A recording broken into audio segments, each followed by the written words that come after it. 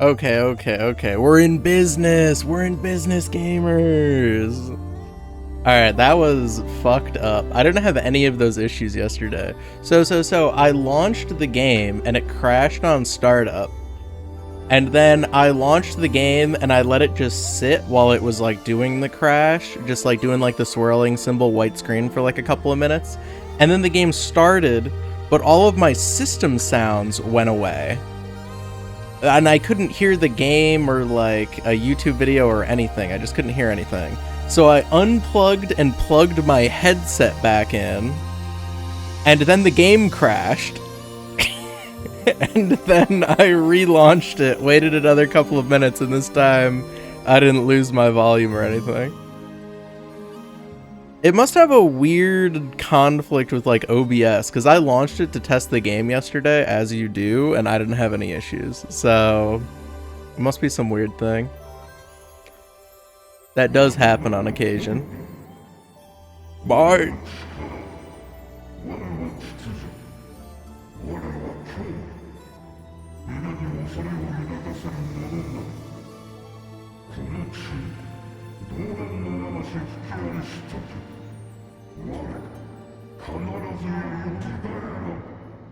Nice.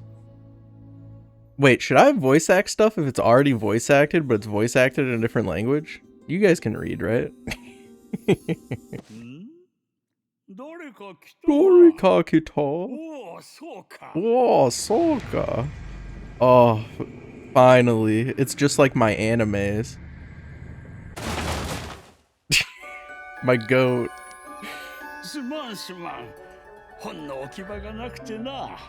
Also, welcome in, Soul Fanatic. Thank you for being the first person in my stream. Did you know that being the first person in my stream is kind of like having weird issues with programs? Also, welcome in, Basebug, as well.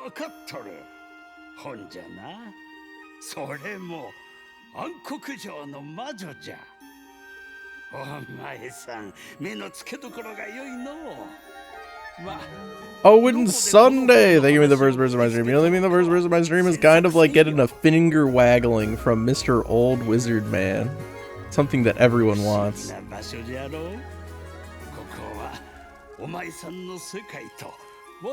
Oh, fairy waifu! I saw him!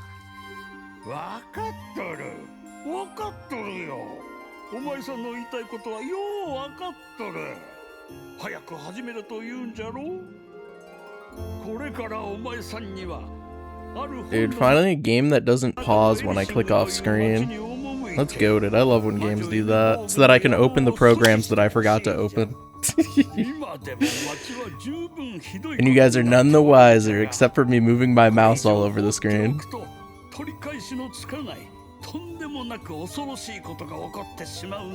press the Palamon button, what do you mean? Boom. Easy.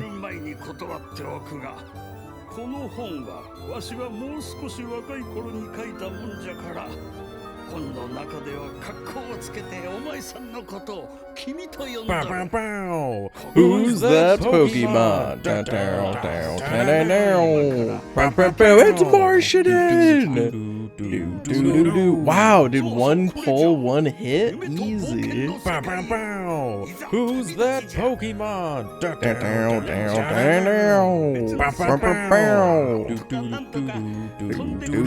It's Violet.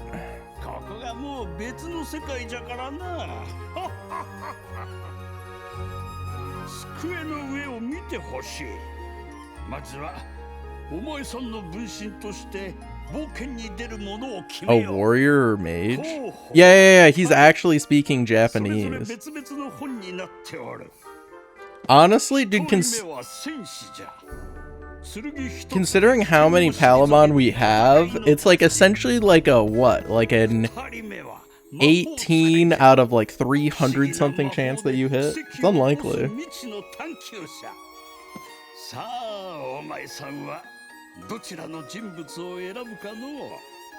Guys, we have to pick the waifu option, right? Alright, guys.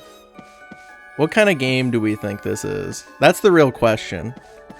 Is this where Is it female protagonist or is it male protagonist so that we can romance female characters? Or do we think that we can be female protagonist and also romance female characters? Or do we think that there's no romance at all?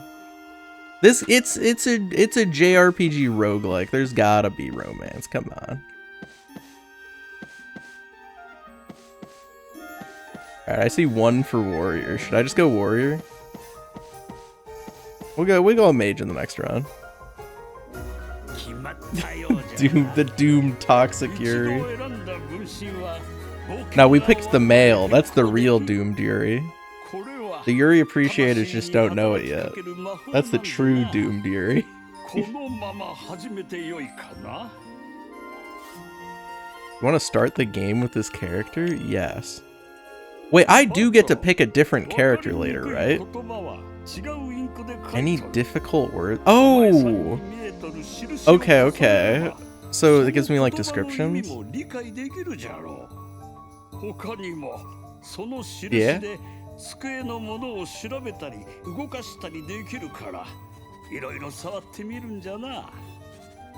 Me when I touch all sorts of things? Are you gonna kill this man? No! I love this guy.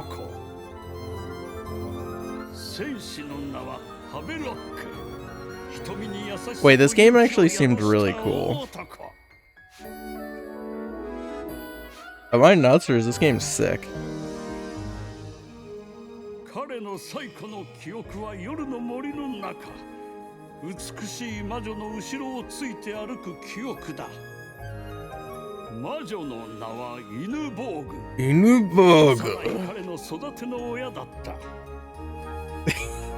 He's just like me, no wonder we picked him.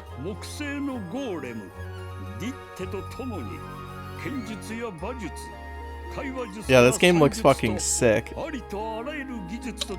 This was a game made for me, holy shit. There's waifus. The MC likes fucking older women witches. It's D&D.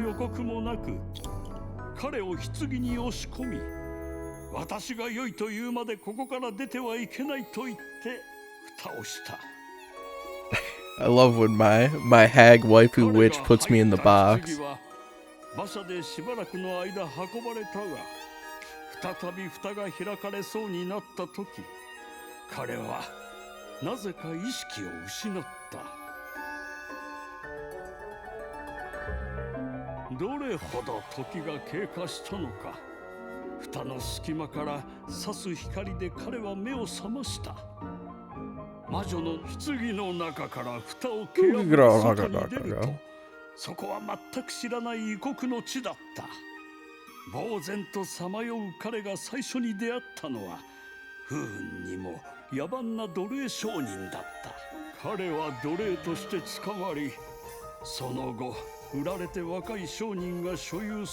Wow, that really flip-flopped. Raised by hot witch waifu and her hot golem girl, captured by slave trader.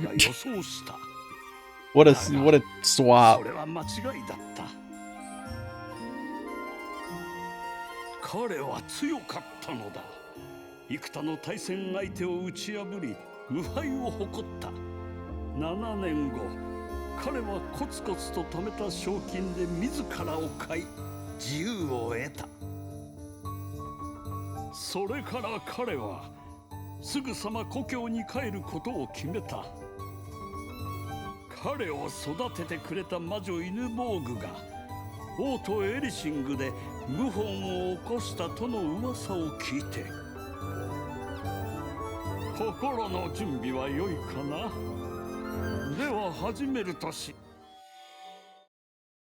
Oh, save. Only the opening state of this section is saved. Choices made within the section are not saved. Interesting.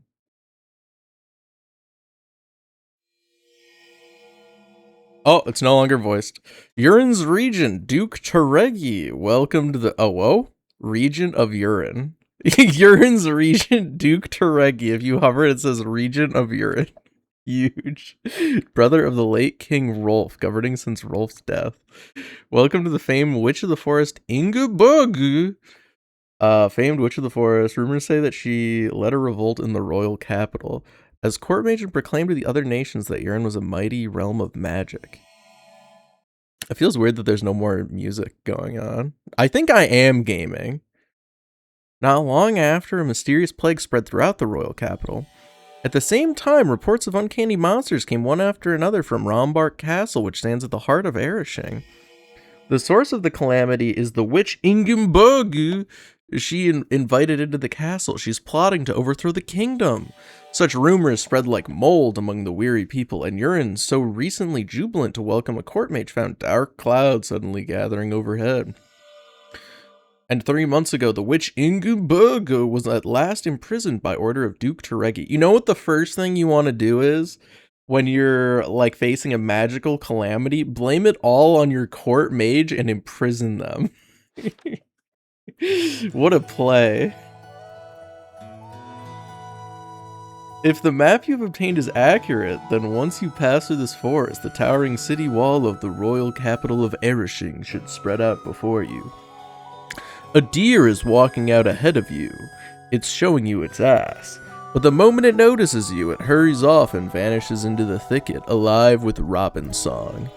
7.5 days have passed since you set out, and the afternoon light is beginning to slant. Though you should be near a great city, there is no sign of travelers, and you begin to worry you may have lost your way, and yet you cannot bring yourself to turn back. From weariness on the road, you can no longer tell whether your legs are sticks or if the sticks are your legs. For you, who as a gladiator lived almost like a captive, this long journey can only be called grueling. When you emerge from the forest and step into the dazzling sunlight, the fierce sun lights the sky and mountains as far as the eye can see, the vast fields and the imposing city wall. The enormous... Oh, I didn't realize he's like, he's got like traveling gear now. He changed his little fit. The enormous city wall stretches beyond the edges of your vision, overwhelming any who behold it. It seems you have reached the fortress city of Erishing, Urin's royal capital. All at once you notice something fighting fiercely right before the gate.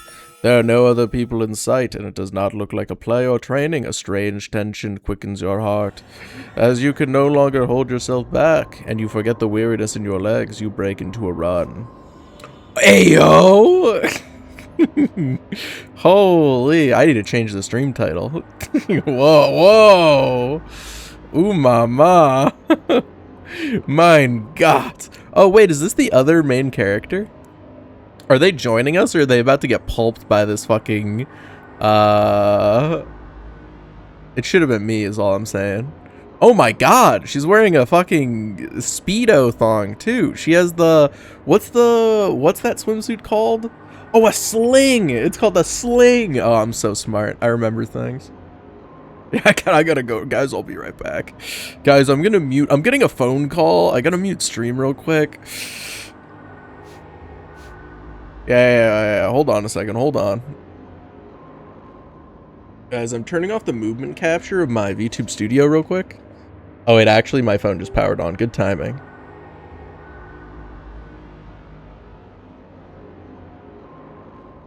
iOS software update 18.7. Have I ever updated the fucking stuff on this phone? I feel like I never have.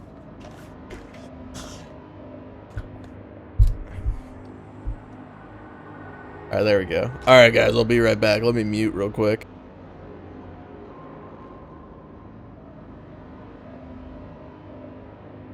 Alright, I'm back. How long's the update? I have no idea. It told me that it would do it at between like 2 a.m. and 4 a.m. if the iPhone is plugged in and has power, but that's never going to be the case because I always unplug it after I'm done streaming. As you draw closer, you begin to understand what's happening. The doomed Yuri is unfolding. Locked in battle are a human woman and a gigantic stone golem. A non-living object animated by magic and granted a soul. She has a soul! We're in! The woman looks like a witch. She has a wide-brimmed pointed hat and holds a long staff. Her opponent is a tireless magical creature created by a mage. You fought golems many times since childhood, so you know well how troublesome they can be. It seems the golem is the city's gatekeeper. To keep the witch from approaching the gate, it swings its great boulder-like arms and blocks the way like a wall. Now then, my friend, your first battle comes early. What do you do? Wait, is this like a choose-your-own-adventure roguelike? Wait. Can I save? Alright, do we want to help the witch, or do we want to watch the doomed Yuri cat fight? Guys, I'll get to the back line. I'll defend you from her punches. Oh, man. Yeah, that's what I'm saying. This could change everything. Alright, let's help the witch. Alright. You help the witch fight the golem! Normally, battle should be avoided, but this time it cannot be helped. You quickly take up the stance to attack the golem. Make an action...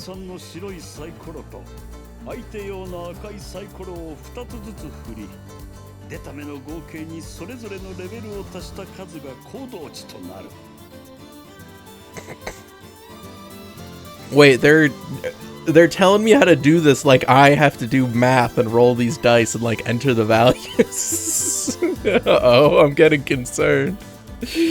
Next, add the enemy's level to the total value of the 2 red dice. That's the enemy's action value.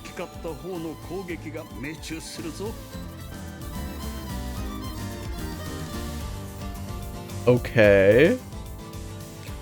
If your action value is lower than the enemy's attacks, you subtract the attack from your defense from your HP. If the action values are the same, neither attack hits.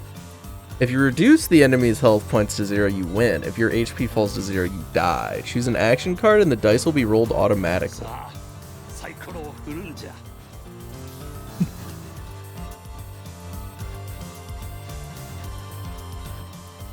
Wait, it's vanished my mouse? Alright, I guess I no longer have a mouse. The witch in quotation marks? Wait, why does she have a space before witch? At the end of each turn, deal 1d damage. Huge. When you attack an enemy, you must make an action value check. You and the enemy each roll 2 dice, and each action value is told. Wait, they already told me this. What do you do? Oh, me when I see the golem.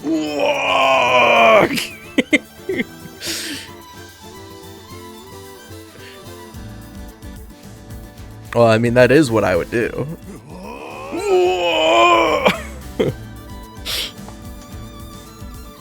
You do math with one hand? I don't even need a hand to do math. In this scenario, HP minus 2, hit rate plus 1. Wait, I leveled? Why did I level? Interesting. Choose an action card. When you attack and the enemy each roll 2 dice. Okay. I think it's told me to do that 3 times. Oh, I can battle cry again? Me when I walk again? Alright, I'll attack. Fuck. Oh, I'm a higher level? The guardian of their city is just weaker than me, straight up. Incredible.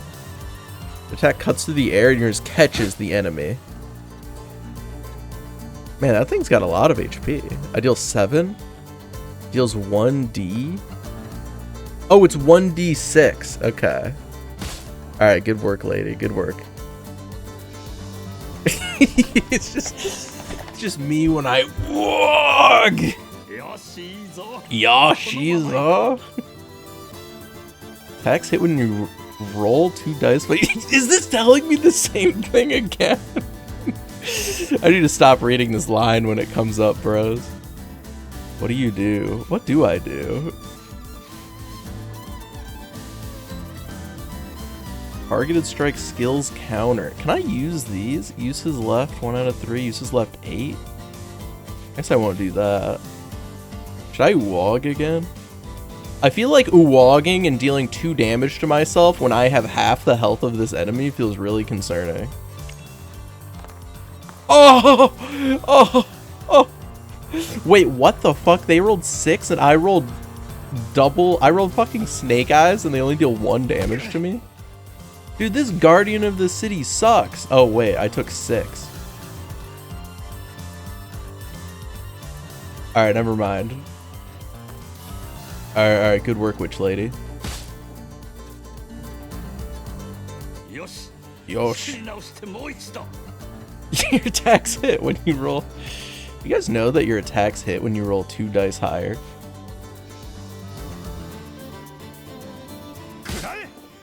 Wait, why do I deal 7? I thought it was the difference. Shouldn't I have only done 2 there? Somehow they've explained this to me 1,000 times and yet I don't understand how they're doing that much damage.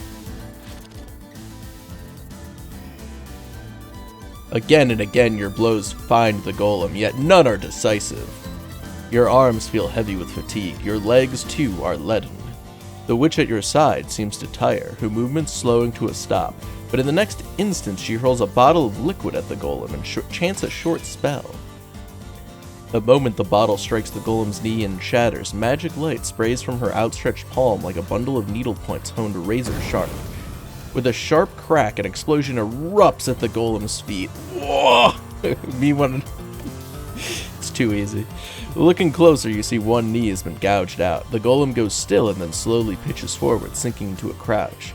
Now you have your best chance to bring down the golem. Besides ordinary attacks, weapons also have special techniques. The one-handed sword you carry can perform a targeted strike, aiming for a weak point. Oh my god. This is the finishing blow. Where will you aim?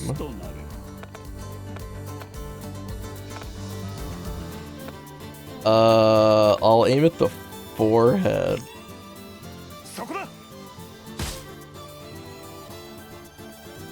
Oh, yeah, it's the classic golem Emmet, and then you erase a character to become death. Yeah. I know the lore. Once the golem's supple movements cease, you have felled the golem. Perhaps the spell breaks when the golem dies. The stone surface that until moments ago stretched and flexed like tan leather loses all suppleness, crumbles of its own accord, into a towering heap, a grave marker of stone.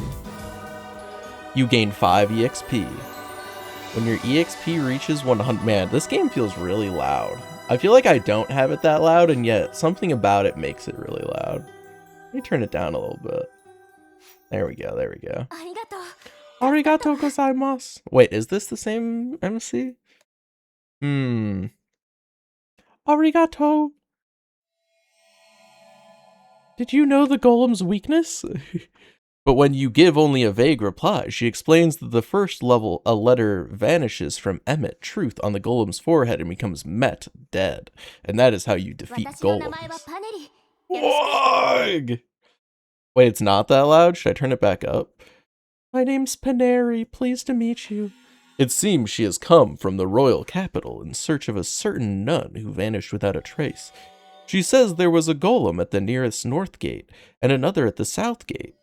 Most likely, each gate has a golem. It is an unnatural state of affairs to have dangerous golems at the city gates. Even inside the city, there's no telling what dangers would await. Since your aims align, you decide to enter the city together. Close of the city gate is unbolted. You put your strength into it and push the doors open. Inside the gate, it is dim, like a small cave. You can feel the thickness of the wall that encircles the entire city. You pass through the gate with care, on your guard.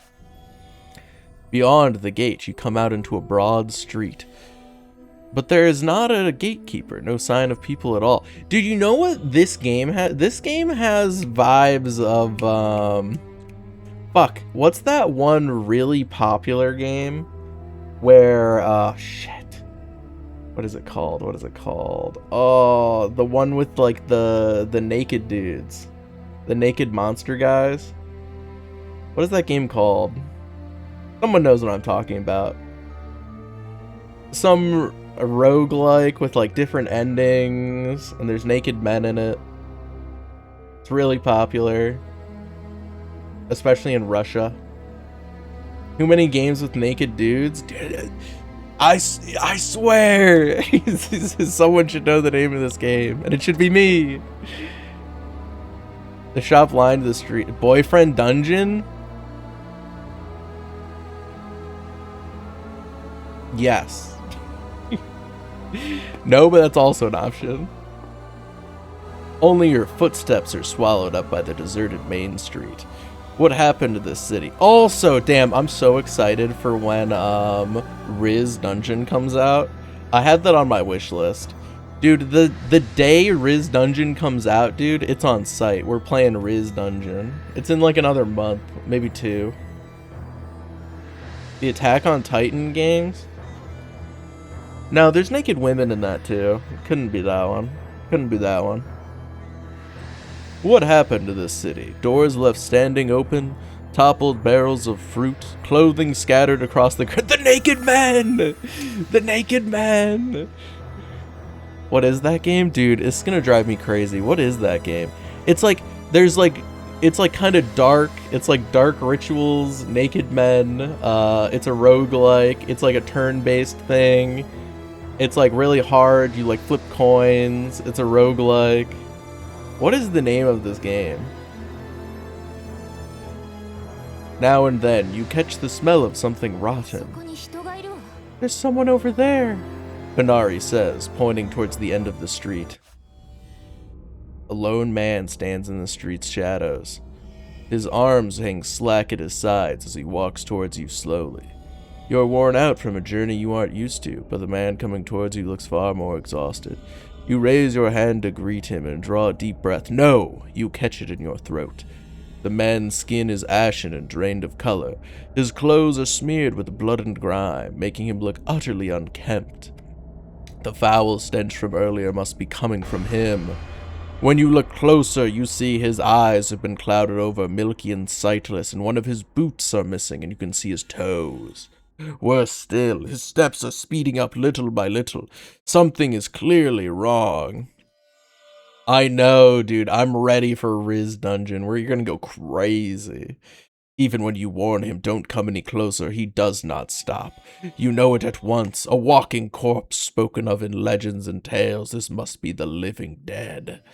Speaking of dead, yeah, that's where the smell's coming from, basically. Reeking of death, a drool spilling from its mouth, it lunges at you. You swiftly dodge aside and move to strike back. Saikuro Dosto. Wait, this guy looks weak as hell.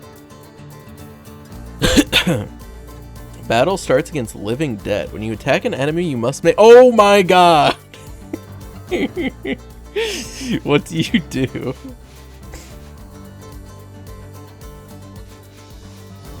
Oh, wait! All of your weapons have uses? Oh, shit. That's fucked up. Okay. Negate and always land a counter. -10 on the shield? Holy shit. Oh, this guy's cooked.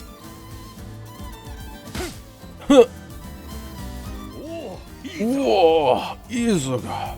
Attacks hit when you roll 2 dice plus your level is higher. In fact, I don't even think this is true. I think based on— Wait. Is it you roll 2 dice and then plus your level is higher, then you hit, and then it's your and then it's the difference plus your attack? Is that how you deal damage? Alright, swing. Huh. Oh, that was easy. Where's the witch lady who's with us? She's just watching this guy? You defeat the living dead. Judging by the state of decay, the fallen one does not seem to have been dead for very long. Then where is this foul stench coming from? This reek so strong that you want to choke. At Paneri's voice, you lift your gaze only to find several of the living dead already in front of you, closing in. Like insects swarming to a torch, the mindless dead by their curse are drawn to the flame of your life. When you look back, countless dead sway in rows along the main road you came from, blocking the exit route from the city. Your retreat has already been cut off. Nigasho! Penari shouts. You think she's right. What do you do, my friend? Oh god! Dash down the right road or the left road? I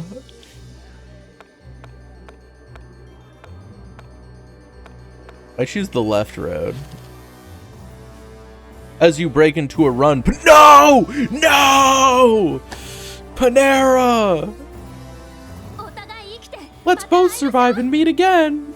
Wait, why don't we stick together? This seems really dumb. Why is her first thought when we invade this zombie-infested city is we should split up? Wait, why is she trying to draw their attention? We're the warrior guy. Half the undead go after Panari, and the other half follow you. Even so, there's still too many to handle. For you, unfamiliar with this city, running around is hardly wise. What do you do, my friend? Run into the nearest house, hurry into the left alley. Turn right at the corner up ahead. Slip between the few living dead ahead.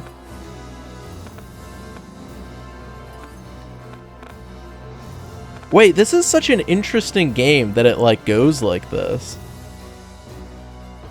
Zoinks, Paladin. If we stick together and fight back to back, the undead will overrun us. We should fight by ourselves instead.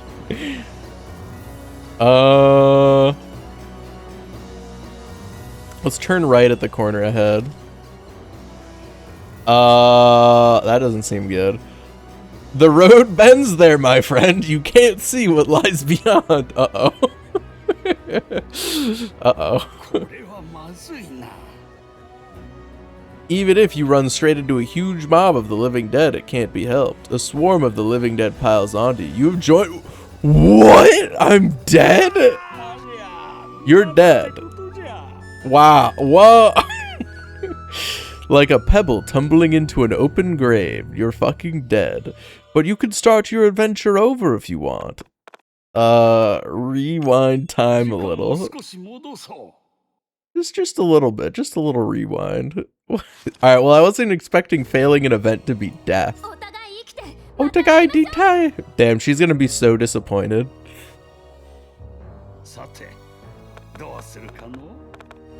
Alright, well... Okay, there's a bit more logic here than what I expected. I thought these were all gonna lead to different outcomes, but thinking actually at it, this is really stupid because we can't see what's ahead of us. This is really stupid because this could just be a dead end. This could be really stupid because they could just grab us and then they could just catch up. So it's probably this, right? Run into a house? Okay, no skull. You sprint for the nearest house and slam in the door as if to open it. Flip a coin to see whether the door opens. It's tails. Holy shit, this really is that one game. The door is shut tight as if it's nailed from the inside. You?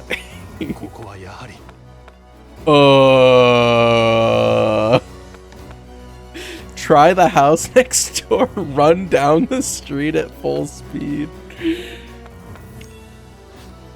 I try the house next door. Flip a coin to see whether it opens. It's tails. The door is shut tight. You? Try the next house as well. This door isn't locked. It opens easily. Behind you, one of the undead, quick on its feet, bears down on you. You leap into the entryway and pull the door shut behind you, just in the nick of time as the horde slams into the door.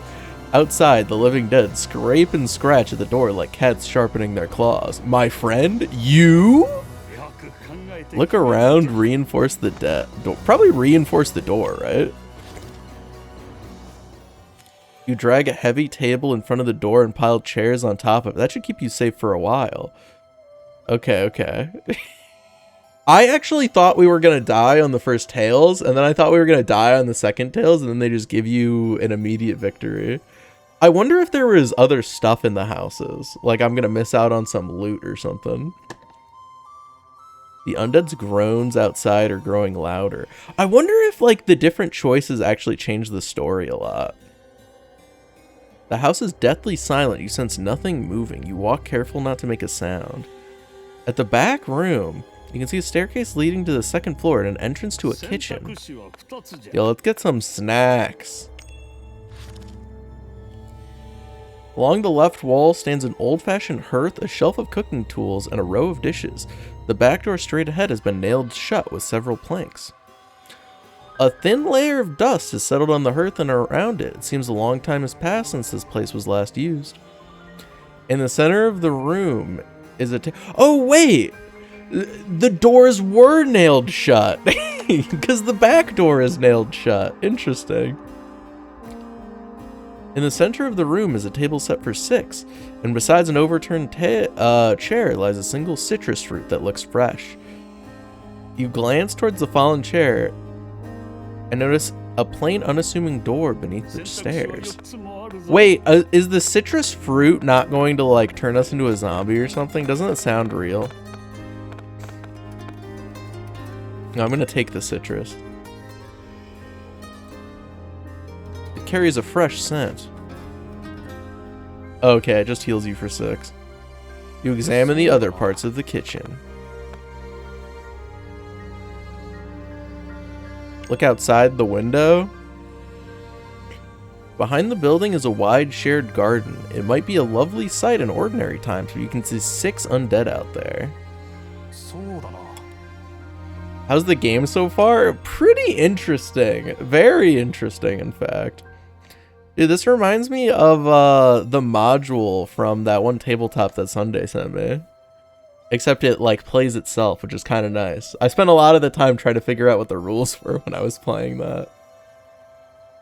The shelves are packed with cooking utensils, well-used dishes, and jars of spices and seasonings. There doesn't seem to be anything else of note.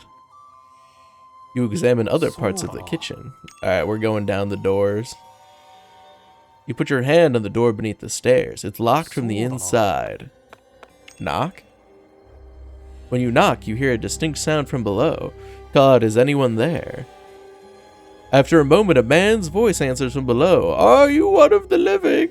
Then without waiting for your reply, you hear 2 or 3 people climbing the stairs.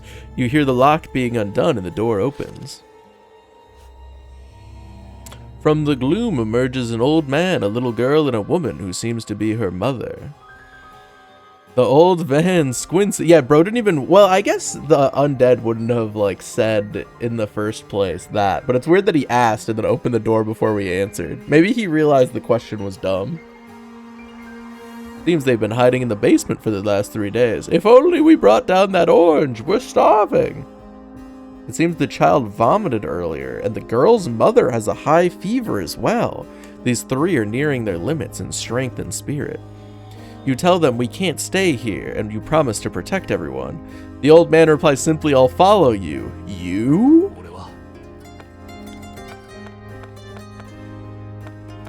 Oh god. This game's like, do you want to escape with the civilians and save their lives, or do you want to figure out what's going on in the city? You ask them what the city is like now, but they say they don't know. They've been hiding since the undead appeared.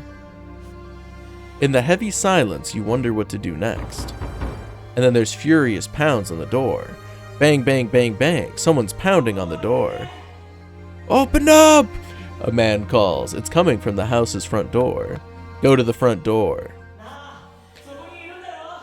Hey, you're in there, aren't you? The man's voice is getting frantic. If you're going to open the door, you'll have to move the tables you piled up. Oh god. Alright, I'm gonna open the door. The moment the door opens, a young man rushes inside. Oh, thank you, Tascate! He gasps. You shut the door at once, and with the man's help you shift the tables back, blocking it again. Ayo! Looks female enough. Name's Gildy. Nice to meet you. The young man limps as he offers you a handshake. It looks as if he's hurt his leg. Has he been bitten by a zombie? Taking a closer look at Gildy. A handsome young man with golden hair and a blue eye. His hands are clean without a single scratch. He must be used to a comfortable life. His injury doesn't seem severe, but it looks painful. Gildy said he worked as a court musician at Rombart Castle, which stands at the center of this city. He's been kept in the castle's prison these last few days, and he's shocked at how much the city has changed. He says he escaped that prison this morning and fled the castle, but injured his foot along the way and couldn't move. When he saw you enter this house, he called out for help. Pronouns are she, her. Well, we can't assume. We can't assume. Maybe he just likes looking beautiful. Ask about his work as a court musician. Ask why he was imprisoned. Oh, I feel like I should ask about his injured foot. I feel like bro's gotten bit by a zombie. Is that a thing in... Well, I guess we don't really know the setting, huh? I panicked and botched it, scratching his head in embarrassment as he tries to brush it off. Ask about his foot. He says he was bitten by one of the living dead while fleeing. Even without help, he can still walk on his own. Bro's gonna... No, he's too beautiful to die. Ask about his daily life as a court musician. I'm a musician hired by the witch Ingenberg. I play the harpsichord. What do you ask? No question. No, we don't know how long he's been bitten for. Bro's cooked. You introduce the three from downstairs to Gildy. A discussion begins how to get out of here. Just then, something shatters and falls upstairs with a crash. You lift a finger to your lips. Everyone there strains their ears. Faint footsteps come from above. The old man whispers, from the attic. You? Ask the old man what's in the attic or go check the attic. I feel like asking him what's in the attic... What's in the attic, old man? It's a cramped room with a low ceiling used for storage. You swallow hard and set a foot on the stairs. Check the attic. Dude, we're gonna come back down and fucking what's-his-face is gonna have turned into a zombie and fucking killed these guys. As you begin climbing the stairs to the attic, the door slowly opens right before you. Oh! I was just thinking about this. Because it seems like we have different things based on our choices. If we had not asked them questions about the city, and it instead immediately left to get them out of the town, we probably wouldn't have met this guy, because we would have already been gone from the building before he showed up. This is a really interesting game. I wonder how different all the runs are. This is really interesting, actually. I'm really excited to play this. As you begin climbing the stairs to the attic, the door slowly opens right before you. A swordsman in a red cloak appears. Survivors, thank goodness. The man seems overjoyed to have found you. His name is Grim. As you can see, I'm a swordsman, he says by way of quick introduction. You? Ask why he came here. It seems he's been moving from rooftop to rooftop, going house to house in search of survivors. Ask about the situation. He answers that the living dead have gathered around the house, but there were none on the street that he just came from. Let's head for the safari zone to the north of the city, via the street on the other side. Hearing what Grim had to say, you consider. Head for the safe zone or escape by moving over the rooftops? Wait, wouldn't we go to the safe zone over the rooftops? Dude, Heracross would make mincemeat out of these fucking zombies.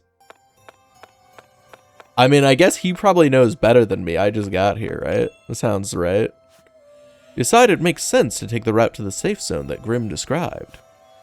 After talking it over, you decide to move from the house to house over the rooftops, then cross the street taking the shortest route to the city. Wait, what about the people in the house? Did the people come with us? The flanking tower is a tower built into the city wall, with stairs inside that lead up on the top of the wall. If you make your way along the wall above, you should have almost no contact with the undead. Leave it to me, Grim says, volunteering to guide you.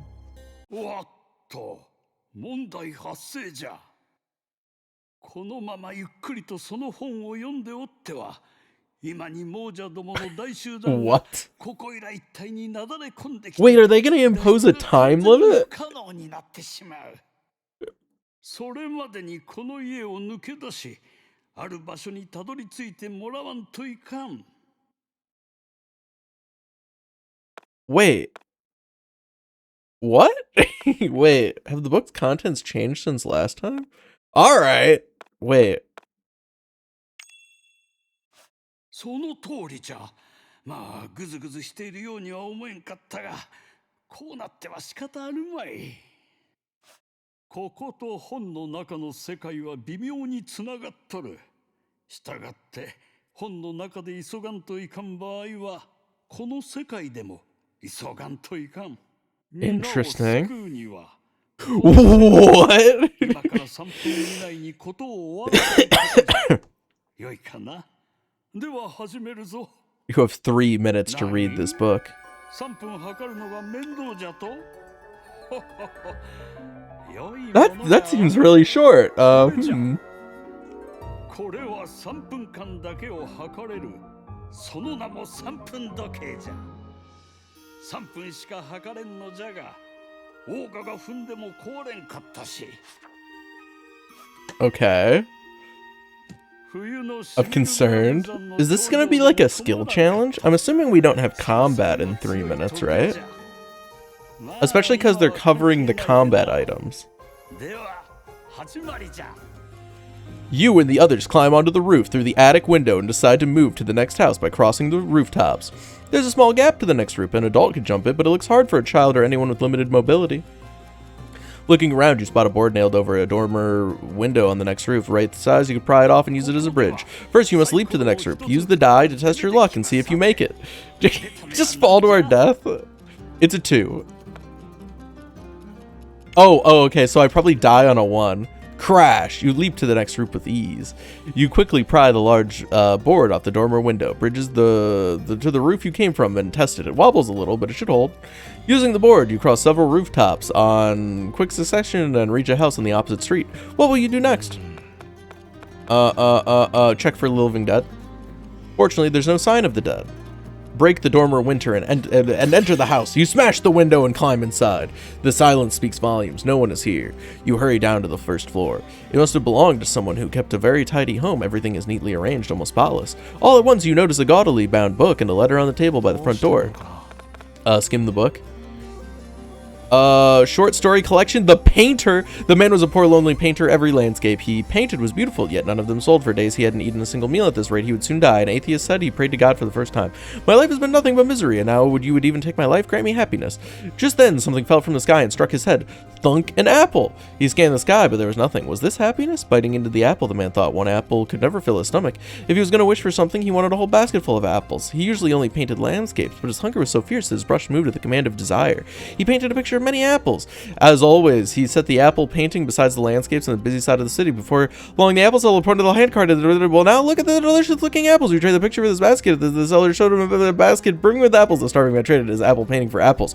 He must have been truly famished. He devoured the entire basket in no time. Is this whole thing just a bait? He was hungry if he wanted to eat more, anything at all. Not a possible lavish meal. He painted a picture of a lavish dinner. Not long after he set the painting out on the street, 2 men stopped at their tracks. His picture is the same as the dishes on our menu. The fat man said as he peered at the painting, "You're right. Well, then I'll buy it and give it to you." The thin man said, "That wouldn't be fair to you." They went back and forth for a while, but after a while, the man paid the price and handed the lavish dinner painting to the man. The fat man said, "This is the exact sort of painting I wanted. If you wanted, why not have the very same meal in a restaurant?" A thought occurred to me. One after another, the very things that he painted were becoming his. Had his prayer reached God? He had never imagined such luck would come pouring in. At the next thing he painted, thinking what he had, we've been thinking that it was a lively restaurant. Couples and families filled the place. He seemed to be the only one in his silence. Even a lavish meal tasted like nothing when eaten alone. But he didn't have a single friend. He envied the camaraderie of the men that had brought painting early in the day. So he painted a picture of lots of friends and sold it on the street. A few men gathered around. "Hey, that looks like us." They liked the painting and bought it. The men were drinking buddies on their way to the usual. "Want to come drink with us?" The man went to the tavern invited, and just like that, he gained 12 friends. Of course, the man was certain now, if a painting sold, he could obtain what he...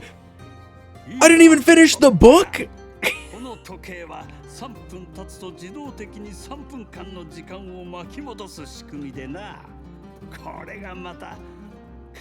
Alright, we'll go back to the book. We'll get back to the book. Don't worry. Don't worry, we'll get back to where we started. Okay.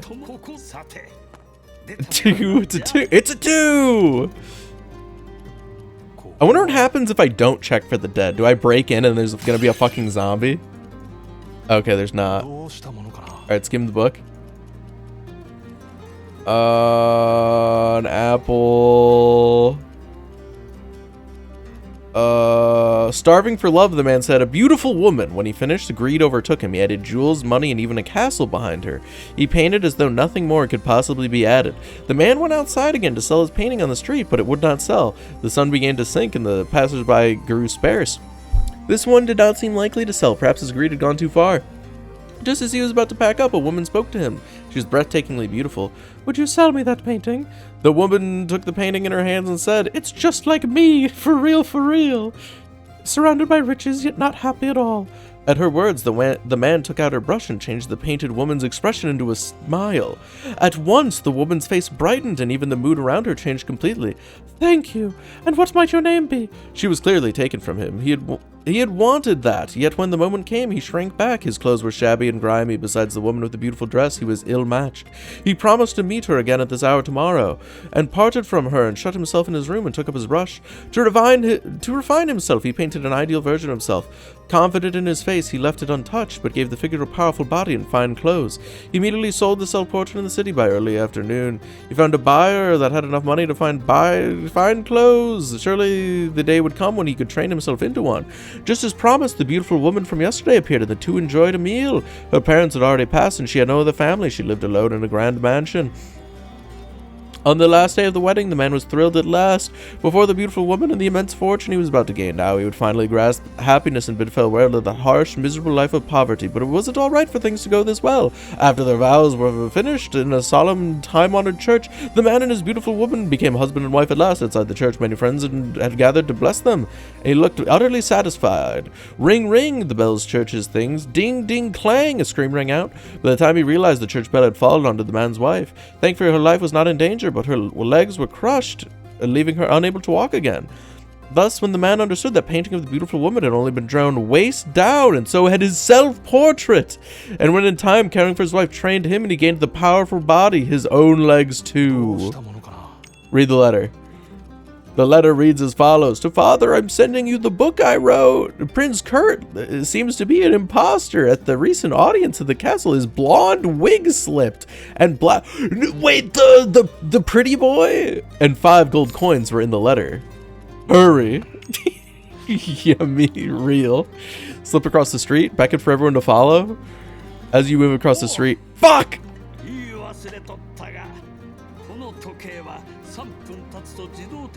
He painted himself a bigger dick, but it was cut off, so he didn't realize. The testes were cut off, so he didn't realize that it got big from all the bee stings that caused the swelling. Okay. If we keep redoing this, eventually we will get a 1. Okay, let's mash through the book.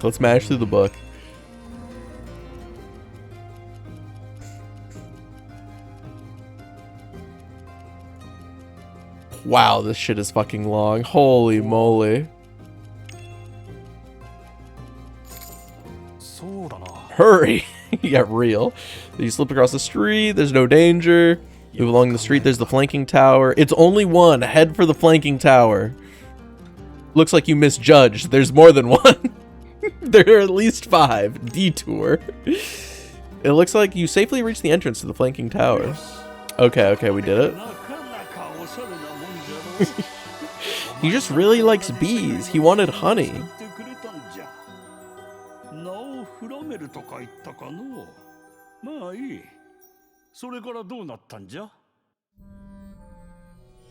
Entrance to the door of the flanking tower is locked. What do you do, my friend? That was interesting. What a skill challenge. Ram the door. Me when I ram the door? You slam into the door with all your might. You lose 1 health point. If this injury kills you, go to 14. Huge. Roll a die to see. It's a 1. The door won't open. What do? You can ram it again. Pry it open together. Okay. Oh.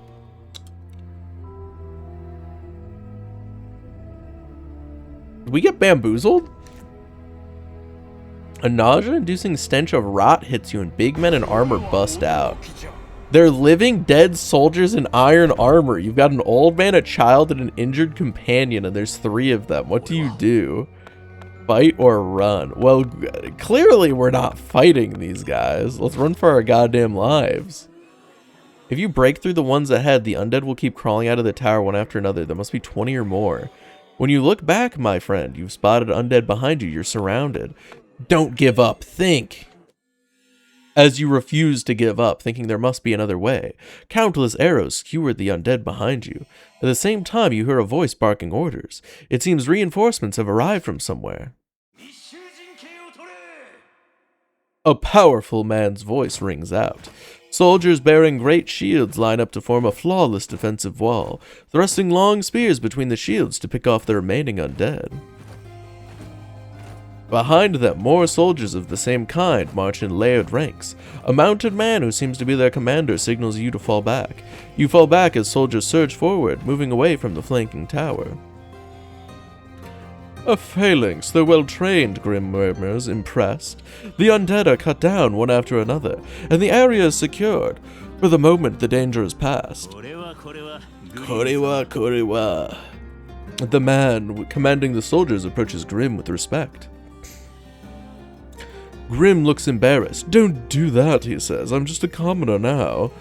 From the way he speaks with the commander, it seems Grim was once the kingdom's knight commander. Grim clasps the man's hand in a firm shake and offers his thanks. You also voice your gratitude.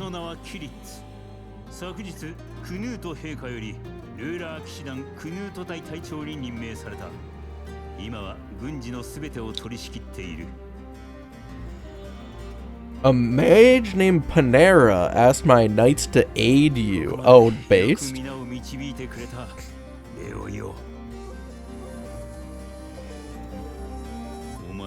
Are you from Lucifang? When you answer, he was over there until a few days ago. Oh, fuck. I keep talking over them. Yeah, true. I feel like our character needs to eat at some point.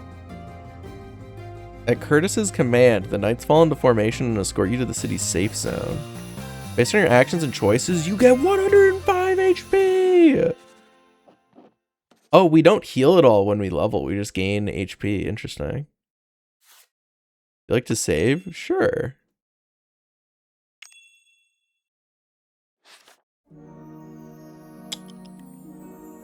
Between the dark, cold house. This feels like it should be voice acted.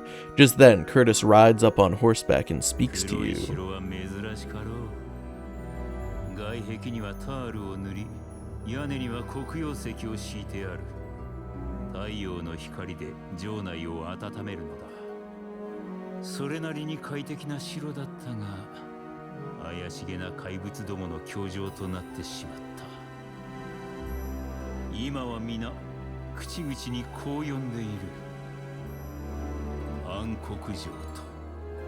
The Witch of the Dark Castle.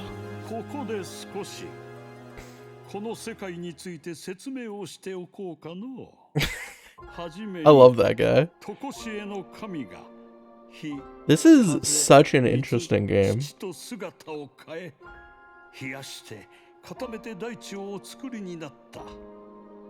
Kami-sama! Aishiteru! 最後に生まれたのが人間じゃ。そして2000年前、この世界にやってきたある訪問者ホルガーが人類に魔法を Oh, the evil guy from the title?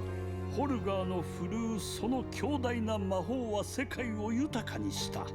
がしかし、それ以上に激しい争いも増えた。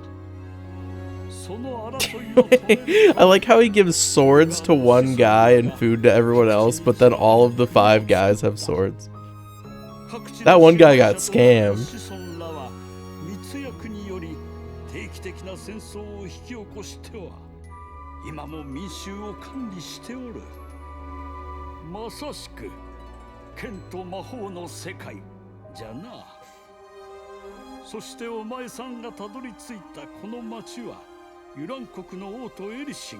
You know, if there was ever a city to fall to a zombie invasion, you would hope that it would be the one with like the small ass land bridge that you could just build a wall at.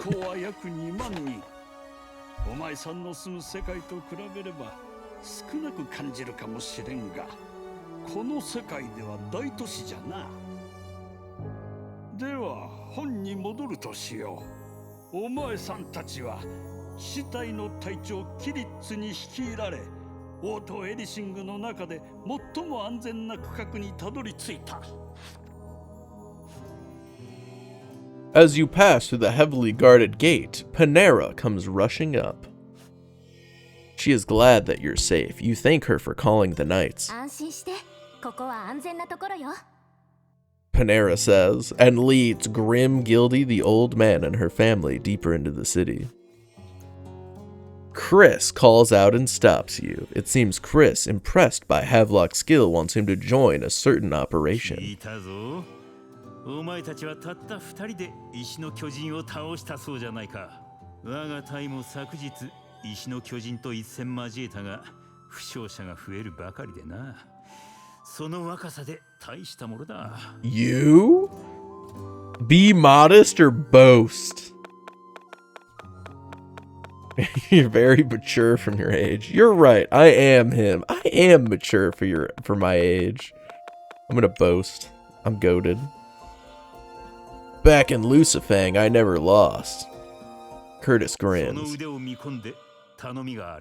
He gets right to the point. リーグモル王女救出の任に当たる。その際、お前の力を借りたい。兵士を志願者含め254名まで集めたが、実戦経験が少ない者ばかりなのだ。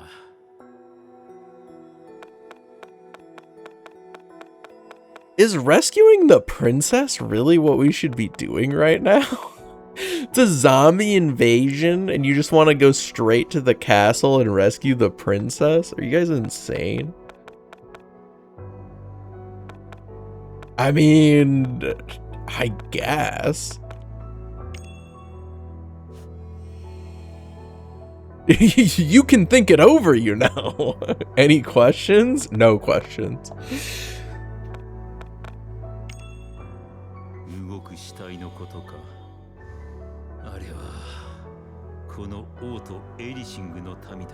Holy shit, 9 days ago? This like just happened?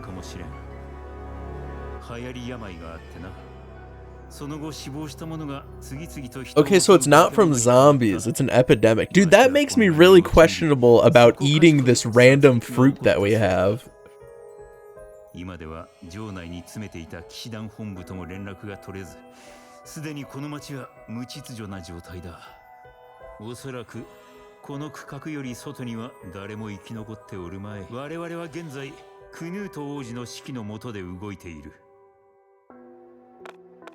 Wait, wasn't that the guy that people were saying was an imposter based on that fucking... Wait, what is this? Oh, is this just like if I can't decide, it's like do heads or tails? That's funny. Get tails every single time. Oh my god. You know what? True, true. You're right. I'm in. About the city's ruin. どうしてこうなったのか。半年前、王都南部で謎の熱病が流行り始めた。日が経つにつれ、病人は増える一方だった。そこで魔女イヌボーグの作った治療薬が作られたのだ。しかし、病は広がり続け、3ヶ月後には町の半数が病気にかかってしまった。はじめは病の原因が不明であったが、ホルム修道院から来た修道女が町を流れる飲用水に毒物が混じっているのを見つけた。しかもその毒物は魔女の作った薬。Wait, what? この件を受けて摂政のトエルギ様はすぐさま魔女を捕らえた。そして新たな薬を他の魔術師に作らせ。Oh wait, no. The new medicine got distributed to the sick? Or the new medicine worked too late? No. This is all bullshit. 現状を見る限り最悪の結果になった魔女か。お前とて知らぬはずはあるまい。イングボーグ。おとぎ話にも登場するあの魔女。犬ボーグ。1年前、犬ボーグは宮廷魔術師として王城に迎えられた。理由は我が国の権威の問題でな。今の王家には残念ながら魔法を行使できる御仁がない。他方、隣国の王といえば魔法使いばかりだ。そのことを問題視したルーラー教のエーリク司祭の働きかけでその運びとなったのだ。公明な I feel like that makes sense. 犬ボーグの宮廷入りは他国に対する牽制になるだろうと。これが間違いのもとだった。犬ボーグは Now, probably for the best not to tell them that this is our adoptive mother. 物語は夢物語だったし、おとぎ話とはよく言ったものだ。だがこれも今は捉えられ、牢獄の中で死を。Do they not find it suspicious that the person who they think is behind this is being held captive in a cell in the source of the area where all the monsters are coming from? Do they not think that that's a little weird? あれは化け物なのだ。俺はあの時確かに。だから檻の中とて。A 1,000-yard stare. Wait, what the fuck? Oh. Nice. あの魔女が来てから国はおかしくなった。蔓延する病、城に怪物が出るとの噂、隣国の侵略。数日前まで俺はトエルギ様の命で国境付近に出ていた。Yeah, I agree, dude. This game, like the music, the art, like the way that it tells the story, it's got some vibes to it. だがこの情報はおそらく虚偽だ。俺は城を離れるべきではなかった。すべて魔女の策謀に違いない。城に出入りしていた、お前と同行していたあの学士の話では、すでにトエルギ様は亡くなられたと聞いている。だがリーグモル王女は監禁されてはいるが、ご無事とのことだ。王女は今は亡きロルフ陛下のご息女で、トエルギ様の命にあたる方だ。我々は明日暗黒城より王女をお救いする。もう一度言うが、お前の手を貸してもらいたい。救出が成功すれば無論褒美を出すぞ。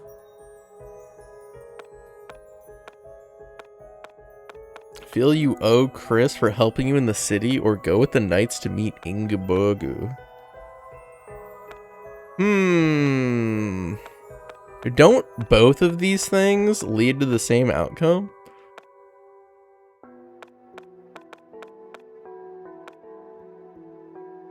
Because I feel like it makes sense that we would want to do something for him after he essentially saved our lives.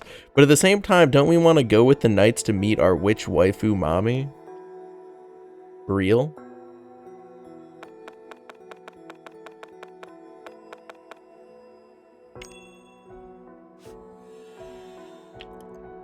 That helps. 宿の手配はしてある。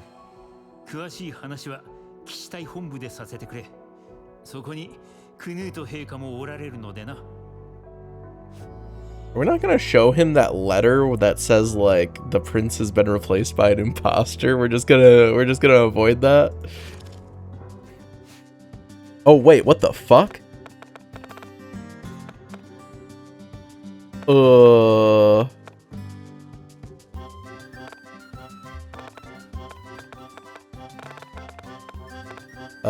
I'll go to the tavern. You enter a tavern whose side reads Aruda. Inside is packed with cheerful customers. The owner apparently says, "We're leaving the city anyway," and opens up all the casks in his cellar for free. The people gathered here must be enjoying themselves more than usual, trying to blow away the gloom. You catch the scent of ale, hear the music and laughter. Someone from the table in the back hears someone call your name. It's Panera, and across from her sits Gildy. The two are sharing drinks, snacking on boiled peas. You thank Paneri for earlier. She says, Havelock was the one who helped you first. Bathed in the lamp's orange light, both Panera and Gildy look rosy-cheeked. Panera especially. Until now, the image you had of her was all tight, pent-up tension, so seeing her able to catch her breath makes her seem quite different. As you pull out a chair, you ask Gildy, is your leg all right? I'm fine now. How'd you hurt your leg? This morning I was fleeing from a castle and an undead bit me. Ask if Gildy will become an undead. So will you turn into an undead? I feel fine. Doesn't look like I'll be turning. Pouring ale into your cup. Oh, look at those boiled peas. Wog. Dude, boiled peas on the smoker, dude. On the new smoker. I was in the castle's dungeon until this morning, to be exact. I was thrown into 8 days ago. The whole day, the whole castle went into an uproar like someone had stirred the hornet's nest. Just like that painting. It was sipped from the ale, but you could barely taste it. This morning, there wasn't a soul left in the castle, not even the guards, so I left my cell. What happened in the castle? There was a murder in the castle that day. I don't know who it was, but it sounds like it was someone high-ranking. Why were you imprisoned? Don't listen, it sounds long. Alright, we'll listen. Used to live in Elzarag in southern Urin, getting by with burglary and pickpocketing. Life was desperate and homeless, but by chance the tavern keeper he'd known to let him try a harpsichord. From then on, he spent his days playing the harpsichord at the tavern. More and more people came to hear him, and his life started to improve. Then one day, a man whose home Gildy had robbed long ago showed up at the tavern and beat him in revenge. You could call it what he had coming, but the tavern owner tried to protect Gildy was hurt so badly he could no longer work. To earn money, Gildy fell back into theft, and then he heard word of 2 things that the national treasure called the Golden Eye was said to be here at Erishing, and the renowned witch Ingeborgu was looking for a court musician. Gildy left Elzarag at once, went to Ingeborgu, and showed off his harpsichord skills. Pleased with the performance, Ingeborgu hired him on the spot. Wait, I feel like that probably comes with really good pay, no? Court musician? Court musician? He probably gets paid the big bucks for that. Planned to steal the Golden Eye. Then the current chaos erupted. I thought it was a once-in-a-lifetime chance and stole the Golden Eye, but I was caught on the spot. Just you wait, next time I'll steal it for real, he says, miming, both hands pounding on a keyboard. Gildy points at Panera and says, now it's your turn, tell us your story. Panera looks taken aback. You listen to Panera's story. Panera has no memories from before 7 years ago. Says she was gravely wounded and near death near the Abbess Holm Abbey. Holm? Panera, head of the Holm Abbey, a communal order to the eternal god of nature. You eat peas! Dude, they haven't even offered to share their peas yet. This is fucked up. As she fully recovered, she studied magic along with medicine, arithmetic, and martial arts under Holm. 3 months ago, Abbess Holm set out for Erishing after being summoned by the witch Ingeborgu. And just the other day, a letter reached the Abbey saying the Abbess Holm had gone missing. Panera said that the reason she came to the city is to search for the missing Abbess. Gildy pauses and says, I see, and then... The peas! They're gonna eat them all!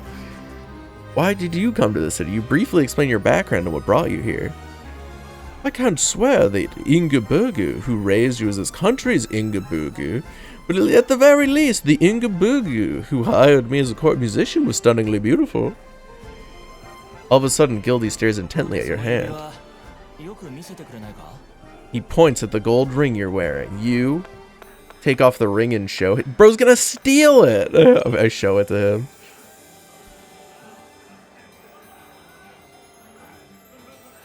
Oh, wait, they didn't tell me that before. They didn't tell me that before I took the ring off. He's like, you take off the ring and show it to him? You say, you take off the ring and you say, Ingeborg told me never to take this ring off after you take it off. がしている指輪と同じ形をしているな。黄金のウロボロスの指輪か。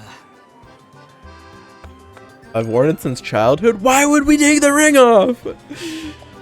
I was already wearing it when I lived with Inga Boogu. Get the ring back and slip it onto your finger. For some reason, Gildy peers curiously into your eyes. You feel something off about one of his eyes. I think there's no emotion in that eye. Oh, this eye. It's a glass eye. Pretty well made, right? He opens it wide and then shows you the other eye. When Panari asks when he hides his real eye.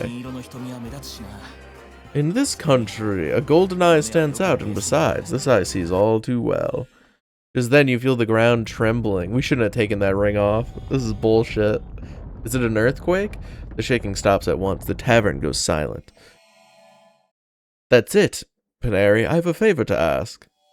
If you'll excuse me, he leads Panera away. Just then, as they pass each other, a man in a red cloak, grim, comes over to the table. You thank him for guiding you. No, I patched the last part. I never imagined the undead spirits were packed into the flanking tower. I'm just glad we made it out alive. He is the former Grand Master of the Ruler Knights. He stepped down, taking responsibility for failing to protect the late king, and now wanders the land. He says that he returned to the city after hearing the rumors of the witch Ingabug's rebellion 3 months ago. You give him a brief account of your own background. Could you take that ring off for a moment again? Oh my god. The Court Magician Gildy asked me the same thing. You slipped the ring off for an instant. Thank you. Put it back on now. Wait. Are we being trolled or something? What's happening? What's going on here? Why would both people ask us to just take the ring off and put it back on? That seems really concerning. That feels really interesting. He didn't ask us to do a single thing. He didn't ask to look at it or anything. He just said, could you take it off? All right, thanks. Put it back on. Huh. What is up with this ring? Confirm if she's the witch that you know. I'm going to confirm whether she's the real Inga Boogie. And if she turns out to be the one who raised you, what then? If she's a stranger, that's one thing, but if she was your foster parent, you'd better think that through carefully. I've been trying not to think about it. I've already thought it through. I think you're all idiots. It won't hurt to think it over. As ever, the tavern...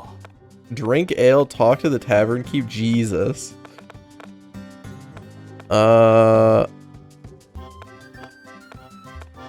Eavesdrop on the owner and a customer. A well-dressed, elderly man asked the tavern keeper, where's Baron Bitsacam? He was here till a moment ago, but he's already gone home. He said he was in a meeting when I rented a room upstairs. Always making excuses and running away. Baron Bitsacam is against leaving the city. Well, of course he is. This is probably where his holdings are. If he leaves the city, he's just like a fucking commoner. Yeah, no wonder. Let's drink some ale. Oh, no, take the ring off again. Now put it back on. Now do it again. Wait, a stamina point? Where the fuck? Stamina? Oh, HP. Okay. Wait, do I get another one? Wait, is this gonna... This is gonna have a negative at some point, isn't it? Fuck. I fucking knew it. What if I drank another one, though? Oh. Talk to the tavern keeper. I don't recognize you. You tell him what's happened. That's rough, buddy. But within this zone, who knows what would have happened to you by now. Half a year ago, plague spread through the city's drinking water. Everyone who died from it turned into a monster. Folks in this zone live on booze, though. It's booze over water for a bunch of drunks like us, so we don't get sick. I'm closing up shop tomorrow, though. I've got bread and cheese, though. Enjoy yourself. I guess it's a net positive because we got the XP. Listen to a conversation between a chubby and skinny man. You ever heard of that thief Golden Gird or Guild or whatever his name is? Yeah, I heard of that one. Says he's got a thing for gold. Bro's gonna steal that. I still feel like he's giving me a fake ring. I don't trust. A noble thief, huh? Well, if he got swept up in this catastrophe, it's probably over for him.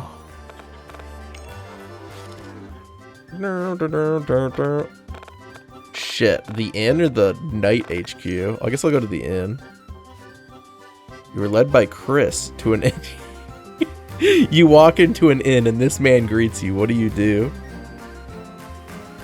You wouldn't happen to be Havelock? Yeah.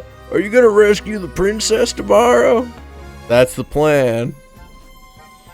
In that case, there's people staying here who fled from the castle. Why not ask them about it? Go to sleep. Ask the castle housekeeper. Can you knock a woman with a... Ask Mita what holy dialogue. What happened to the castle, Mita? According to her, 10 days ago, word came that an army of Lucifang had surrounded the city, and the atmosphere of the castle changed completely. Most of the knights were sent out all over the place, so at night the castle was just so quiet. It was the next day that Mita was scared out of her wits twice. Reports that people had seen monsters came in one after another. Back then, everything just rushed past me in a blur. 2 days later, 3 bodies, slaughtered by some unknown hand, were found in the castle gardens, and the entire staff fled the castle, unable to bear the terror. Mita is cooperative. You can ask her more questions. Ask her about Inga Burger. The witch Mita's a terrifying person. I thought she was a noble lady. She didn't look like the sort who'd cause anything like this. 3 months ago, proclamation went out that Inga Burgers had been imprisoned on suspicion of treason.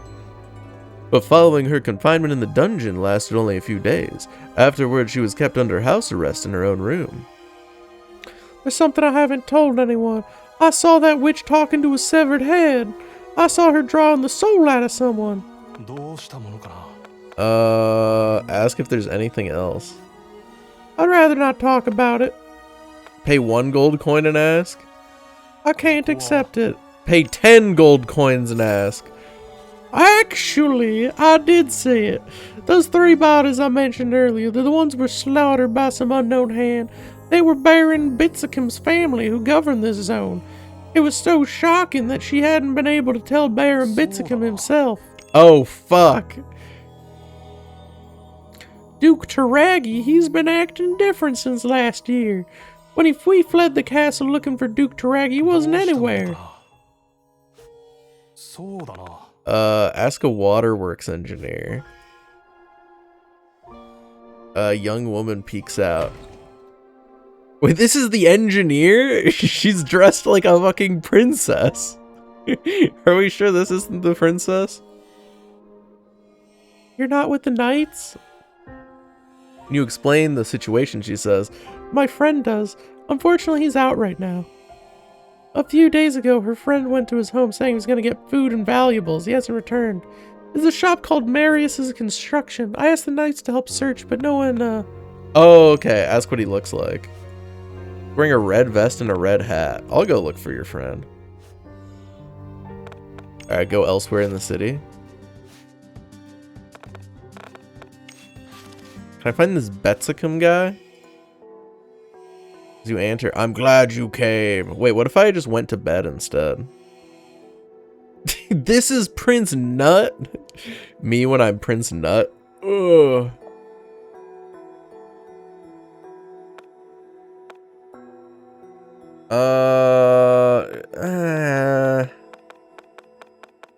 Whatever.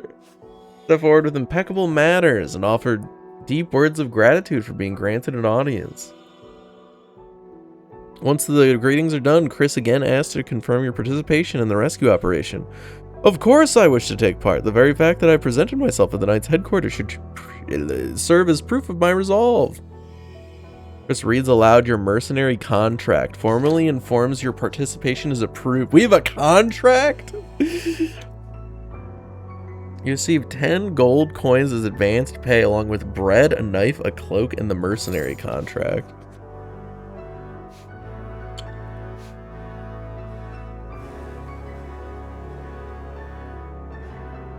Interesting. How do you look to His Majesty Newt? A free soul who decides her own fate? Yeah, sure. Oh, does this make him suspicious of me? He's like, damn, this guy's cracked. Newt looks unreliable and timid. You don't feel any royal dignity. He seems very out of place here. I observe him more closely. His hair is golden, but his eyes look black or brown. On a closer look, his hair doesn't seem natural. It looks like a wig. Oh, right. According to the testimony of someone who served at the castle, the witch Ingeborgu is already out of her cell. That's true, then devising countermeasures is urgent. Even if the witch were to attack us, there's nothing to fear. We have preparations that can withstand her magic. We will not be outdone by that witch. You have any questions? Ask what time we depart. We depart at noon, so that we may sleep until 11:30. Based. I walk away. Alright, I go sleep in the inn. This fucking guy. Welcome back. I go to sleep. You slip straight into your bed. Exhausted, you fall asleep at once. In the dream, you burn everything around you, leaving yourself with nowhere to go. But at the edge of the world, you meet a bird of ice that freezes things, Articuno, and you become best friends. That was the dream. Dawn creeps in, paling the night. It seems you slept well. Thanks to the soft bed, it feels as if your wounds have completely healed. Still lying on your side, you slowly sit up and test how your body feels. You remember what happened yesterday and feel grateful to be alive. After quickly getting ready, you leave the room. Damn, I just kept saying dialogue. I was gonna make a joke about that one Pokemon fan game where like Lugia, Articuno, Zapdos, and Moltres are all waifus, but all the other Pokemon are just regular Pokemon. It's too fringe though. It's too fringe. No one played that game except for me. Hua hua hua. Moltres was a baddie though. I guess we already talked to all these people, right? Go elsewhere in the city. Oh god, we can go everywhere now? Should I go tell Bitsakim that his entire family is dead? Oh, Bitsakim! Such an enormous manor, you ask a passerby. Is this the estate of Baron Bitsakim? Oh, it would be really funny if I just like go and do other stuff and then I just miss the time to leave. Wait. He's not? Where is this fucking guy?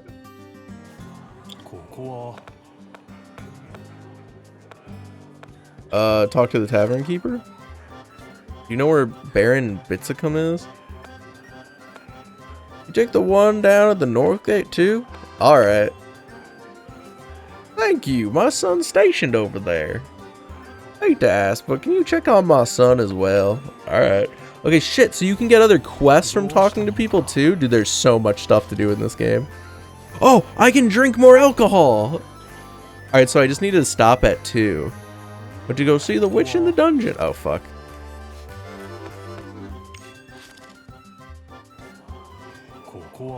I drink alcohol. Oh.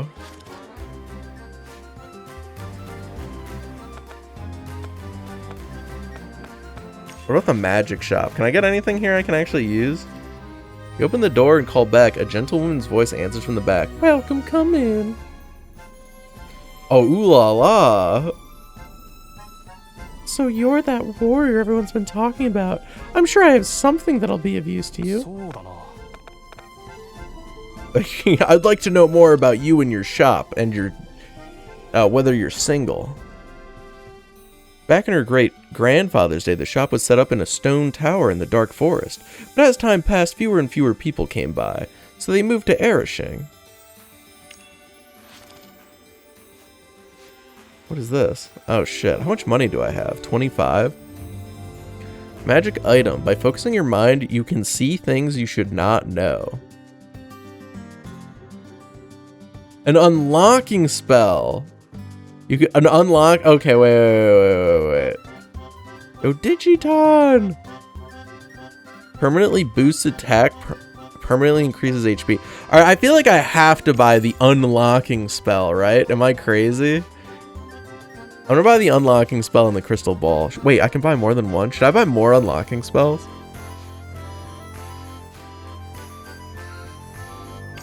God damn it. All right, we're out of money. Well, to be fair, they did say that they didn't drink water and they only drank alcohol. So everyone here is probably fucking boozed up. Well, I was wondering about that because it didn't seem like the gate guardian was like set up by them. So I'm wondering if the guardian's actually killing the zombies or if it's just letting the zombies like run amok. Like maybe it's not even doing anything to them. You arrive at the... Oh, wait. Nope. I leave. Shit. Well, I have no money for the weapon shop anymore. I guess I'll look, though. Oh my god! Burly looking man calls out to you in a friendly way. Welcome to the Arcbolt Exchange. I'd love to say we have every weapon you could want, but I handed out most of my stock through the night. You're the warrior they say took down that giant, right? I'm counting on you for that one at Northgate, too. I ask about the shop. I really love this shop, but I'll have to close it in a few days. The knights hauled off all the good stuff. Believe it or not, I made it far as a squire myself, not that that's anything to brag about. It's not gonna give me anything for free? Fuck.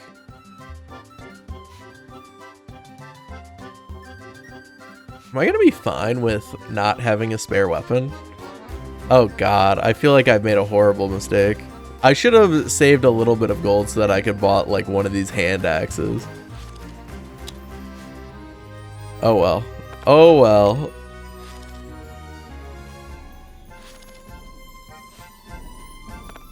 Alright, so if we north... Oh!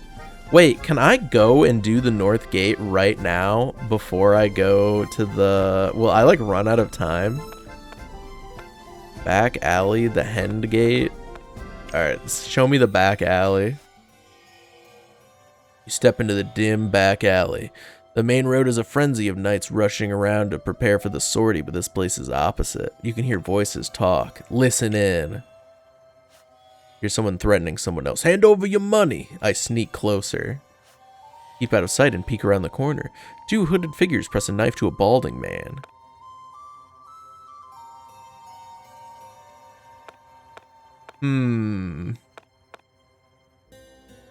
I call out to them. Who the fuck? What the? When you call out, the two hooded men spin around at the same time. It's Mario and Luigi! It's Mario and Luigi after they got past their chat GPT 100 times. Chat GPT, what do Mario and Luigi look like when they're on fucking PCP? Don't get involved! The two hurl crude insults. Ask what's going on. Yeah, what's going on here? What are you guys doing here? Well, boy, you see, give us some coin and we won't do nothing. Apparently, they're twin thieves. They've come to loot in the confusion. Ain't like we've got a choice. We ain't trying to hurt nobody. Give us 10 golds, we'll disappear. I got bad news. Kill them both. Spell starts against Hooded Man. Oh my god, he has 13 attack? Wait, these guys actually look really strong. Oh my god. Wait, negotiate.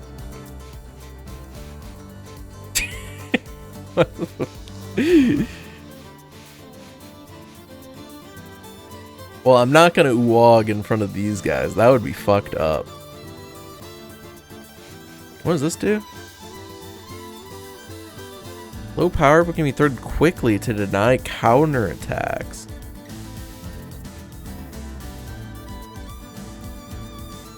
I guess I'll just swing at him, right? Oh, 7? I'm goated. Oh, that's only 5? God, he's so tanky. What do I want to do? Do I just attack again? I'm assuming if I equip the bow, then I would lose access to the shield, which sounds like a horrible mistake. Unless it's like a use item and not an equip item. Do I think that?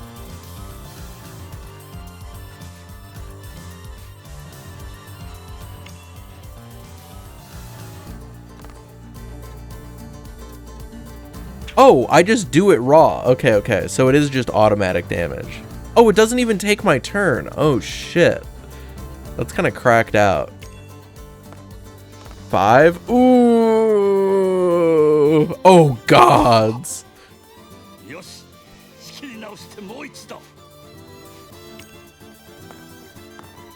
Oh! Oops. Can I counterattack with the shield? Oh my god, I take 6. These guys are fucking obliterating me. You shoot him with the bow again.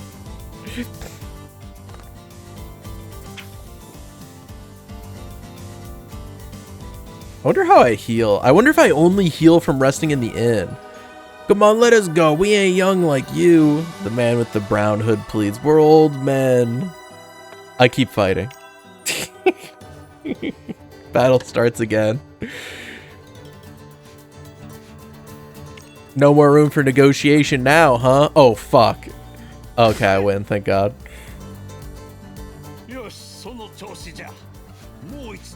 Kill him. Uh-oh. Fuck. Should I eat an orange? I have 7 health.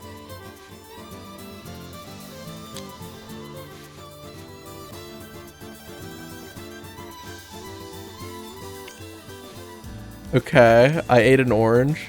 Oh, big roll. Oh my goodness, I still win.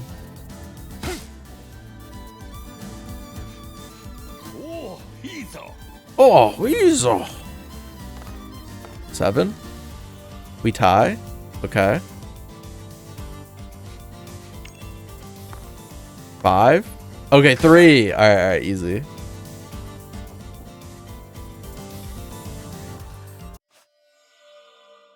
The moment the green guy wasn't fighting? They were threatening me for money. Even in times like this, there's no reason to... Oh, he's unhappy that I killed them? Fuck. They only wanted money. Why did you kill them? He reports your deed to the knights? Before long, several knights seize you and take you to a sturdy-looking house? Chris looks surprised and then disappointed. His expression tightens and he leaves. You are locked in a small room with only a tiny slit for light. For the next 2 days, you are given only meager food and water, and then in the dead of night, you are struck by a strange sensation like your soul is pulled out, and then you pass out. The next day, you wake up. Nothing happens as the sun rises. Before you know it, it's already noon, and you're starving. At last, you send someone outside, but it feels wrong. Ever coming? Oh, shit, it's a zombie. Stench of rot fills the air. Whatever is there is clearly the living dead. You have tried several times to open the door, but the corridor is jammed with them. No matter what you can do, the door won't move at all. There's nothing left to do but give up. In a few days, you will die of starvation. What? The fact that that guy's getting, like, threatened at knife point, and we killed bandits during a time where, like, the fucking city is being attacked by zombies, and we get arrested instead of having us help is insane.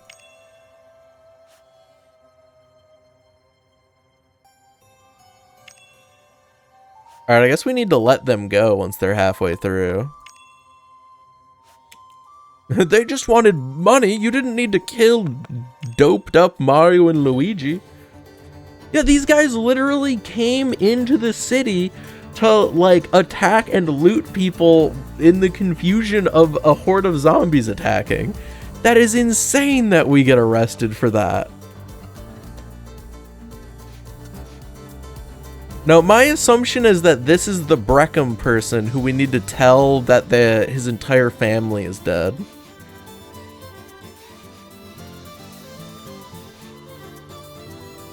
Yeah, that's so crazy that they would get arrested, that we would get arrested for that. That is absurd.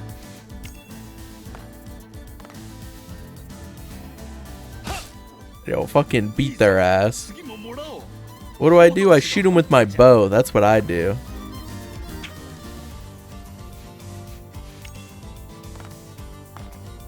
Okay, big. Yeah, what now? Let us go. Alright, fine. I let them go. Okay.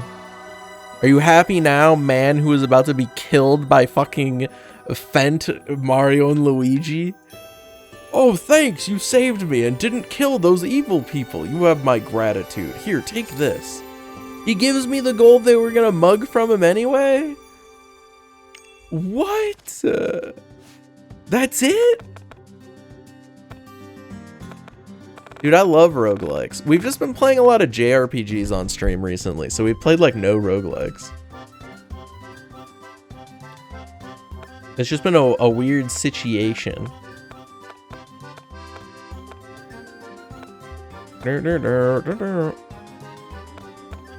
Yeah, that's crazy. That entire situation is fucking nuts. Alright, I guess take me to the weapon shop then. I buy weapons? Oh, I do. I've played quite a few of the Survivors likes in my day. I think my favorite one is Soulstone Survivors. I feel like I haven't played any that I feel like have been as good as that one. I've heard a lot of good things about that one new game that came out recently with the skateboarding skeleton. I haven't played it yet though. Alright, so I have 20 gold. Should I buy a mace? Level -1, attack 6.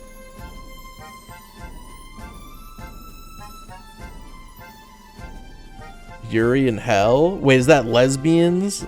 Lesbian survivor like? Yuri, let's go! Yuri in Hell. Oh, I don't see it on Steam. Is it in like itch.io?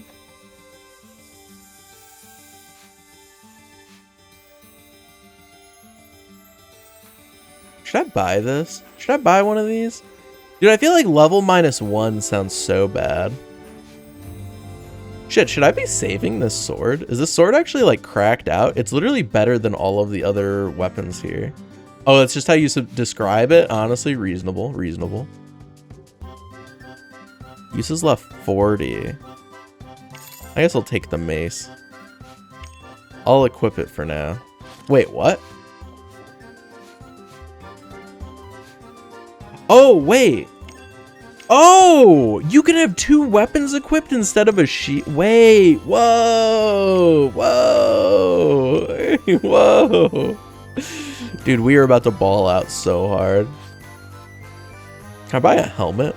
Oh, I can buy a helmet. Is this better than this shield too? Okay, but it's not better than this shield. Chainmail. Can I wear that with the Havelock's armor? Wait, this is literally chainmail from League of Legends. It's like the exact icon. Holy shit. It's like 1-to-1. That's crazy. It's Dante's Inferno with all the characters as girls? Yo, say less. Wait, what? Is it just me or did I lose defense? Maybe I'm insane. So I'm wondering if something's gonna happen in like 2 days that just like kills everyone or something. That's the assumption I feel like. Hell Maiden.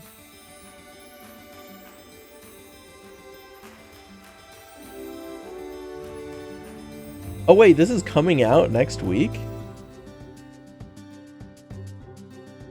Hey yo.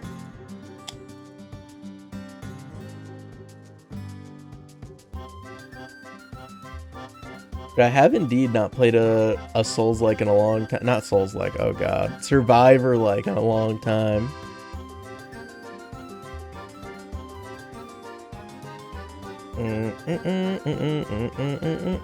I'll add it to my wish list. I'll add it to my wish list. Dude, lots of new games coming out. This game just came out like 2 days ago as well.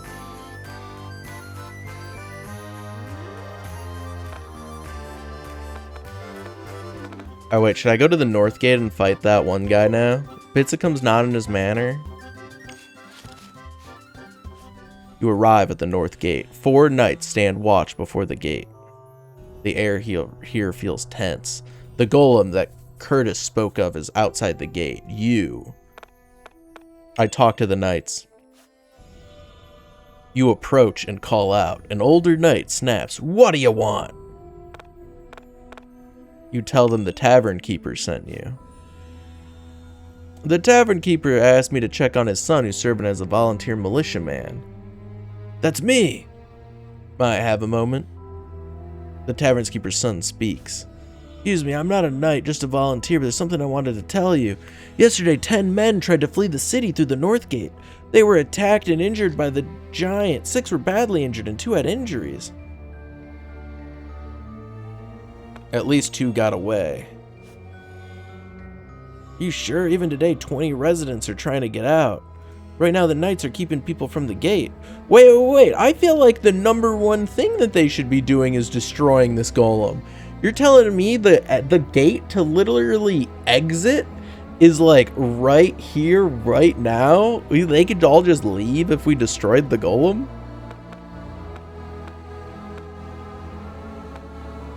Now I see why you were acting tough. He replies, yeah, right now we believe the best way to protect the people is to show a firm resolve. We won't let anyone through. Tell my father I'm fine. You have no more business here. Wait, what about fighting the golem? What?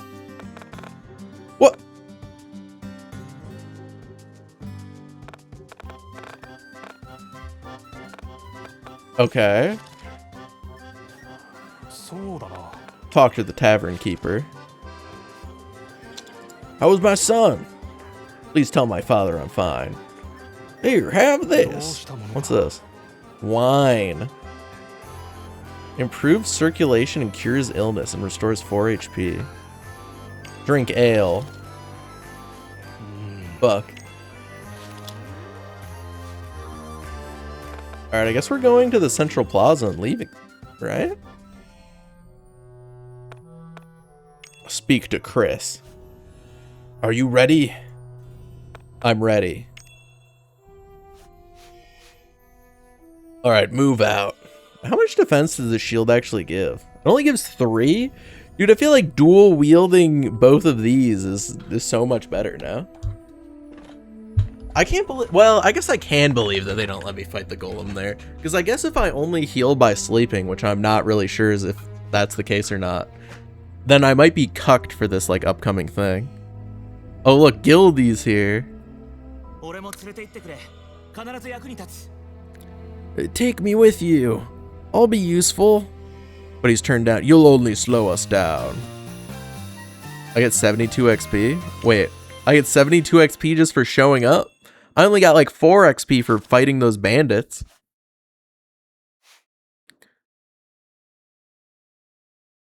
Okay.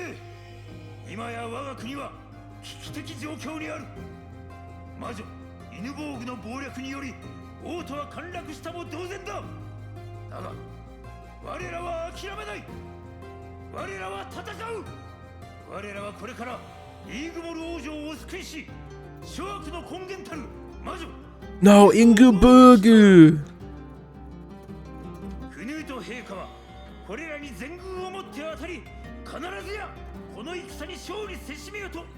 Wait, how different would this have gone if I had just like refused to go with them? I guess very different. This is gonna be a really interesting game to do another playthrough through. The doors of the Hendel Gate slowly open. No undead can be seen outside. At the head march 42 heavy infantry with tower shields and long spears, followed by 100 knights in full armor and then 56 archers. Behind them ride 16 mounted soldiers, including the captain, and at the very rear march 41 lightly equipped volunteers, including you and Panara. 255 in total. Marching out, Grim is nowhere to be seen. Wait, who's Grim? Oh, the rapier man. So there's a warrior class and there's a mage class, and it looks like the mage has like a different storyline. We've like seen the mage show up in the story a few times though. They're the Panari person.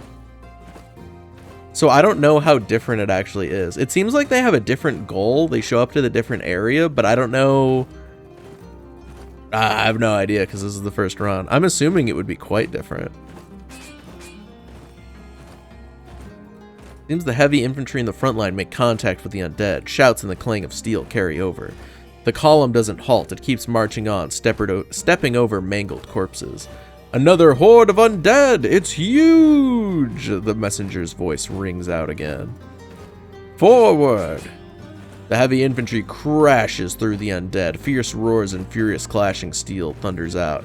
The army's pace slows more and more. Form an encirclement! What'd they say? It was a population of 20,000. There's 255. So if everyone kills like 10 dudes, easy. Oh, wait. 20 dudes. Wait. 100 dudes? Wait. 200? Oh, shit. It would be like 200, wouldn't it? No, it would be like 100. They could do it. I believe. Just then, another group of undead comes charging in from the right side of the street. You fight the undead! You shout, spread out! And step in front of the undead. Following your voice, the other soldiers fan out and meet them head on.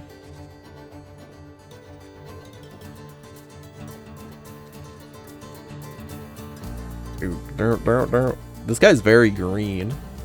You attack an enemy. This is such a different looking undead than the other zombies we've seen. He's so green. You and the enemy each roll 2 dice, and each action value... Oh my god, I keep reading this section that it tells me every time. I keep doing it.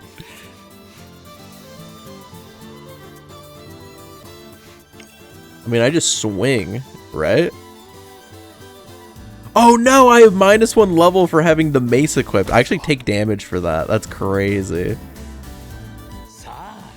But actually, now that I think about it, maybe this mace is really bad. Because if it makes me take more hits, I feel like taking a hit is like atrocious. Oh my god, I'm getting destroyed. Holy shit. Oh my god. Oh! Wait, oh, this, I'm getting demolished. I eat an orange. I swing. Okay, thank god. Alright, I hit him for so much when I actually land my hit though. 19? It's swing. Oh, thank god. Look at that damage. Alright, I leveled up. That doesn't give me, like, any extra HP, though.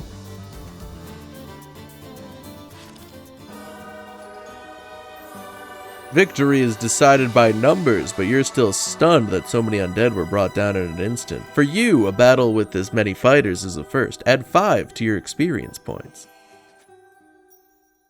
Yeah, that did not heal me too much. Should I... Oh, I was trying to drag it into the empty slot.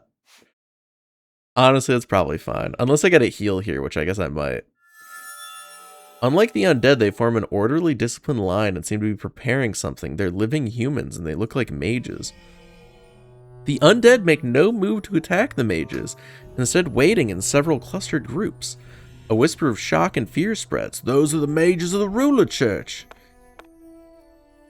You think the mages control the undead, or the undead were created for a purpose? I think the mages are controlling the undead. You begin to suspect the undead are being controlled. I wonder if when you, like, say, I think this, I wonder if that, like, changes the story and makes that, like, the case. They seem to be mindless monsters that attack people at random, but there's a possibility that they're moving under magical orders. It suddenly feels far more than likely. Fighting while climbing the slope puts you at a disadvantage. The only conclusion is that these mages must have known about today's offensive in advance. At Chris's command, the archers step forward and draw their bows. A hail of arrows is loosed all at once. Some strike the undead, but it doesn't seem to trouble the mages much. Not a single enemy mage falls. Every arrow is embedded in the ground short of them. Most likely their magic diverts the arrow's path. A ripple of unease runs through those around you. Chris has made them clear the way and brings the cavalry out to the front. He means to lead the charge himself. This is a disaster waiting to happen. Totsugeki! The horses thunder up the slope. The enemy mages seem to be casting something, but the knights press on, aiming to smash straight through the center. The enemy's force splits apart and the mages scatter. I follow after the cavalry. I'm goated. You follow after the cavalry and race up the slope. An enemy mage who escaped the knight's charge blocks your path. You're telling me that they recognize these as the court mages on site? This is just their regular fucking uniform? I feel like they need different outfits. I'm just gonna swing. Oh, now that's... Oh my fucking god. Oops. I take 8? I'm dead if I get hit here? Fucking hell, I'm gonna eat this bread. Alright.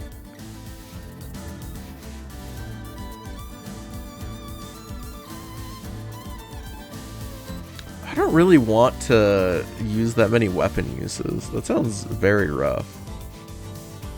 I'm gonna swing.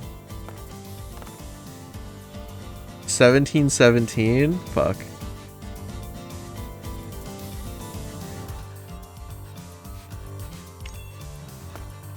$7 and $8? No, I'm fucking... Dude, maybe dual wielding does suck. Oh my god. I mean, I'm gonna swing again. 6? 9! I'm fucking dead.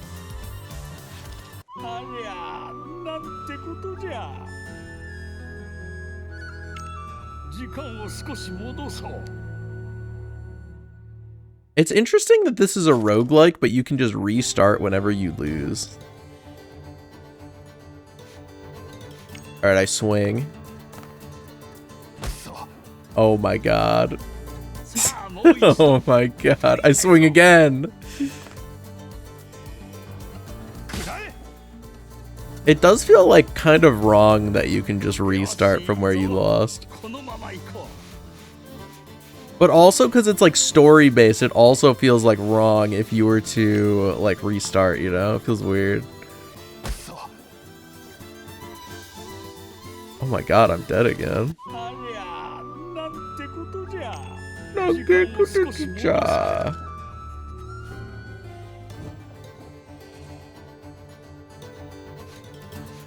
Maybe I should take this item off.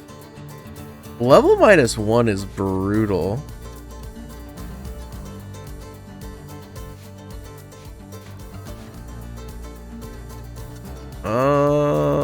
Nah, I'm gonna keep sending it. 10! Alright, he's easy. 4? God damn it. I eat the bread. Okay, 10. Alright, kill him. You do kill him in like 2 hits though. The mage offers to surrender. What do you do? Oh, dude, the mage is controlling the undead? Do I dare take one of them prisoner? What? That feels like a disaster waiting to happen. I'll bind him. You bind the mage's hands behind their back. Their line collapses and some of the mages flee. The knights truly are unaffected by the magic. The outcome is decided. Wow, that went really well. Even with the numbers on your side, the fact that not a single ally has been killed can only be called sheer luck. With the Millennium Puzzle, this is a magic sealing ward. With this, magic is nothing to fear. It seems that half the knights carry a magic sealing ward. From the captive mage's account, you learn that the witch Ingumbogu is in command. Wait, she actually is? That high-ranking mages and a great number of undead are lying in wait inside the castle. Our advance is already known to the enemy. Even so, we have no path but to press on. You reform your ranks and march towards the castle once more. The crest and slope. You crest the slope and head for the castle's east gate. Around the castle is a water-filled moat. A bridge spans it leading to the castle. The heavy infantry at the front cross the bridge carefully. The cavalry behind them begins to advance two abreast. The bridge is narrow. The gate ahead opens slowly. At the same time, the heavy infantry break into a run all at once. Even Chris's shout of "wait" doesn't reach them. Why did they break into a run? They may be under a spell that affects the mind. To pursue them, Chris spurs the cavalry into a gallop, but the lead horse pitches forward and crashes to the ground. Then the horse beside it goes down as well. Arrows! An ambush! It looks like the horses are being killed with a single shot. Sharp, terrifying, precise arrows come flying over the top of the flanking tower to the right of the gate. While you rescue the unhorsed knights, the gate swallows the heavy infantry and then closes again. You freeze in place and strain your ears. Screams ring out from beyond the gate, dozens of them. Little by little, the voices dwindle, and then when silence returns, the gate opens once more. Chris gives the order to advance, staying ready for... They're all gonna be undead, aren't they? You cross the bridge with care and pass into the gate. All the while, no arrows come from the flanking tower. You find it even more unsettling. But the sudden lull in the arrow fire feels ominous. There's probably some kind of trap waiting ahead. Looks like a garden. Neatly trimmed hedges are planted in a circular pattern. At the center lie the heavy infantry's corpses piled atop one another, as if they've only just died. A canopy is pitched beside the garden, and beneath it sits a figure on a lavish chair, a woman with an overwhelming presence. Ingembogu! Chris hurls abuse at her.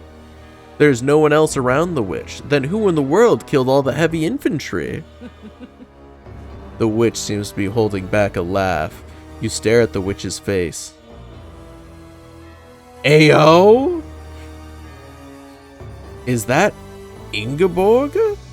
Her face is unfamiliar. She doesn't feel like the woman who raised you, but yet she also feels like she's the same. You press forward and the knights advance to stand before the witch Ingeborg. The witch bursts out into laughter, and at the same time, 9 eerie dog heads appear in midair. She chants a short spell. Behind you, the corpses that were lying there a moment ago, the heavy infantry rise to their feet, becoming undead. From the shadows all around, a mass of undead emerge and surround you. At Chris's command, a huge ring-shaped tight formation forms. The witch abruptly rises to her feet, her face twisting with rage. Oh my goodness. The witch points at Chris and shouts hoarsely. As the witch's roar rings out, the dog monsters surge towards you. The monster's gale passes straight through your bodies, leaving only the ringing echo of clashing metal. Everyone holds their breath, but not a single person falls. What just happened? Then you see something shine and gold scatter at a flash of the... Oh, it broke all the... Oh, they're cooked. They're cooked. Captain, the magic ceiling wards. You think the next attack will be magic. Oh. Are we dead? You think the witch's magic is coming. The witch Ingeborg begins to chant a spell. Hey, it might not be a hat. She might just have some cool horns. You have a plan, one that makes magic useless against you, but the enemy knows it and has prepared a countermeasure. At Chris's shout, everyone surges towards the witch all at once, but everything is too late. The ground glimmers faintly. The next instant, the ring on your left hand turns hot as fire. The heat is so fierce you nearly cry out, but something even more shocking is happening around you. An archer standing beside you suddenly convulses violently and collapses. The warrior ahead screams, rolls his eyes back and stares up at the sky and drops to his knees. The horses rear up all at once and neigh loudly. The riders fall screaming. The horses topple over on top of them. Soldiers writhe in agony as they fall. Ear-splitting screams echo across the square. In an instant, it becomes hell of sheer pandemonium. What just happened? Only you and Panera are still standing. Both the knights and the undead lie motionless. It looks as if everyone died in an instant. Fear and despair crawl up from beneath your feet. Oh.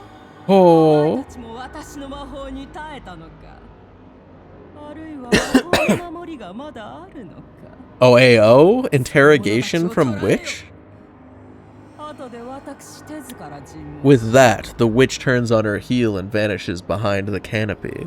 When you come to, you are surrounded by fully armed soldiers. Behind them stand the ruler church mages as well. Both you and Panera try to run, but countless corpses snag at your feet, and despite your struggle, you're captured. You are separated from Panera. Stripped of all your belongings and locked away in the castle's underground dungeon. In this dark, damp place, lined only with countless cages, it seems you're the only prisoner. A guard lingers here until a moment ago, but when you stay quiet, he wanders off somewhere and you're left alone in the cold, dark cell. You stand before the iron bars, tormented by helplessness, but there are things you must think about. Amidst all that death, why did only you and Panera survive? How could you get out of this cell? You. Think of a way to escape the cage. The surroundings are all solid stone, and the iron bars are so hard that they won't. I mean, if it's a magical ring, or maybe his finger that he's wearing the ring on is like stunted growth because it's just cut off all the circulation. We should be surprised that bro even got that ring off his finger. As if stricken with a fever, you sink into a deep sea of thought. All at once, you come to your senses and feel a presence outside the bars. Oh, it's the old golem training partner. A life-size wooden doll stands there without a sound. You jolt in shock. You recognize this doll. You know this wooden doll. The golem that you once lived with, your sword tutor, and your playmate. Dite bends slightly and points at the floor. There, a meal sits in a wooden bowl. Bread and delicious-looking soup. While you're distracted by the bread and soup, Dite slips away.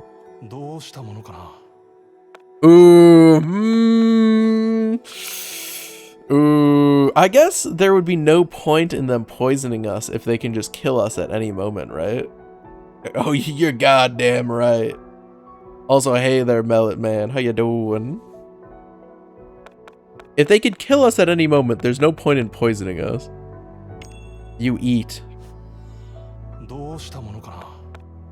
Alright, but we do know that the water supply was poisoned, so I'm gonna choose to eat the bread first.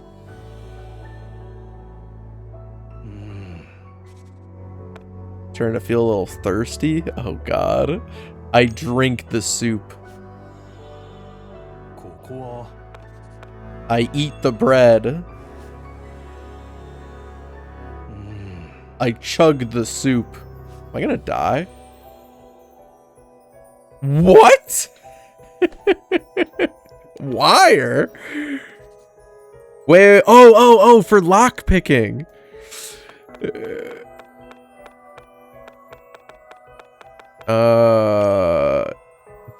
You think Dite must have put the wire in the soup on purpose for your escape. You snap the wire in two and try to pick the cage's lock. Recalling the lock-picking trick that Dite taught you when you were a child, roll one die. It's a 4. Click, the lock comes undone. Trying not to make a sound, you slowly open your cell. You slip out cleanly, add 5 to your experience points. As you're about to leave the cell, the door at the far end opens. Someone's about to come in. You hide quickly in the shadows. There's nowhere to conceal yourself, though. You press yourself flat against the wall, as if trying to become one with it. Footsteps draw closer, then stop right behind you. It's all over. You hear someone clear your throat. Wait, it's... what? It's Grim? I'm glad you're safe. He says he followed the knights after they... Dude, this guy's gotta be evil. What the hell? He disappeared before the attack. The enemy knew the attack was coming. Now he's here in the castle randomly. Saw the knights slaughtered and you taken away. To think all the knights were wiped out. Grim said he'd been waiting for this chance and came to rescue you. You ask where Panera is. Do you know where the witch named Panera who came with me is? Right, a woman named Hilrevi is going to search the neighboring cells. I'm sure she'll be fine. Even something like this is better than nothing, right? Grim hands you a throwing knife. Alright, let's go. When you leave the dungeon, there's... Oh, it's Panera! There is a red-haired woman wearing a green robe besides her. I'm Hilrevi, pleased to meet you. It seems she's the one who rescued Panera. Let's go! The princess should be at the end of this corridor, says Hilrevi. To your left is a long corridor, and straight ahead is a single door. To your right is the passage leading to the cell where Panera was held. Wait, which direction did she say the princess was? Uh-oh. Open the door ahead or go down the left corridor. Oh, God. I guess I can save. I open the door ahead. You decide to open the door in front of you. As you ease the door open, a slovenly man's voice drips out from inside. Not yet! The sword isn't finished! Peering inside, you see a middle-aged man drinking alone. The small room seems to be a break room for the guards. There are sturdy wooden tables and chairs with shelves built into the wall. The man seems to have mistaken you for someone else. Seeing you, he says, "Ah, it's nothing, forget it." You ask if you may enter the room. You better not, I'm a monster. What? I wonder what he means by monster. The man seems, yo, you thought I'm a nutcase, didn't you? That's right, something's wrong in my head. I'm insane. You enter the room anyway. As you enter the room, the man threatens you. Don't blame me if I kill you. The music is getting so scary as we talk to him. Did something happen? The man bursts into loud sobs as if the dam is broken. I'm terrified. For the last 2 days, every time I wake up, both my hands are soaked in blood. What am I doing at night? I'm a monster now. That witch, Ingenbergu, put something inside me. Kill me. If you don't, someday I'll... That child. Why did the witch do this to you? She's been making me forge one magical weapon after another. She means to go to war with someone, but I don't want none of that. Then the witch, she put a terrible spell on my body. She threatened me that if I don't do as I'm told, she'll never change me back. The magic sword's already finished, but I can't bring myself to hand it over to her. You ask him to come with you.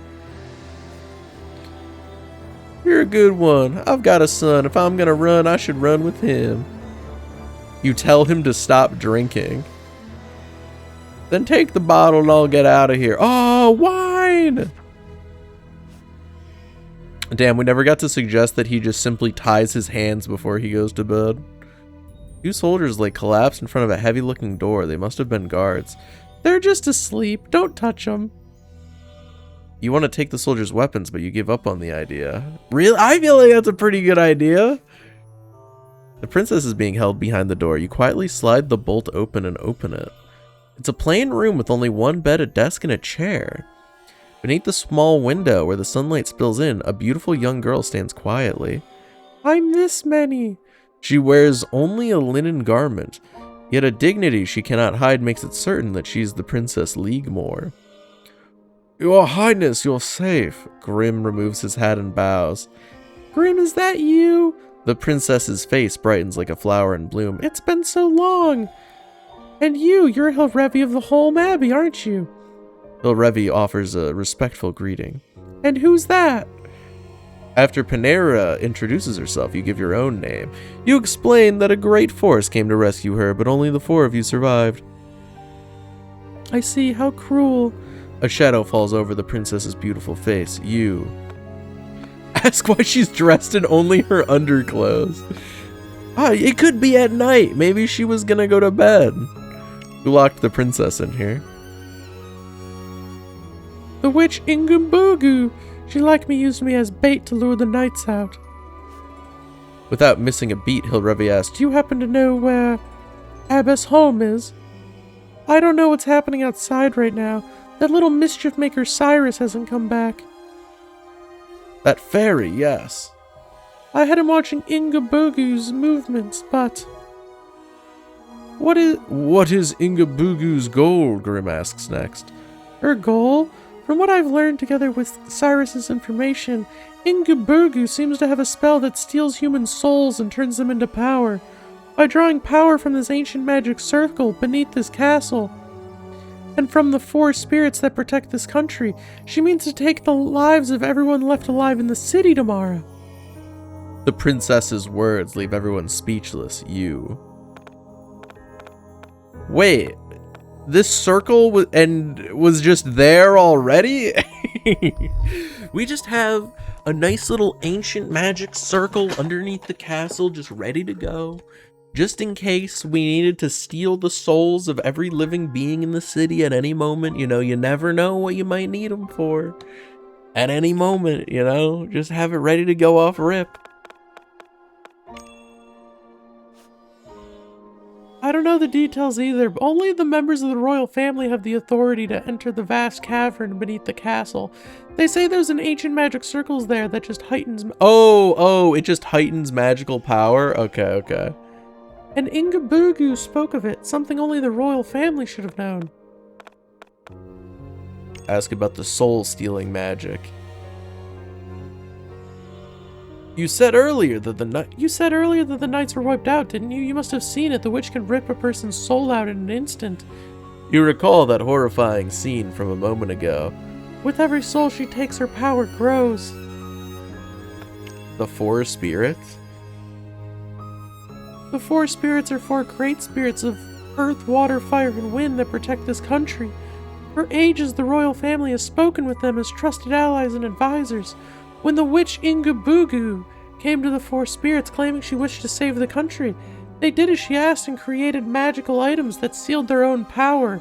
Each one made it to lend its strength. What? But it was all Ingabugu's scheme. The spirits bound together with those magical items were apparently sealed away somewhere in the castle. We can't allow such outrage. Even if it costs my life, I will strike the witch down. Grim, that would be reckless. Before you even get close, the dog demon she commands will shatter your weapon to pieces. There are 2 ways to get to the witch. First, get everyone still in the city out beyond the wall. Second, prevent her from using the power of the 4 spirits. So what we're saying is if we had just destroyed that stupid golem, everyone could have left and everything would have been fine. We all could have left. Why didn't we just destroy the golem?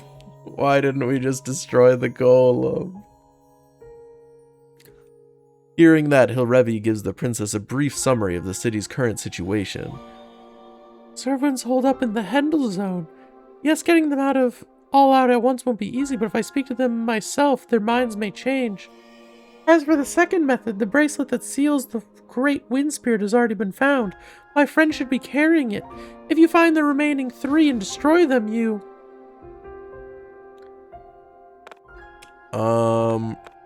Ask about the wind spirit. You ask about the bracelet of the great wind spirit and the princess's friend.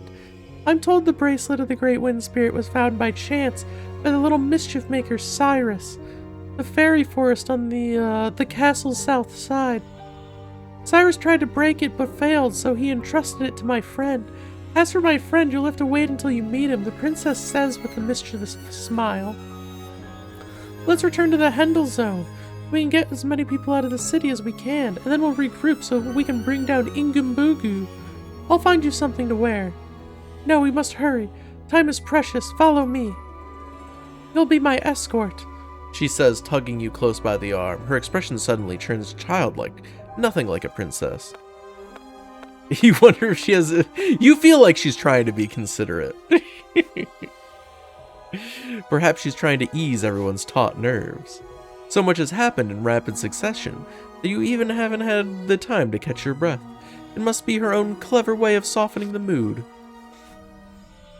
While you're left bewildered by her tug on your arm, the princess begins to discuss an escape route with Hilveldi. Let's leave them. In an emergency, it's better if the men don't step in. Men can see with their eyes, hear with their ears, sniff things out with their nose, and taste with their tongues. While women see through experience, hear through rumors, sniff things out by intuition, and taste with their hearts. That means women are one dimension above, he says with a sly grin. Once their discussion settles, you all move swiftly. Grim and Helrevi open the door and check outside. The soldiers are still asleep. Next, you and Panera move quietly to the stairs at the end of the corridor and confirm that it's safe. Then you signal the princess and the others to climb up the stairs. So far, so good. You climb out first and check that it's safe. There are no soldiers. It's fine. You signal the others again. Safe. You advanced further. Your goal is the door at the end of the corridor. You lean out slightly from behind a pillar to peek. A single guard is standing near the far end of the corridor. As you hesitate, the princess hurries over. Let's detour through the door on the right. Even at this distance, opening the right-hand door can get you spotted by the guard. You approach anyway. Observe the guard boldly head right for the door. I'll observe him. Looking closely, you see his head bobbing at regular intervals. It looks like he's sleeping on his feet. I go to the right door now.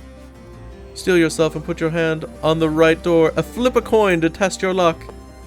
Oh, heads! Oh, wait, oh. Oh, heads! It's heads. Luck was on your side. The guard must have been asleep. You opened the right-hand door without incident. It looks like a library, rows upon rows of shelves, hold an enormous number of books. You dream. You're not that into books. As you think I'm not that interested into books, a voice speaks directly into your mind. What a waste. Hello. A dog flies right in front of you. Pleased to meet your acquaintance. I am Marchiosius. The dog is talking and flying. When you flinch in surprise, the dog who called himself Marchiosius smiles with refined grace. All sound and any sign of people vanish completely. You look around, but you can't see Grim or the others. This is a space akin to a gap between dimensions. Don't worry. Haven't you watched ReZero?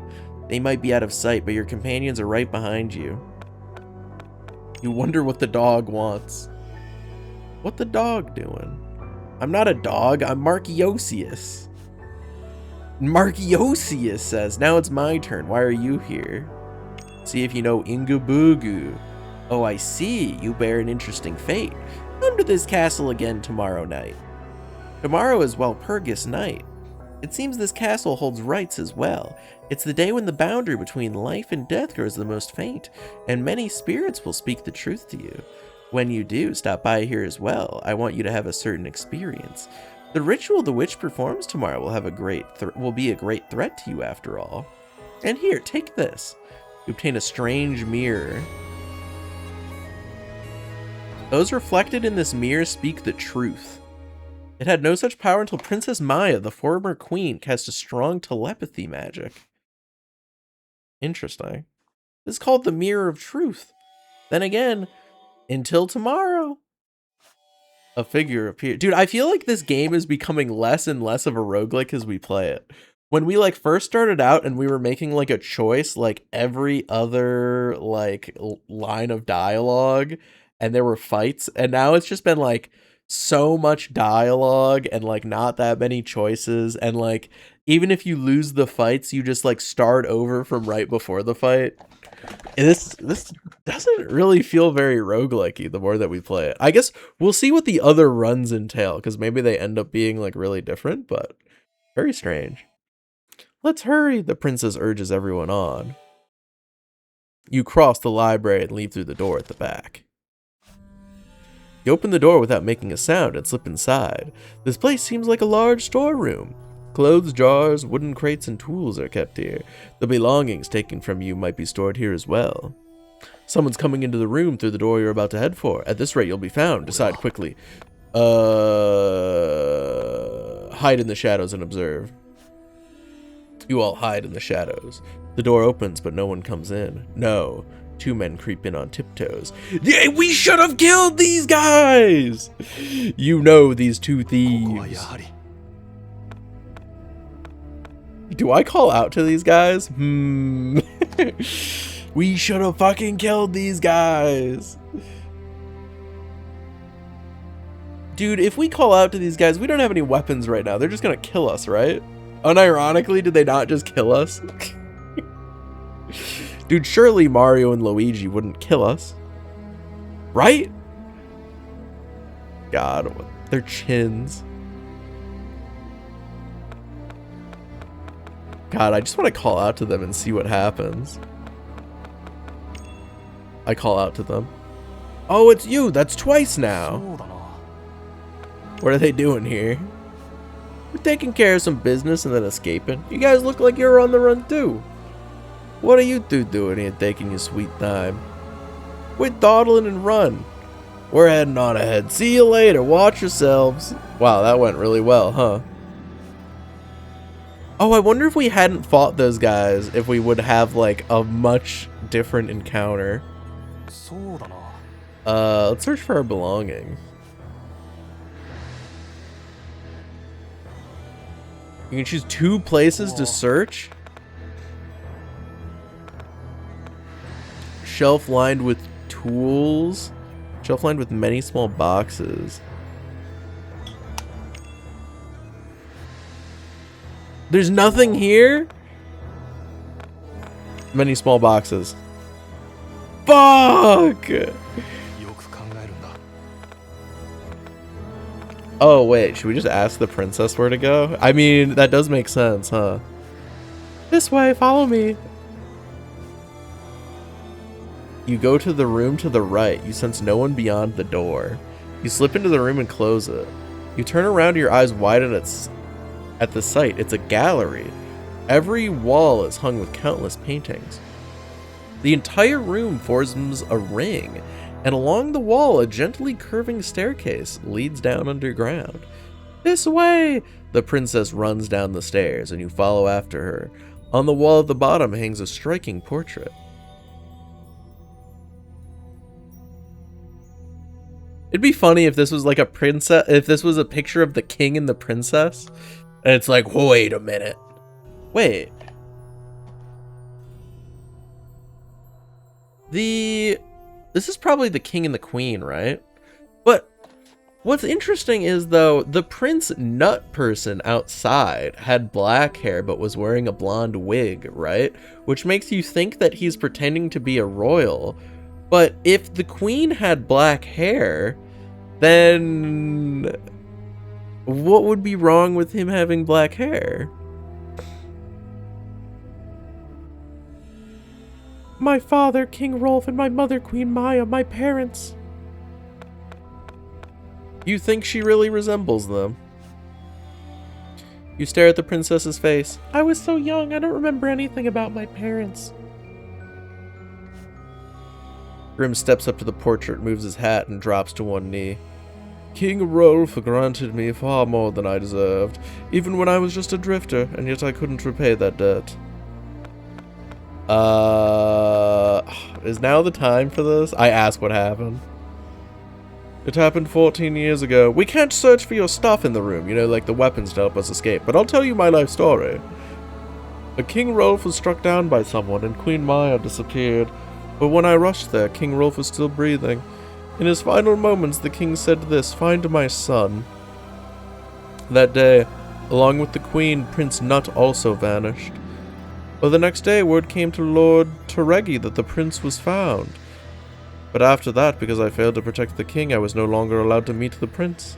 Oh, so it is a fake. Years later, when I met Prince Nut again, for some reason he felt like a completely different person. From that day on, the king's words, "Find my son," never left my ears. I resigned as a knight commander, and I've been searching for the prince ever since. So that's how it is. Hearing Grim's story, everything makes sense. The one trying to take the throne now, that person is not my brother. Let's go! The moment we reach the Hendel zone, I'll bring that matter into the open as well. It's right here, the princess says before dashing ahead.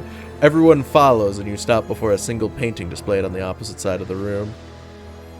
It's a painting of a passage leading out into bright daylight, set into a perfectly square frame. This is a magical escape exit passed down to the royal family. It's one way, so no one can come from the other side. Tell no one about this. You touched the painting? It's just a painting. Ifta ya sim sim. The flat painting of the passage gains depths, and your hand slips into the painting. The princess giggles. The princess goes into the painting and beckons everyone over. You cautiously enter the painting and move along a narrow passage. Sniffing his sleeve, Grimm says, "It smells like oil." Think you finally made it outside, but it's a huge vertical shaft. A gentle slope runs along the wall, spiraling upward until it seems to reach the surface. From here, we can get out on the east side of the castle. Oh god, you can go up or go down? I'm assuming we should go up, right? Is she gonna tell me I'm an idiot if I go down the slope? She's gonna be like, what the fuck are you doing? You climb the slope to the surface. Just when you were about to reach the surface, something looks down at you from the opposite side of the shaft. From its silhouette, it doesn't seem human. You greet it? Good day! Your voice echoes throughout the shaft. The figure says, stays silent, but beckons as if to say, hurry up and come. You climb the slope and face the figure. It's a beastman with a wolf's head. It's your first time seeing one. And he's gripping a slender curved sword in both hands. The dual katana wolfman? How fortunate. I was about to go mad from boredom. If I read this right, the one behind you is this country's princess, and I've been ordered to kill anyone who passes through here. Don't take it personally. My name's Logan, a werewolf warrior faster than the wind. Now come, throw everything you have at me. Logan attacks. You talk. You try to talk, but Logan roars, no questions, and the battle begins. You have more people on your side. There's nothing to fear. 66 HP. Damn, we have throwing daggers, a jug of wine, and a mirror.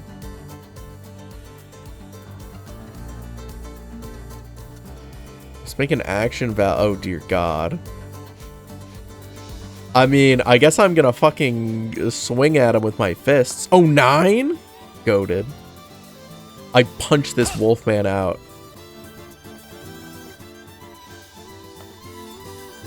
Paneri punches this wolfman out. Grimm, I think, still has his rapier. He stabs him. The princess isn't gonna get a fucking punch in? Oh, 11? Dude, we're actually destroying this guy. Oh, wait, details. Once human, he was fused with a wolf by the witch's experiments. His name is Logan, and he came from Yapin, a far eastern land. The slim, long swords he wields in both hands are common weapons there. He calls himself unrivaled in the east. Convinced there is no stronger foe in the east, he has traveled ever westward. Courteous yet strange, he seriously broods over how he will die. This guy's the strongest warrior in the east? Bro's just getting fucking punched out by a bunch of unarmed people.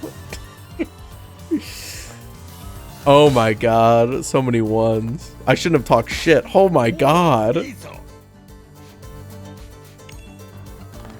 3? Oh, we're cooked. 13? I throw a throwing knife at him. Okay, I can't. Oh my god, how many ones can you roll?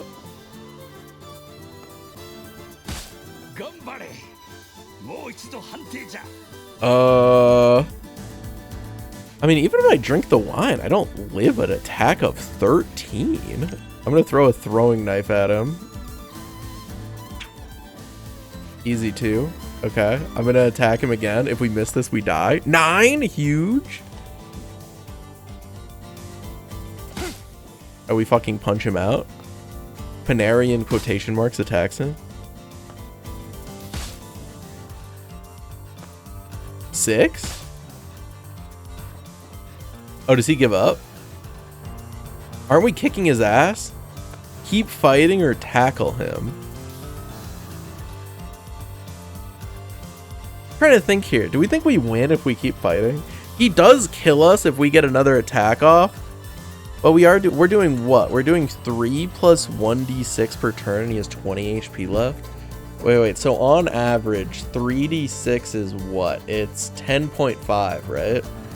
So we would be dealing 13.5 on average. He's got 20 health. He definitely kills. So we would need to win 2 attacks against him, but he would only need to win 1. Oh, do we do it? I guess the only penalty of losing is that we have to restart the fight, right? Heads, we goon his ass. Once more, you all face Logan.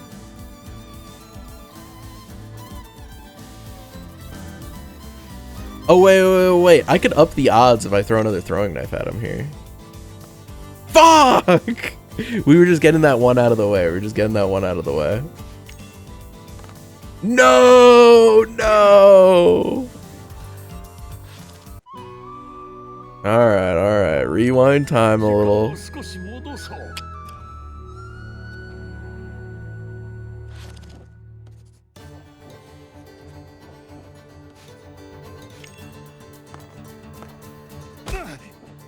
Damn, I really like the concept of this game, but at the same time, the fact that combat is just rolling dice, and if you lose, you just like restart at the start of the combat is like, it's like, what am I doing here?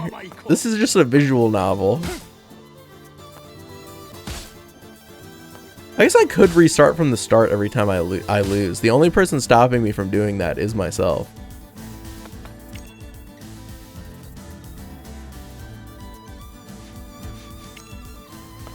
Oh, that's a big roll. God damn it. I shouldn't have said anything.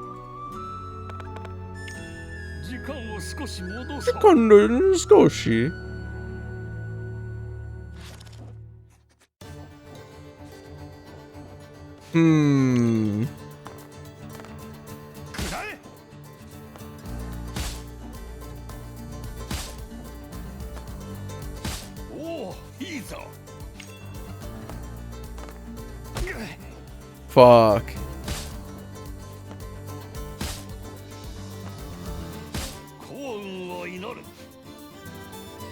Oh wait, I guess if I battle cry, right? Then I've raised my level by 1, which makes me stronger. Maybe I should be doing that. Not like the wolf doesn't kill me in 1 hit.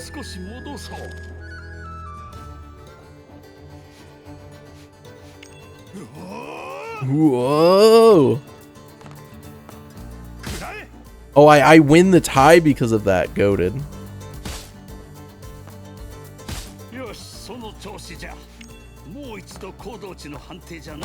God.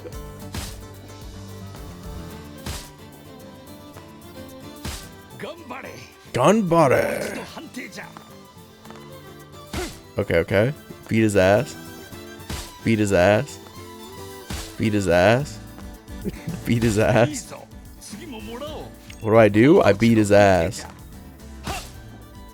Alright. I keep fighting him.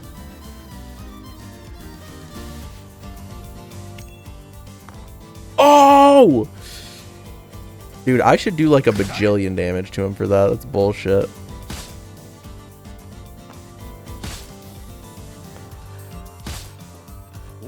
Okay, now we probably kill him if we win this one. 7? No! Oh, you know what I could have done there? I could have drank the wine, and then I could have done another battle cry, and I could have raised my level. I'm trying to think here. Would it be more fun if I restarted from the beginning when I lost, or would it be less fun?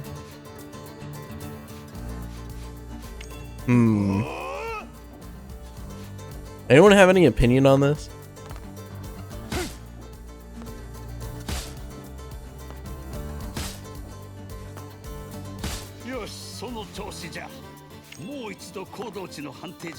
Oh my god, he rolled double 6s against us. What a goat.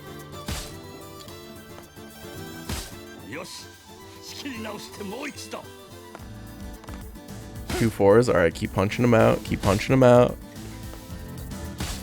Statistically, we will eventually win this.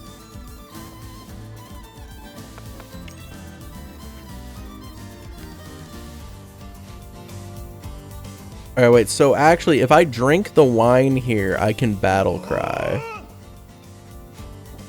Can I battle cry again, actually? Oh, the effect is already active. Okay, I can't. Okay, okay.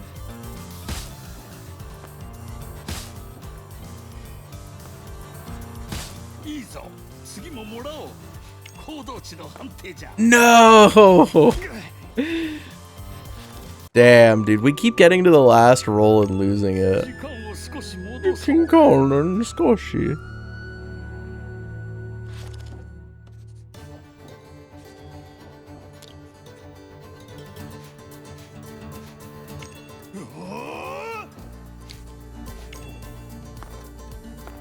Seven, okay, okay.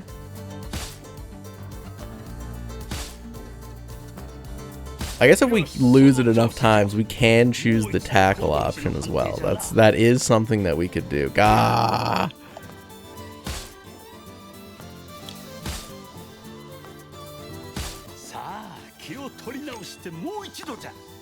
Seven? Okay, 5.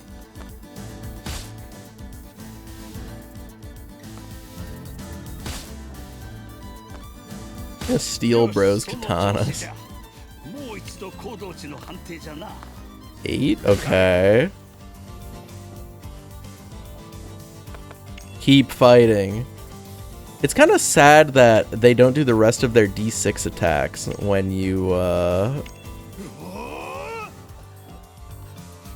gonna throw a throwing knife at him. I don't know if I can only do 1 a turn, but just in case. Okay, dude, easy 10. He rolls snake eyes. Alright, 4. 2. This isn't gonna be enough. 2 again. Oh. 3. No! Dude, they low rolled so hard. It wasn't my fault, dude. It was my teammates. Alright, run it back.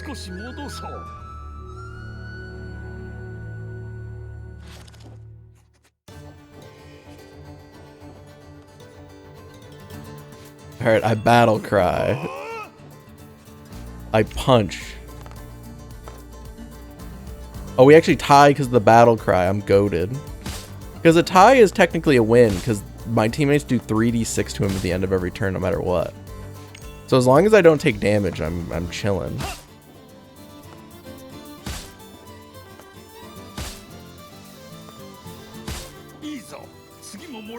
Dude, statistically, we will eventually goon this man.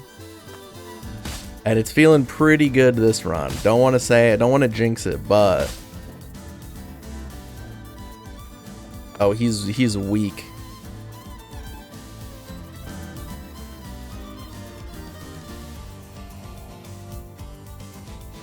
Okay, okay, drink the wine. Battle cry.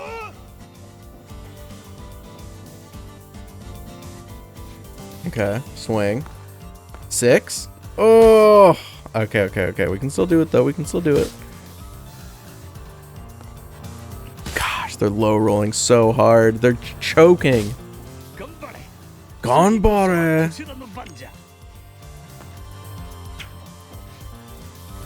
Can I use another one? Okay, so you can use more than 1 in a turn. Okay, okay. That's good to know. That's good to know. Alright, swing. Okay, 10? Okay, come on. 3. Oh. Alright, next roll. 5. Okay. Next roll. 4. Okay, okay. I can finish him off with a throwing knife.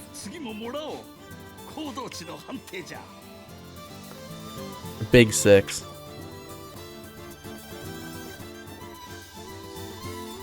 Got 4 XP. You defeat Logan. This is the east side of the castle. It's wait, we don't get any loot from beating Logan? The sun begins to redden and the kites are heading back to their roosts. You and Paneri are so taken by the beautiful view that you stop walking. The princess ahead turns back with a smile, but her face stiffens at once and her eyes fix behind you with shock and fear. And noticing the princess's gaze, Grim and Hilrevi turn too, and their faces contort as they look behind you. Oh, it's the witch! At that distinctively familiar vile laugh, your whole body bristles. The instant you turn around, a violent impact slams into you. It's Ingeborg. The ring on your left hand suddenly grows hot. The pain is like a burning, and a sound slips out of you. Just like when it came, your agony suddenly dissipates into nothing.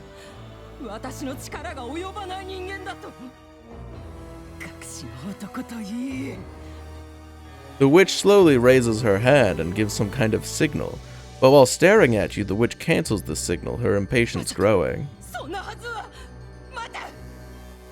A bad feeling hits you. Hit the ground. Hit the ground and an arrow thuds into the earth right beside you. Oh! You see the arrow sink into the floor. Wait. If I had turned around, would they not, Oh, shit. You see the arrow sticking out of the chest of Hilrevi, who had shoved Paneri aside. Time drags on, heavy. Grim rushes in and throws himself over you. Oh! With a groan, Grim arches back hard, and arrows buried deep into his back. You frantically scan for whoever shot the arrow. Something moves atop the especially tall flanking tower, and then vanishes from sight. Then the witch too vanishes like mist. You grab Grim by the shoulder. His consciousness seems to be fading. Staring into your face, he whispers, my king, I found Prince Canute. What? Wait, is it gonna be us? No, it's gonna be the blonde prince guy. It's gonna be the blonde prince. The blonde, fucking, bard, isn't it? It's gotta be. It looks just like him. He looks just like the princess. The princess is crying, stifling her voice. In an instant, Grim and Hilrevi die.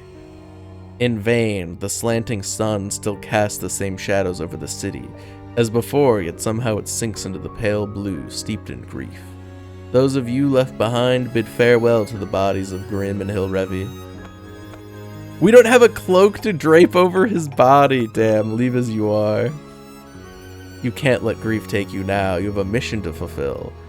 With the setting horizon at the corner of your eyes, you hurry on with only 3 shadows at your side. Strangely, on the way back to the Hendel zone, there isn't a single undead in sight. Based on your actions, you gain 99 XP.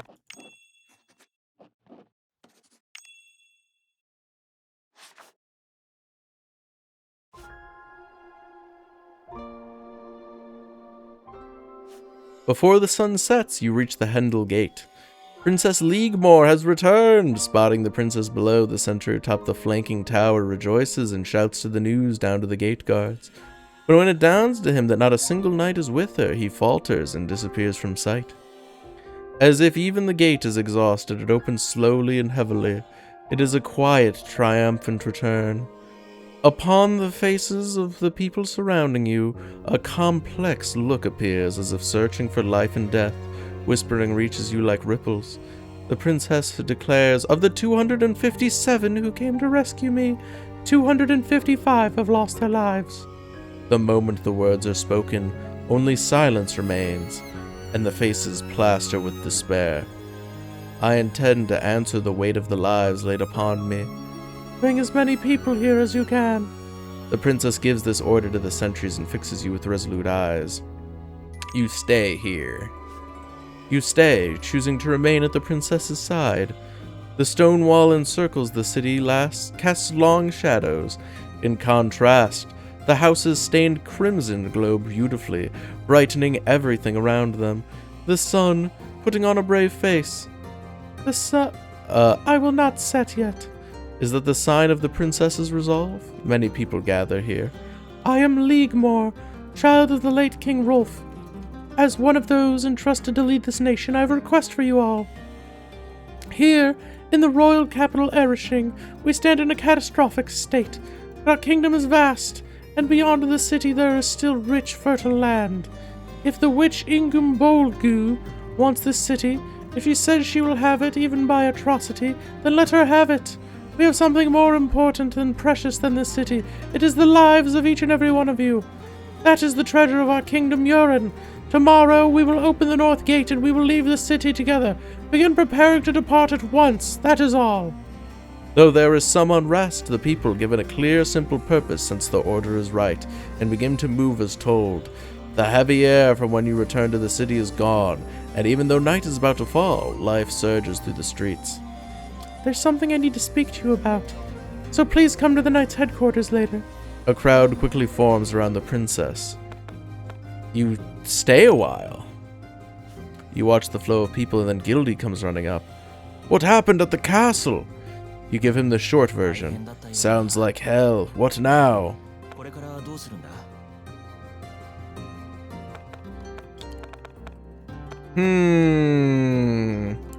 I wonder how different this is. Can I choose to go fight the witch? Can I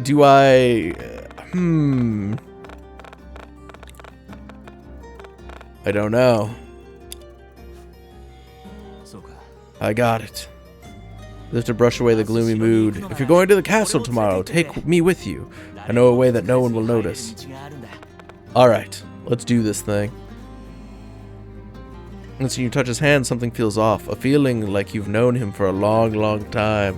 While you smile there bewildered, he leaves with a smile. There's nothing more for you here. You move to another part of the city. Alright, well, we have no money. I guess we're going to the Knights HQ. Maybe they'll give us money. Among the people that have newly taken refuge in the Hendel Zone, the princess is leading the care for the critically injured. See the princess. Havelock! What the? She's wearing clothes! There's something I wish to speak with you about. She speaks again of the witch Ingumbogu, who seeks to steal people's souls, and of the 4 spirits that the witch intends to use. She reminds you about her friend who bears the bracelet. To crush the witch's ambition, the princess asks you to help keep the people of the city safe. You say, alright. Oh, wait. Wait, is this asking me to do 2 different things? Does she want me to help the villagers? Oh, wait. Fuck. I don't know what she's asking me to do here. Praises everything from the princess's looks to the clothes she wears. Baron Bitscombe prepared a splendid outfit. Suddenly she says, I feel a strong bond with you, princess. Perhaps I'm of royal blood myself, haha. Oh, we should have looked at the color of the eyes of the people in the painting. Gildy, get over here. If you'll excuse me, and kisses the back. No, incest, no! You think he's a fop, or you think he's socially savvy? Bro's a fop. You think Gildy's a foppish man? Is it because of his hair color? Somehow it did feel like I was with family. Let us speak again tomorrow. I go see the prince. Is he gonna give me money? His impressive potbelly is on full display. There are no knights in sight, just a young maidservant. The prince stays silent, wearing a troubled look. You use the mirror of truth! Wait, can this only be used once? Oh no! Wait. Oh, I use the mirror of truth.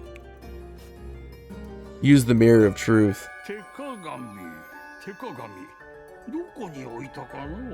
I almost forgot that this is like we're in a wizard tower just reading a book.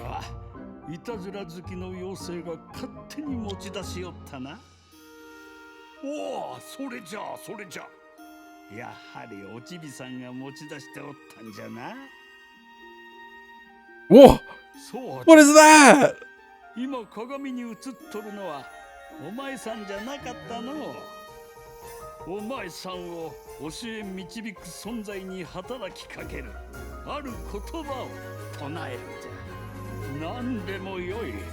お前さんの姿を映すものがあれば、ちっこい鏡でも写真でもよいんじゃ。そこにいる自分に向かってこう言うんじゃ。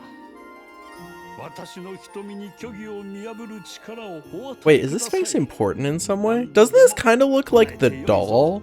Am I crazy? Does this look like the doll, doesn't it? D-Tag? 言えたかの? You look at the prince through the mirror of truth. Knowledge about the prince, things you couldn't possibly know, comes flooding into your mind. His true name is Oto. He is the bastard child of the regent Toregi. He likes reading and observing plants. He hates quarreling with people. He dreams of living in a small mountain village. Deciding I don't need to know anything more about the prince, you stop peering into the mirror. Now what will you do? Ask his favorite book.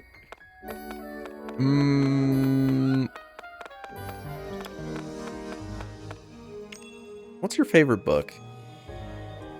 The Great Encyclopedia of Plants. You ask for his favorite plant. Somniferum, which grows wild near the village of Bolus in the southern mountains. You ask what Somniferum is. Oh? The prince excitedly talks about Somniferum. As he does, you notice his hair is slipping more and more. It's a wig. We already knew it was a wig. As his explanation grows more passionate, the hair slips further and further out of place. And finally, the wig slips completely off. Just then, Princess Liegbor and 10 residents push their way in. Everyone is stunned. The moment the princess says, the prince hurriedly slips out of the room. The princess and residents follow after him, leaving the room as well. Word that the prince was an imposter spreads throughout the city before the day is out. You have no more business here. Alright. Wait, what about our payment? Our payment. Our money. Enter Aruda Tavern. Did the prince's word send people out to prepare? Was the tavern keeper's son among the knights who were wiped out? If he was, you look for the tavern keeper. But he speaks to you before you can spot him. So you're the Lucifang gladiator, Havelock the Merciful. Can't believe a celebrity like you comes to a dump like mine. I'm proud as hell. You ask what happened to his son. Oh, hey there, Glooby. How you doing? This game is kind of wild. It's like so interesting, but at the same time, it's not as roguelike-y as you would think for a roguelike. Wait, it is a roguelike, right? Am I crazy? Wait, store page. Oh, it's not a roguelike. Wait, why did I think this game was a roguelike?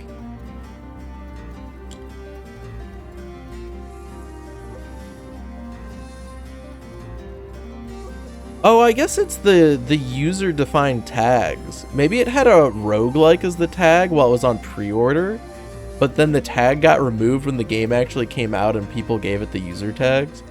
Interesting.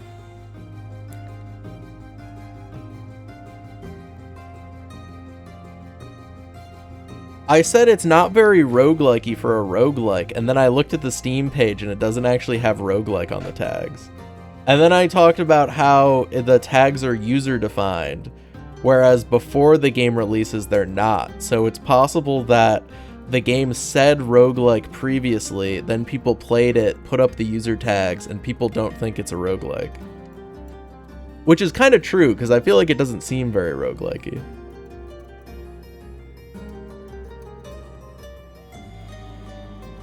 Yeah, because when you like play the runs, you just like restart from like a fight that you lose. You don't really start from the beginning. Yeah, I like it. I think it's interesting. I like the story.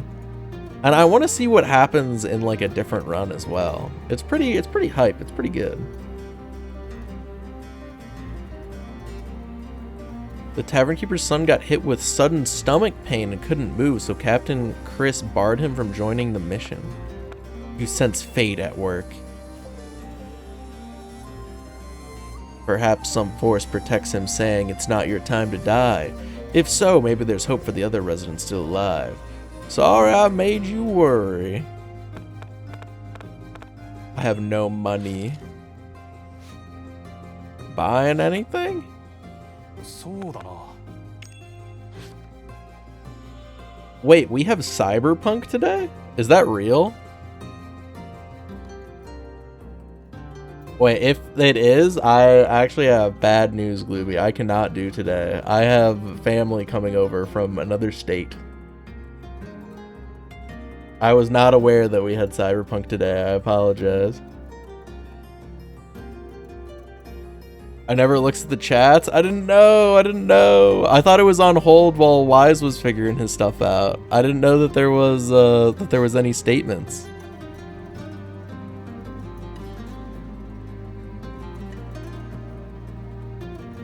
There's not even a red alert message. There's no notifications.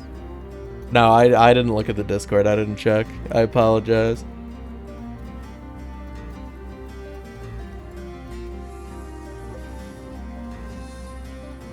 Oh wait, did you?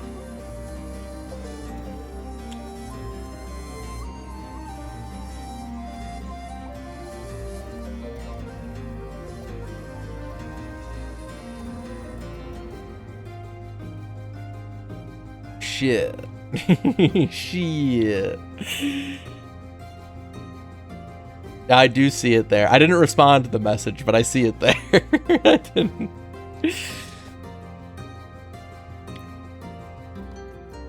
Yeah. What time does it start? I'm not sure that there's anything I can do to actually make it there on time, but what time does it start?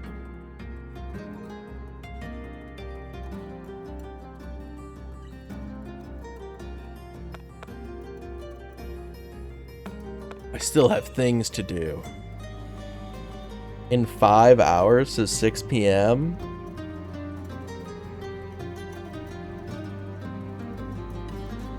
Yeah, I don't think it's gonna happen. I'm sorry, Glooby. I'm sorry. I didn't know. I didn't realize.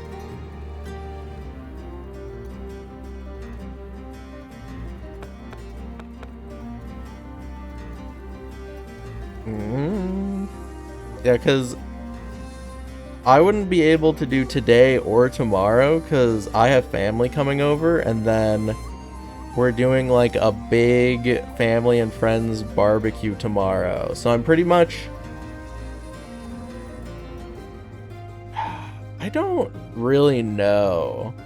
So we're doing like a big like family and friends barbecue thing tomorrow, and I know that I'm like going over to set up for it like after stream, and then my family from out of town is showing up at like 4, I think. But I have no idea how long I'm going to be interacting with them or setting up for the stuff. And then tomorrow I'm probably going to be busy all day with that barbecue. So I truly have no idea how long I will actually be out. I would probably just assume the whole night. I would say you should probably just go on without me because I can't promise that I will be on at like 6 or 7. If I can, if I do end up being able to make it, should I just like join in at like 8 or 9? Shit, I don't think I ever finished my inventory stuff too. I don't think I finished the character. I have everything done with the character except for buying the stuff to go into their inventory. I would have to do that really quick too. Yeah, sorry. I didn't realize. I must have like looked at the message and then like clicked off of it and then never perceived it. Just completely out of my mind the second I looked away. I'm sorry. Apologies. It's all good. It's alright. I'm sorry. I'm sorry, Glooby. I'm sorry. I can't believe Glooby will never forgive me. It's okay. We'll get him in the next time. We'll get him next time. Let me know how good the Cyberpunk like tabletop feels though. I feel like I like always play 5e, so. Oh, nice, nice. Yo, you can run my little helper guy as the DMPC. You can still keep him in, just pretend that my character is controlling him from the shadows. Until I eventually make my entrance halfway through the session. Easy, easy peasy.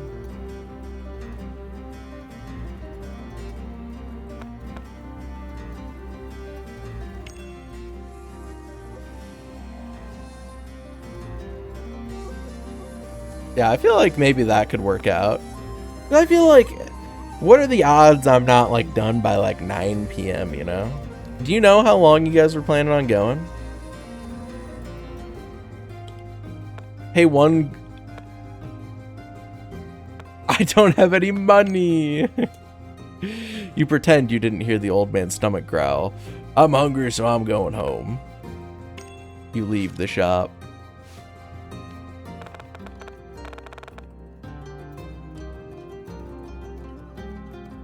Planning for 4 hours, but we'll probably go longer. Okay. I'll let you know how it ends up going.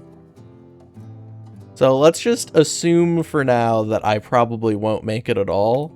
And if I do make it part of the way through, then we'll call that a happy occurrence. Oh, welcome back. I'm glad you made it. Oh, and for the princess, too. Smile back honestly. You answer the innkeeper with an honest smile. This is my thanks for rescuing the princess.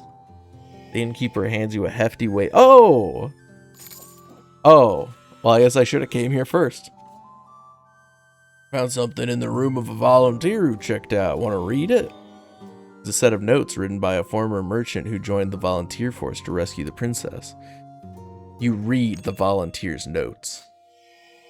Hoping this will be some use, I put a summary of important events that occurred in this country since last year. April 28th, Ingimburgu was welcomed as court mage. September 27th, suspicious rumors about witch Ingimbugu.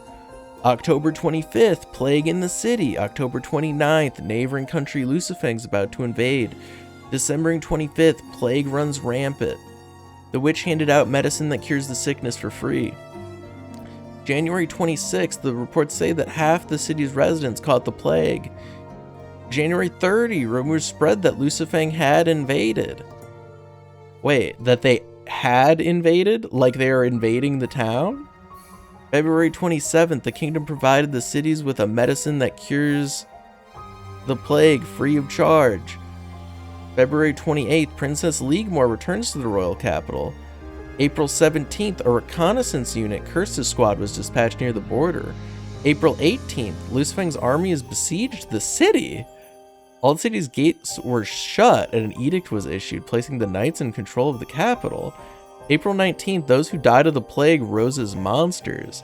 April 21st, fearing the growing number of the dead, closed-off zones appeared in the city. April 24th, rumors spread that the city's siege by Lucifang's army was a lie. April 25th, a stone giants outside the gate, closing off the zones, were breached one after the other as the dead flood the city. April 26th, only 2 safe zones remain. April 28th, after the Borear residents finished relocating, the only safe zone left is Hendel. April 29th, the rescue Princess Leaguemore. I set out for Dark Castle.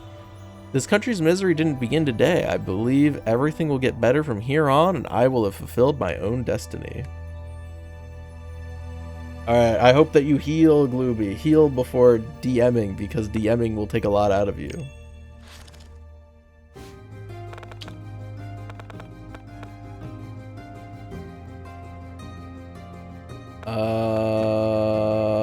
Damn, I bought all of those magic unlock scrolls. Oh, you're safe, thank goodness. Will you buy anything? Alright, let me buy more magic unlocking scrolls. Holy shit, I just realized I don't have any equipment. Alright, I'll buy 1. Leave.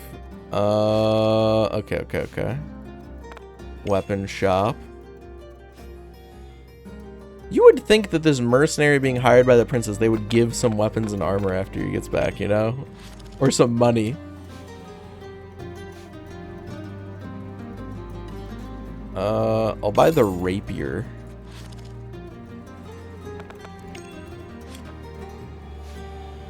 What do I want? Oh god, I can only afford a helmet. Alright, I'll buy the helmet. Dear god. Alright, well, we have some equipment at least. Look at us go.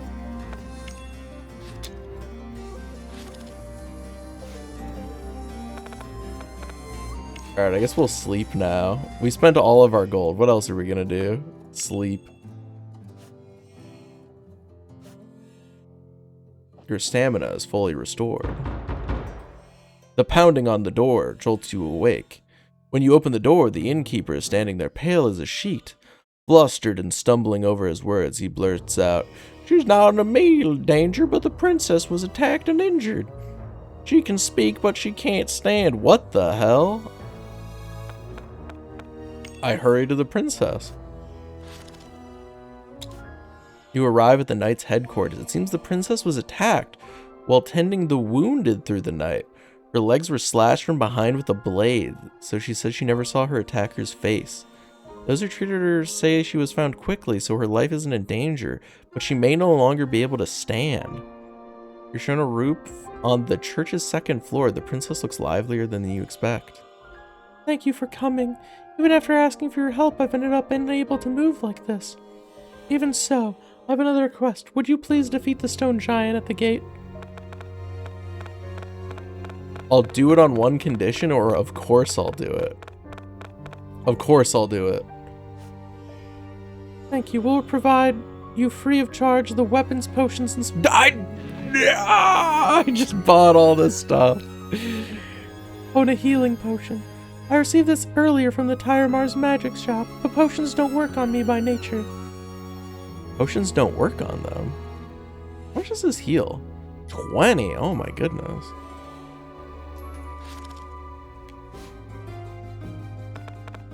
Fuck. Oh, it's you. Take whatever you want. I just bought all these things and now I get everything for free? Fuck.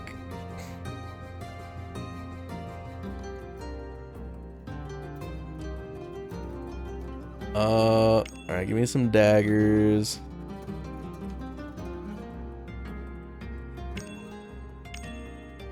Oh, you can buy extra charges. Oh, interesting. I mean, I should just take everything that he has, right? Like, why wouldn't I? Will this increase the charges of the helmet? Oh, it does. It does.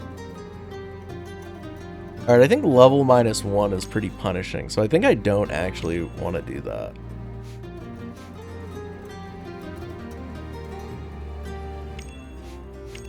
Alright, so equip that. Okay, I can equip both? Oh my goodness, goated. Alright, all of a sudden we're looking real good.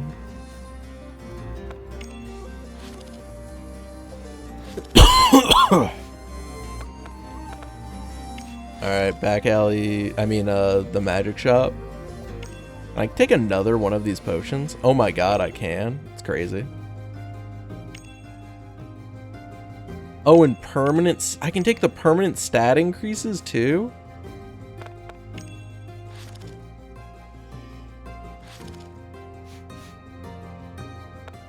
What if I go to like the Knight HQ?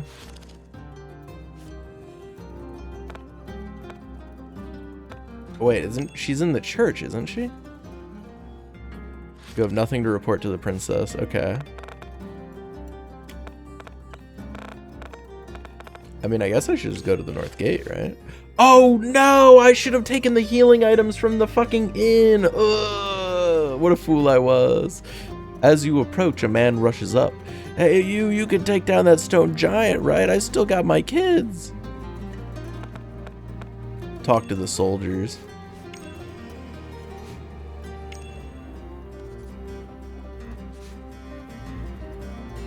The Baron ordered us to let no one pass beyond here. You negotiate using the princess's name. But the soldier steps, no, the Baron ordered us. Don't open the door, even for the princess. Alright, go back and talk to the princess. Oh, wait, let me go to the tavern. Can I just, like, take all this guy's cheese? Be like, why do you need cheese to defeat the golem?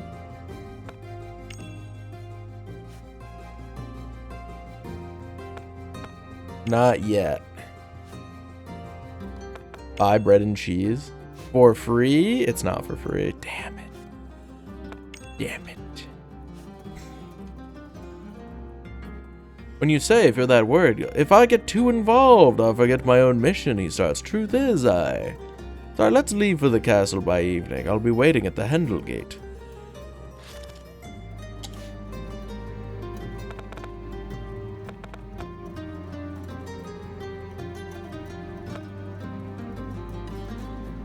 Wait. Is he waiting at the Hendel Gate now?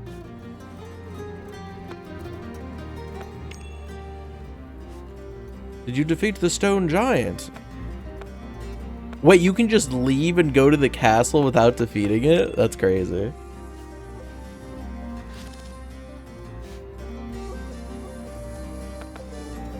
Okay, so back to the Knights HQ. Talk to the princess. How is it? You consult to the princess. Baron Bitsicum. What does he gain by keeping the North Gate shut? According to the fairy Cyrus, a few days ago his entire family was killed by the witch. Princess asked you to meet with Baron Bitsicum. We should abandon the capital for now and rebuild our footing. Alright, so we can finally go to Bitsicum's manor and tell him his entire family's dead. You pass through the gate of Baron Bitsicum's enormous estate. The front door is shut and locked. Oh, I can use the scroll of unlocking? That's funny. I'll knock on the door. But no servant comes. A voice finally answers from inside. After keeping you waiting for a while, a servant leads you to a large room on the first floor. Oh, it's this guy. Dude, I knew it was fucking this guy. Of course it's this guy. Do you give your name? Havelock? Of course I have heard of you. Of course, come in. Baron Bitsicum, now in high spirits, ushers you inside. You deliver him the princess's message. We should abandon the royal capital and rebuild our footing and ask for his help escaping the city. The Lucifang army is out there. It's dangerous. He won't listen at all. You use the mirror of truth. Strangely, even when you look at Bitsicum through the mirror, no knowledge enters your mind. It's as if his mind is protected by magic. You're finished here, I'll take my leave. Oh, I should have told him about his entire family being dead. I guess the mirror of truth was too easy. Alright, princess, what do you say about this? I see. I'll do what I can on my end. Speak to the soldiers again. Come to the north gate. Just as before, the Baron's private soldiers line up to block the gate doors. A lot of residents have gathered too. Talk to the Baron's soldiers. Same as always, this door will never open. Offer a bribe or force your way through. Which will it take? If you pay 50 gold. Alright, I'm forcing my way through. For an instant, your hand reaches the great doors, but the soldiers shove you back. Appeal to the soldier's conscience. Tell them everything about the witch Ingumbugu, about what's about to happen to this country and the princess. Even so, the soldiers don't yield an inch. But the residents who listen to you intently raise their voices all at once. Insults, angry shouts, and fistfights erupt. In the crush of bodies, you take hits again and again. Roll one die and take as many wounds as the number shows. It's a 4. People brawling, arguing, screaming, spectators, gawkers. You're caught in a crush of people and it's already spinning out of control. This whole area plunges into chaos. There's nothing for it but to give up on opening the north gate. You go elsewhere in the city. Shit. Well, what do I do now? Alright, princess. What do you have for us here? The blockade won't lift. I see. She shows you a fierce, determined look. We don't need to give up yet. We simply must not let the witch use the power of the 4 spirits. To stop the witch's ambition, could you go to the castle? That was my plan from the start. Thank you, truly thank you. As I told you before, Oscar the monkey. Oscar the monkey? I thought his name was Cyrus. It seals the great wind spirit of the 4 spirits. Take the bracelet from him and drain it of his magic power or destroy it. I'm entrusting this to you. If you show this pendant to Oscar, he'll give you the bracelet. Please come back safely. May fortune be with you. The vessels that seal the power of the remaining spirits, fire, water, earth, should be hidden somewhere in the castle. Please find them and destroy them. And this is the floor plan of the castle.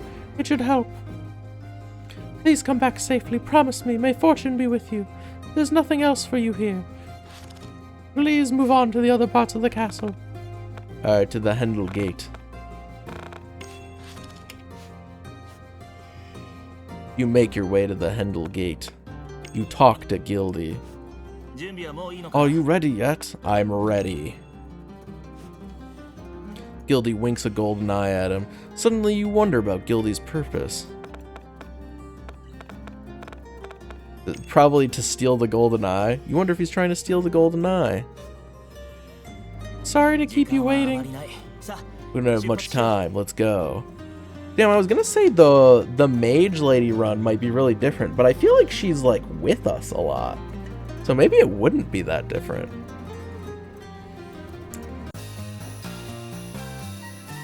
Oh, big 52 XP gain?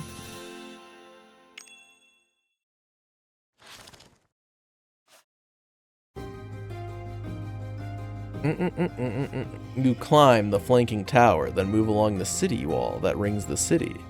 A pleasant wind blows along the wall, softening the stench of rot over the city. When you glance into the distance, the red setting sun clings to the horizon and endures like a child who doesn't want to go home. Gildy breaks into a run. I want to reach the entrance before it gets dark. Just like yesterday evening, there's not a single undead anywhere in the city. You descend the flanking tower. Wait, shouldn't we check the flanking tower for that one archer who's been up there multiple times? This is home to the man who mined the rare ore known as the Ruby of Destruction. In the backyard, there's a shed built as if clinging to the castle cliff. Gildy opens the shed door and beckons you in. There, a horizontal tunnel yawns open in the bare cliff. The tunnel is reinforced with thick timbers and iron rails are laid along the floor. This seems to be the mouth of a mine. On a shelf on the shed wall, several torches are laid out.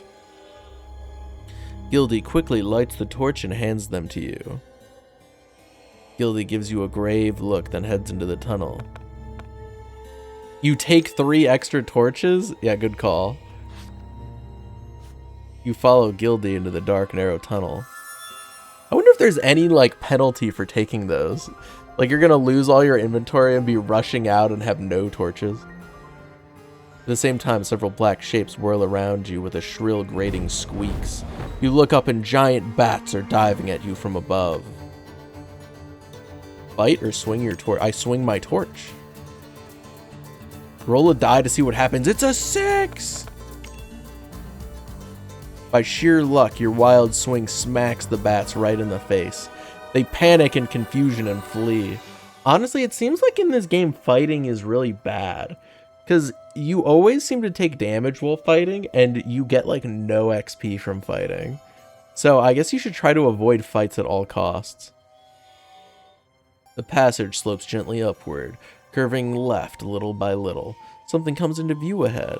A large, skeletonized body lies with its upper half thrown out beyond the rails. Farther in, you see a derailed minecart is visible.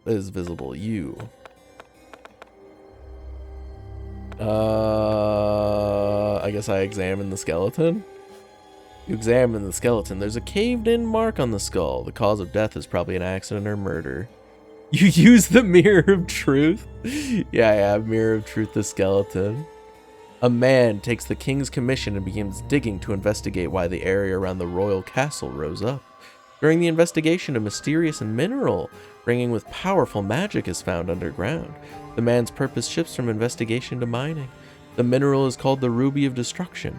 It is widely known as a catalyst for disintegration magic, but this mining site has remained secret until recently. Bitsacam, who bankrolled the mining of the Ruby of Destruction, summoned the man here and killed him to seize his mining rights. Fearing the body would be identified, Bitsacam got from the Witch of Ingumbugu a concoction that rapidly rots flesh, leaving him as nothing but bones. That's crazy, actually. You examine the minecart. It looks like it's been abandoned for a while, but there's nothing particularly strange about it.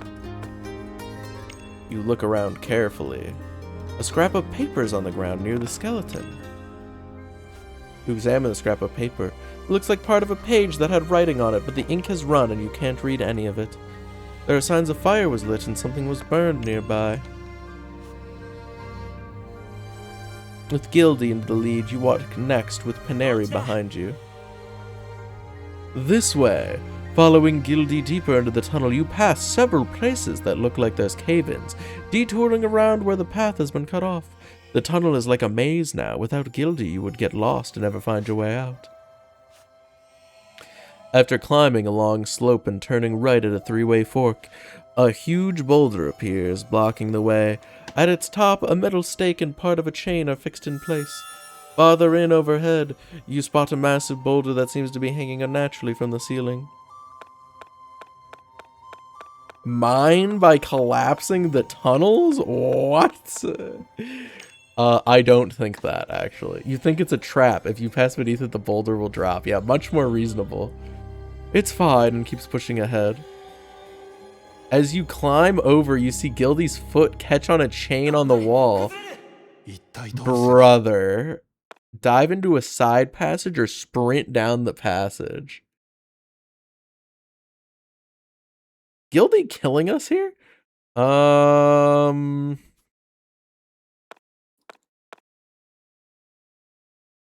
Sprint down the passage.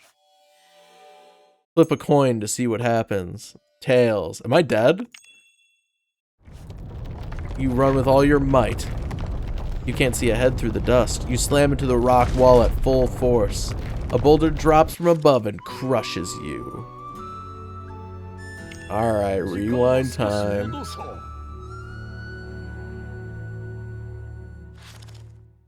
How's the Glooby game? It's pretty interesting so far. Pretty interesting. It's not very roguelike-y. Which is very funny because on Steam, they've actually removed the roguelike tag. Because it has like the Steam user tags. So roguelike's been removed from the tag. It's still a cool game though. How are you doing on this fine day? It is very D&D-ish. You get like a character sheet, you roll dice. You have like different equipment. There's like a story. It's like playing like a single player tabletop game with like the DMing for you. I dive into a side tunnel. Behind you with a tremendous wait, what about our waifu? Paneri! There's no reply. She's alright. That passage leads to the castle too. Somehow you have a strange feeling that Paneri is safe. For now, you focus on reaching the dark castle. You press deeper into the tunnel. The bare, rocky ground suddenly gives way to a solid corridor of neatly laid stone. Far down the straight passage, you see a light that seems to be seeping through the gap. A black shadow's flickering across that light. When you listen closely, you hear a dry scratching sound like something's clawing at the wall. When your torchlight reaches it, the source of the sound reveals itself. Gloobies! Oh! I was like, oh, they're so cute. And then I saw the skulls. 3 enormous rats are gnawing on bones and food scraps. But when you approach, they freeze and stare at you. Among the bones, scattered across the floor, unmistakably human remains. To them, you might look like a fresh meal. I kind of agree. Honestly, the one that's chewing on the human skull is definitely the cutest one. If you want to go further, you'll have to do... Oh! Think they're cute. Try petting them. You reach out and stroke the rat's forehead. Roll a die to see how it reacts. It's a 2.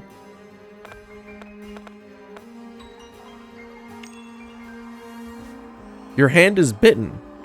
Nothing changes. What do you do? Try petting them. Reach out and stroke the rat's forehead. Oh, it's a 6! It's a 6? What happens? To your surprise, the rat closes its head and stays perfectly still. When you pet the others, they also close their eyes and stay quiet. Gildy looks surprised and seems impressed with you. Careful not to provoke... Oh, I thought that they were gonna like join me as my rat minions. You open the door and step inside. A small room awaits. A table and chair sits in the middle, and a candelabrum holds several thick candles, lighting the room in a steady blaze. Someone must have been here just moments ago. The back of the room, a staircase climbs towards the ceilings. Gildy looks startled to find the place lit, but he wastes no time going up the stairs. You search the room. That is true. They were very cute.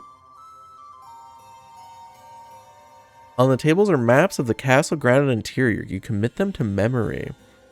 The plans show a mark on a room deep beneath the castle and another in front of the main gate on the western side of the western walls. Find nothing else that catches your interest. Night greets you as you reach the top of the stairs. You're outside. It seems you finally reached the surface. All around you, only walls of ruined houses stand in rows. Ahead, you see a towering castle wall and a huge gate. Beyond them, the dark castle juts out like a wet gravestone. Around the wall lies a water-filled moat and a single bridge leading to the great gate. Behind you is a cliff, and below you can see the moonlit streets of Erishing. Oh, I was like, what's it zooming in on? And then I saw the red arrow slowly going forward. According to Gildy, this is a cluster of ruins on the west side of the castle, right in front of the main gate. You ask how he found this route. Gildy says a chatty fairy told him about it. Gildy beckons. You follow him at a jog across the bridge, over the moat, and up to the gate. The portcullis has been lowered and you can't get inside. No sentries are in sight atop the flanking tower. It looks like a miracle you made it this far without being spotted. Beyond the portcullis, a brazier burns while 3 soldiers talk amongst themselves. On the opposite wall, an open door spills light into the passageway. This gate is a gatehouse, an entire building in itself. There may still be more soldiers stationed inside. Yeah, let's listen in on the conversation before you make any rash decisions here. You eavesdrop on the soldiers' talk. The guards are 3 men, a mustached man, a short man, and a young man. Looking closely, you see that they all wear army of... Wait, the Lucifang army? Wait, they're actually here? What? I thought that was a joke and everyone was on drugs. Hey, you hear Reagan's crazy about the witch? He is? Yeah, I heard, but he's not giving him the time of day, right? Hilarious. Apparently the order was find a love potion in the witch's room. Yeah, I know, but that bastard Logan went sneaking into the witch's room, right? What Logan did? Come to think of it, I haven't seen Logan recently. Yeah, no kidding. The witch nabbed him and turned him into a dog lord. And get this, they stuck him on guard duty in some part of the castle nobody goes. Ha! Oh no, poor guy. We already gooned him. All 3 clutch their bellies and roar with laughter, and just then a soldier comes coming in. I like how they say he got turned into a dog lord, but when you talk to Logan, he was like, I've become a werewolf hunter. What's going on? The mustached man. Looks like an intruder. Something about a ghost coming up out of the well or something? What? A well? How did they get in? Apparently the bottom of the well connects to the underground. We're going on patrol and Wait, weren't they just talking about how this whole undead plague started because of the well water being poisoned? The well connects to the mine where they were mining that, like, mysterious ore that they found that gave them magical powers to disintegrate people? Yeah, that sounds like something that would poison you. So, in the story thus far, there's been a lot of, like, hearsay about, like, shit happening, and we basically have, like, no idea what's actually occurred. Essentially what happened is our, like, witch mommy waifu who raised us, like, disappeared one day, and so we, like, went searching her out, and we find at this city where we've heard that there was, like, rumors that she was, and we find out that she took over as, like, court mage. But then everybody in the city started getting sick from a plague and started rising as undead when they died of the plague. And the witch lady who was giving out our witch waifu mommy was giving out, like, the cure to the plague. And then they said, like, oh, the cure that they gave out is actually giving people to undead. So then they put her in prison. And then they shut the gates to the city, saying that the Lucifang army was sieging the city, which we know upon entering the city was not true because they're not there. We entered from outside the city. They were never sieging it. And so now, and literally everyone's talking about how the siege was real. Then everyone was talking about how the siege was fake.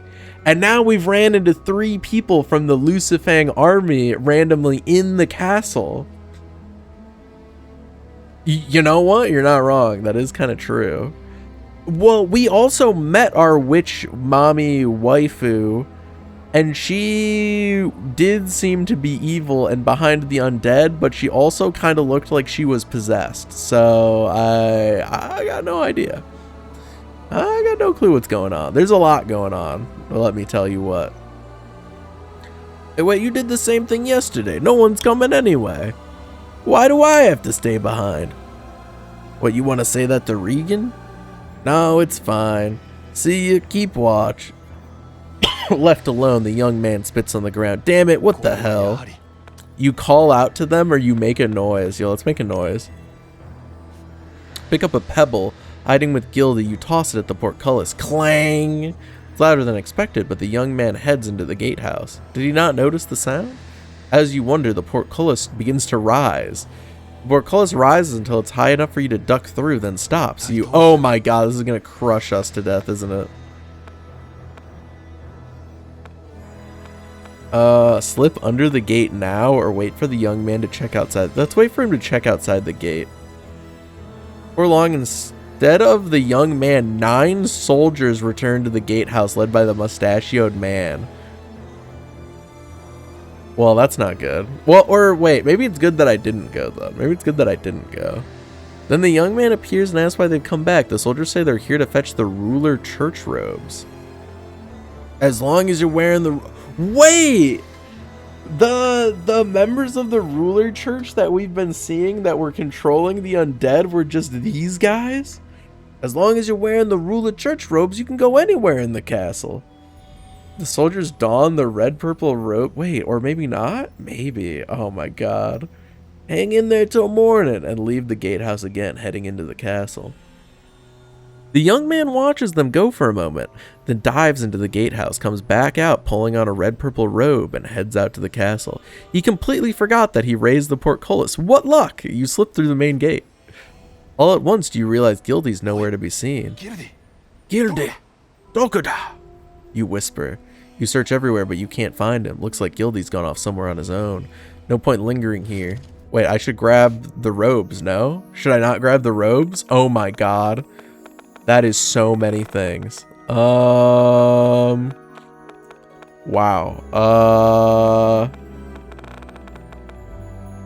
Huh. Well,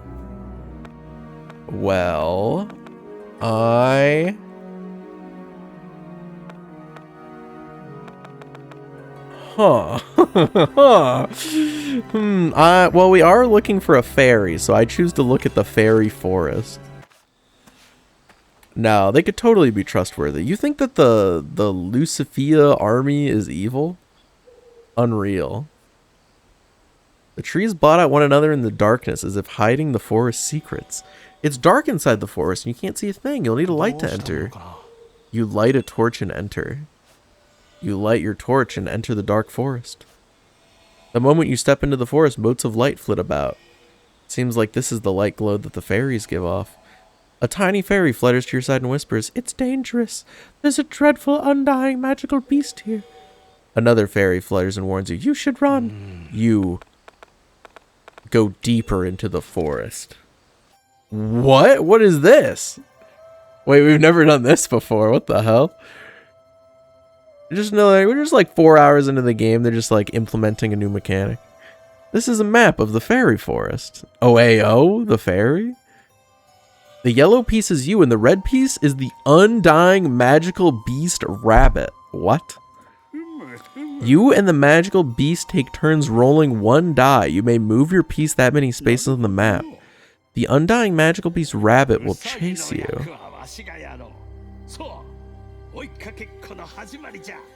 Wait, where am I going though?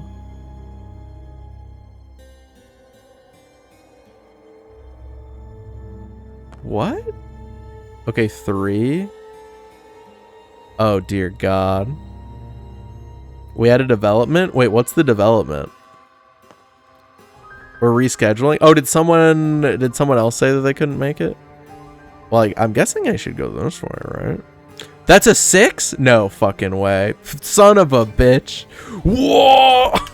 A rabbit as fast as lightning lunges at you. Battle starts against deadly rat. Wait, this thing's... What the fuck? What the fuck? Oh my god. Can I run? Negate a hit and always land a counter. Shield -10.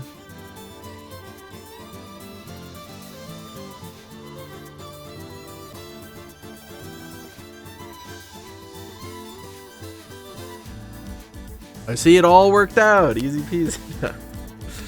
Recover and we'll play some fabulous CD Projekt Red. No, I don't think... Did they make the tabletop or only the game? No. No, they only made the game. Okay. We'll play some fantabulous tabletop another day. I was gonna say next Saturday, but I guess we have Voices D&D next Saturday. Next Sunday. Do I even dare face this man?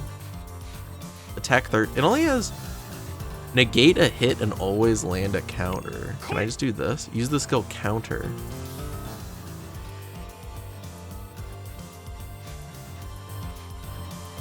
Wait. That didn't seem like it did anything. Am I crazy? Or did that not do anything?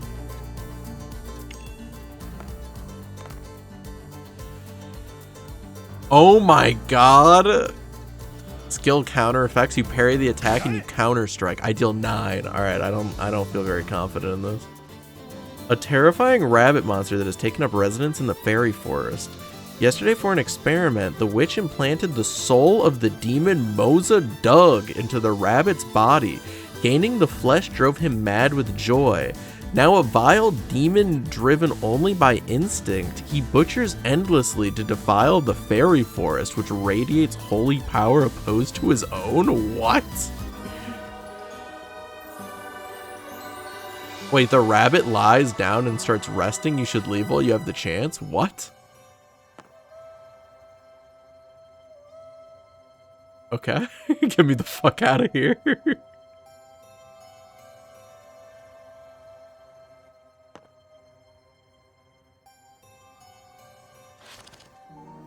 Ahead of you stands a tree bearing a delicious looking red fruit. This is the luck test tree. Its fruit can taste sweet and rich or utterly vile.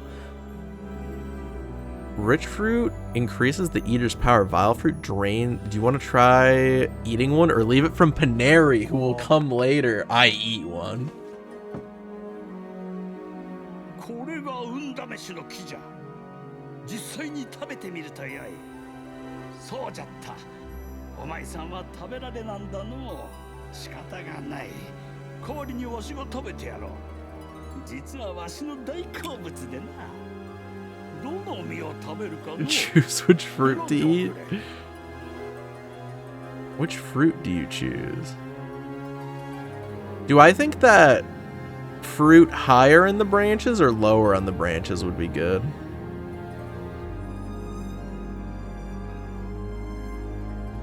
I'm gonna choose this one. This is the best looking one. Am I right or am I right? Fuck! I lose a level? 後でレベルを一つ下げることになる。Whoa! I lose another level! Okay, I gain a level. Okay, I gain a level. God damn it! God damn it! Alright, net neutral, I guess. Well, that's a rough one.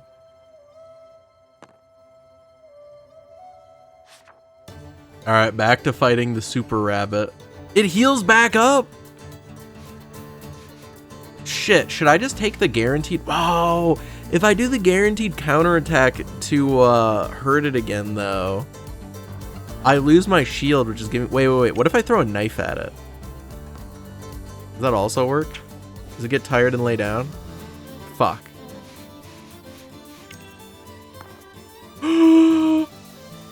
I drew double 6s and I still lost. I'm so upset. 頑張れ。次こそはこちらの番じゃ。 7? Fuck! 頑張れ。 I should have fucking rolled the 6. I should have fucking taken it.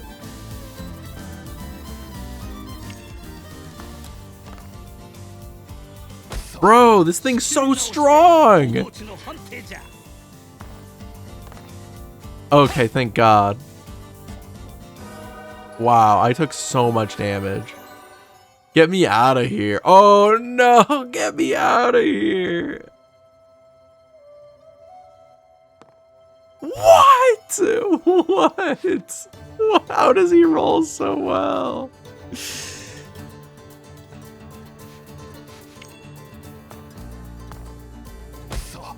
What? He rolled a 5 and I rolled an 8 and I still lost? Dude, I'm gonna die here. Oh my God. さあもう一度。 You know, if we die here, we could change what fruit we eat, I guess.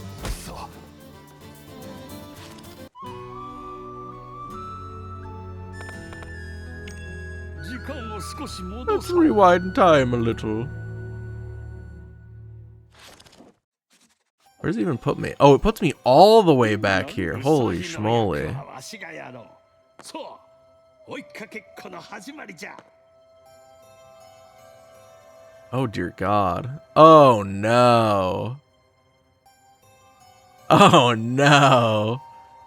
Dude, this thing rolls crazy well. Alright, hold on. Should I just do the counter again?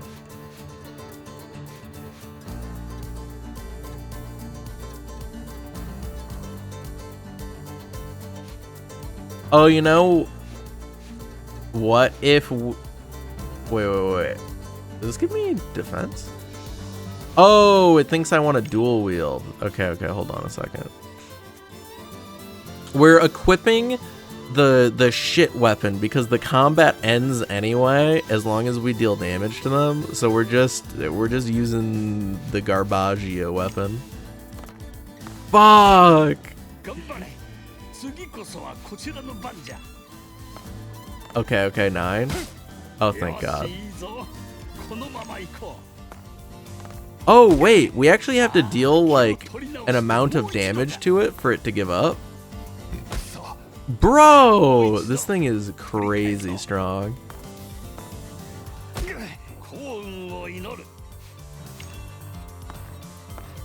No wonder they told me not to come in here. Holy shit. We did it! Run for our lives. I don't even think that this feels good for a win. Alright, actually, what's this way?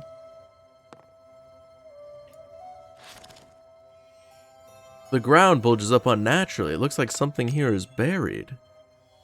You dig out a heavy metal box. I open the trap. Oh, wait, disarm the trap? Oh. Poison spreads through your body. Roll a die and lose that much HP. No, I'm dead. I selected open the treasure chest. I was like, ooh, open the treasure chest. And as I clicked it, I saw that the next option was disarm the trap. I'm so fucking stupid. Holy shit. Well, you know how to kill Paladin if you ever wanted to know. There it is. Naruhodo. Oh, big 5, finally.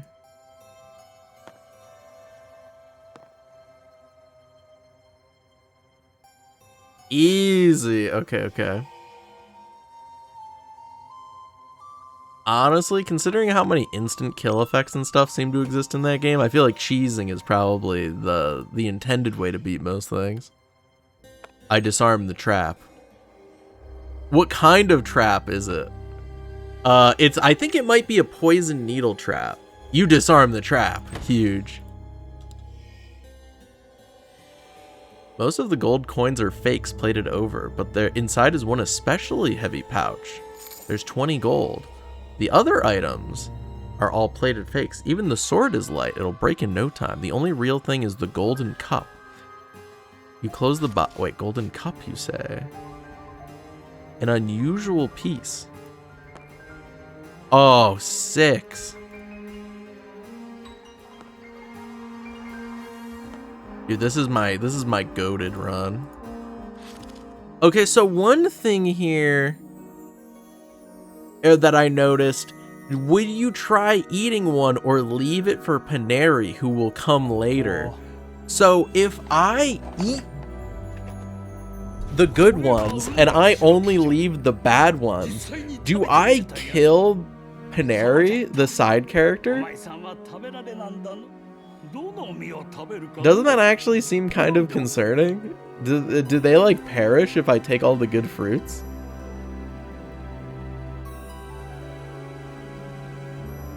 If so, what should I do?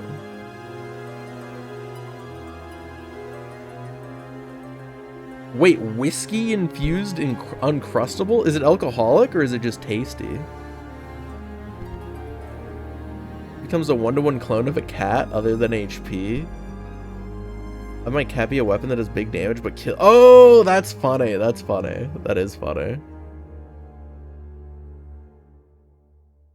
Dude, dare I leave the bad fruits for Paneri? I almost want to just eat all of them and just have it be a net neutral. Or would it be... I'll gain a level later. Damn, what should I do here? What should I do here? Am I cucking myself? I don't know is the issue. I really don't know. Oh! Is it random no matter what? Oh! Okay, so this last one could be good or bad. Okay, so it's pure random. Okay, because last time both top ones were good and both bottom ones were bad. Okay, that's making me feel like I should I just leave the last one then? I'm one ahead if it's pure random.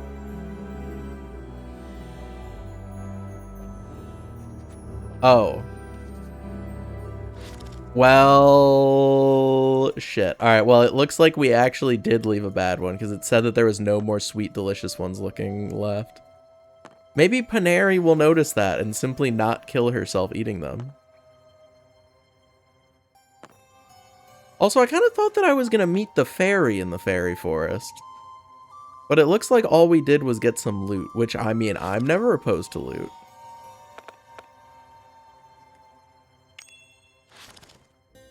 Dude, I care about the other guy. The other guy's a waifu. Wait, what the fuck's going on over here? The jousting grounds? Man, where do I want to go here? There's so many areas. Should I just, like, go down them one at a time? Well, let's go to the garden. You arrive at the garden. The moonlit hedges carve razor-sharp shadows into the ground, as if chiseled. A sudden whistling cuts through the air, and an arrow slams into the ground at your feet. The arrow buried deep in the earth bears a golden eagle feather, the same as the arrows that targeted Grimm and the others. It must have been fired from the roof of the flanking tower. A second shot is coming. Roll a die to see if you dodge it. It's a 3. Oh, okay, 3 to 6? You dodge the arrow cleanly. You squint up at the roof of the flanking tower and ready yourself to dodge, but no arrow comes again. I think I should deal with the shooter. It would be best to deal with the archer first. They're probably on the roof of the nearby flanking tower.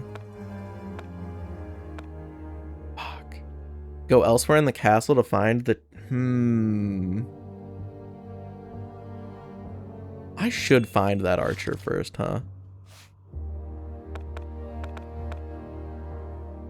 Oh, so is it this watchtower?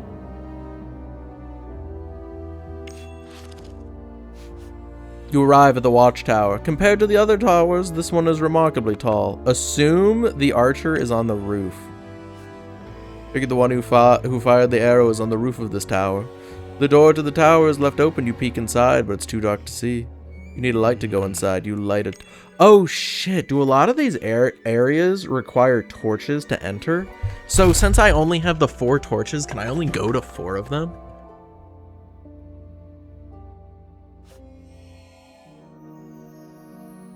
Oh wait, that's kind of cool. Wait, what about the one who eats rats and throws bombs at you? What class does he what class is he?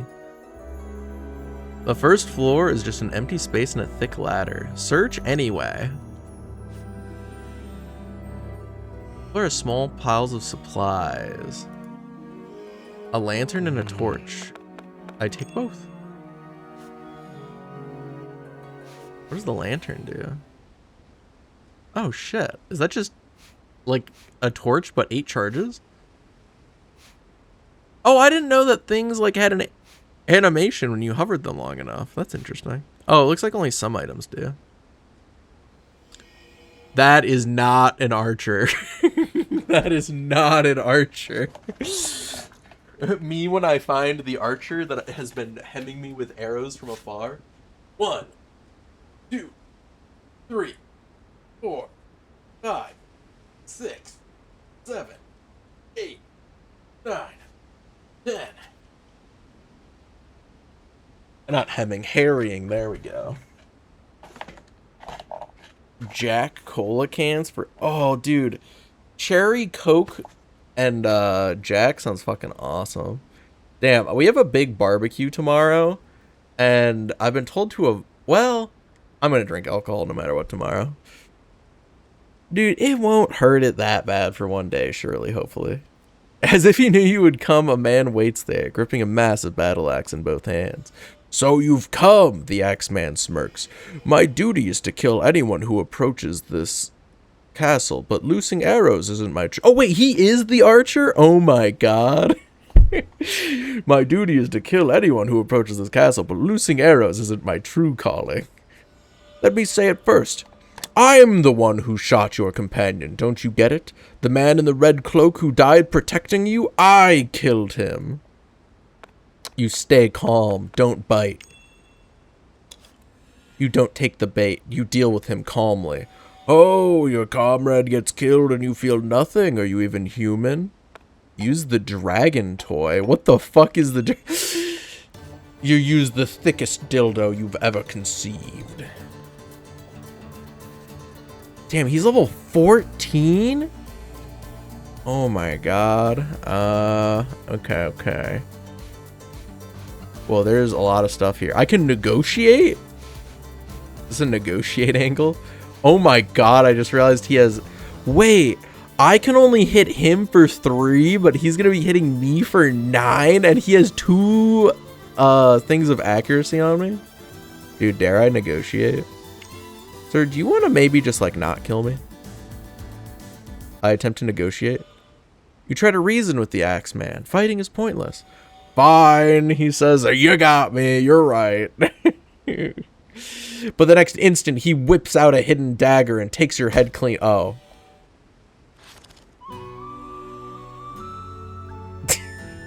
Well. Alright. He got me. Alright,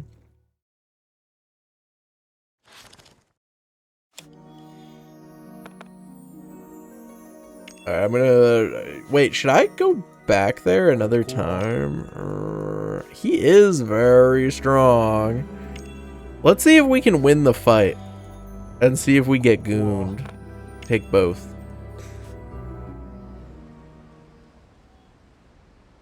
Stay calm, don't bite. Bite. Okay, let's see here. I feel like I have to battle cry. He's just very strong. Throwing sphere.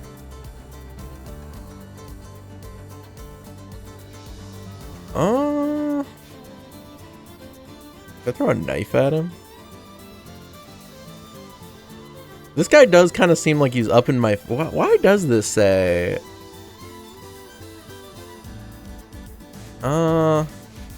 Damn, I should just send it. 4! Oh, he also got a 4, which means he beats me. Oh, he hits me for 9.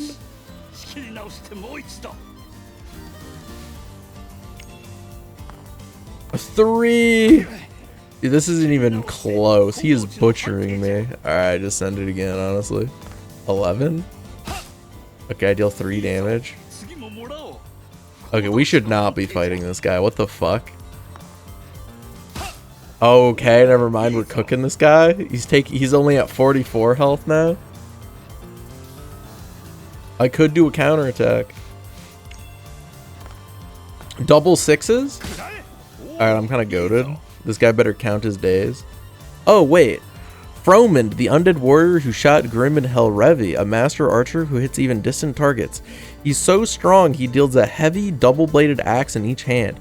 The witch Ingumbugu fused his dwarf corpse, once a warrior of King Serene, with the bodies of 2 stout Urin soldiers, then sealed his wandering soul within to make a flesh golem. His vital functions are halted, and it slowly falls apart with time. Until his last breath, he sought the strong, his way of ensuring that Mistletoe, the sword he won from Serene, would live on in history. What?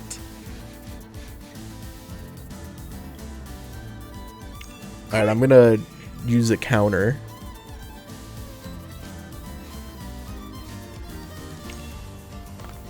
Seven? Okay, I counter him. Gambare is down to 38. I'm gonna throw a knife at him. 6! Kind of huge. I could heal for 20 here. Dare I do that? Let's heal for 20. Maybe we cook this guy. You ever think about that? Wait, what is it? 9 against 8? Oh, it's a draw. Okay, okay. Crystal ball. You know things that you should not know. Okay. I hit him for another 3. He's down to 29. I will never get a hit using that mace. You know, if he's dealing that much damage to us anyway, we could just say fuck it and we could dual wield. Damn, if we were dual wielding the whole time, we would be doing much more damage. I'm gonna throw another dagger at him. 2, good enough. The final house boss is a mini boss rush against all 13 class-based mini bosses, plus a refight against the tutorial boss. If one dies, another is replaced. I had a sleep move and I just kept sleeping one guy, ganging up on the other guy. That's like a bajillion men. You do it all back to back. Alright, big 5. Dude, we actually are cooking this guy.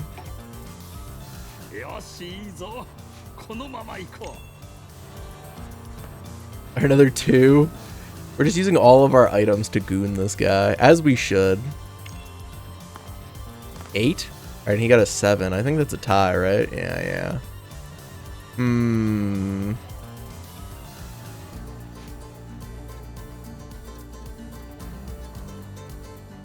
Trying to think here if there's anything else we could do. Not really. I think we just have to keep swinging at him. 10? Oh, 12. 11. Oh my god, we die if he hits us again. Unless I re-equip the shield. If I re-equip the shield, then he only puts me to 1.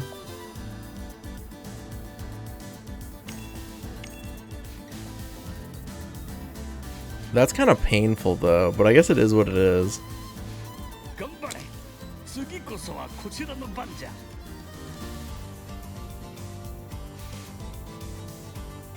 I'm gonna go for another counter.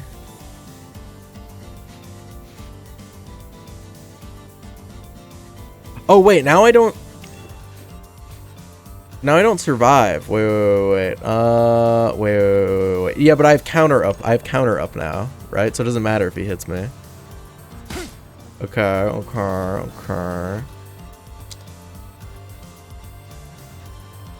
Dude, I feel like I should not be using all of my healing items here. I'm gonna literally use both. Oh my god, what am I doing? What am I doing? Oh my god.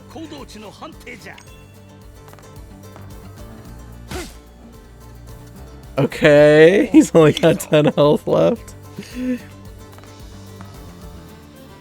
Okay, we tie. Wait, I actually hit him again? I'm gonna win? Okay, I might not actually win. Okay, I might have lied. Alright. This comes down to the last roll. Whoever wins this kills. 9?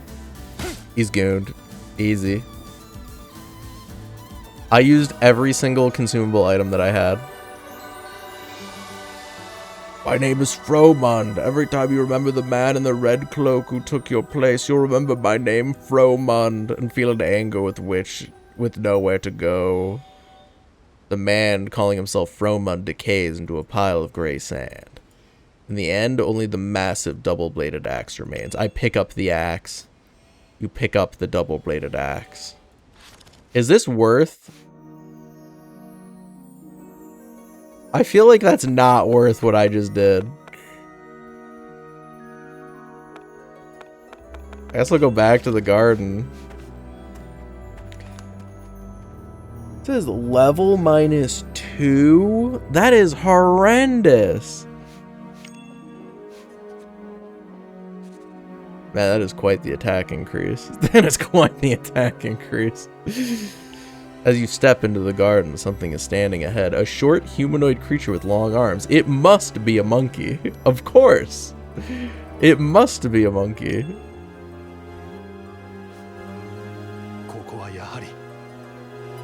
You think it's the princess's friend? The princess said that their friend was a fairy. Yeah, I think it's the princess's friend. The monkey darts away. You chase the princess's friend.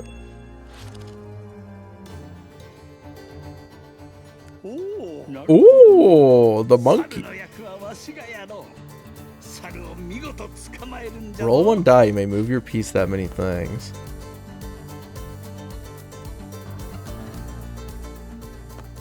Wait, shit, so am I just trying to make it to the monkey? Do I care if I go on these things? Place is an orchard.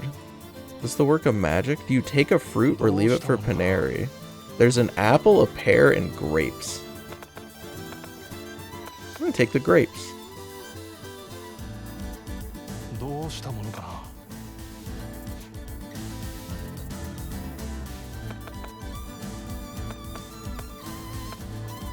I'm concerned by this thing where it's like, will you leave it for Paneri?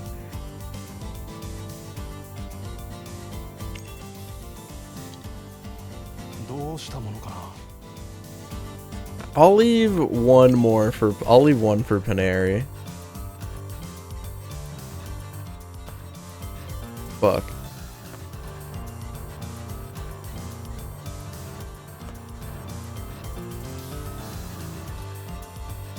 I mean, I should just go to all the hidden spots, right?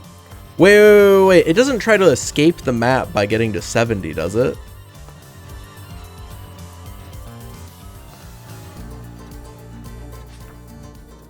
You managed to catch the monkey. You show... Show the princess's pendant? You show the monkey the princess's pendant. At first the monkey is unsure, but gradually comes closer. He comes right up and examines the stone. Once he seems satisfied it's the princess's, it fixes you with a steady, sage-like eyes. Then he slowly slips a silver gleaming bracelet off his right wrist and hands it to you. When you take the bracelet, the monkey hastily vanishes into the garden thicket. As you study the bracelet closely, a sudden gust blows in and you instinctively close your eyes.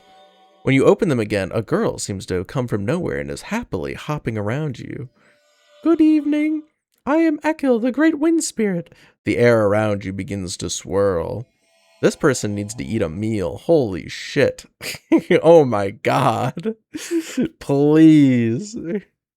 Eat a cheeseburger, I'm begging. That bracelet is proof that I will lend you my power. If you want to crush the schemes of the witch Egan Bolga, break it at once. Otherwise, use the bracelet, then wherever you may be, I'll lend you my power. I'll grant you the wind's pulse. From now on, the power of wind will become a shield that protects you. Your defense increases by 1. And one more thing. The great fire spirit is imprisoned in the museum ruins. In the darkness, he is waiting for you to come. Please save him. Wait. So, didn't it just say that I had the option of breaking it? Oh, I can't go to the museum ruins yet. Why not? Do I have to go to the northern ruins first?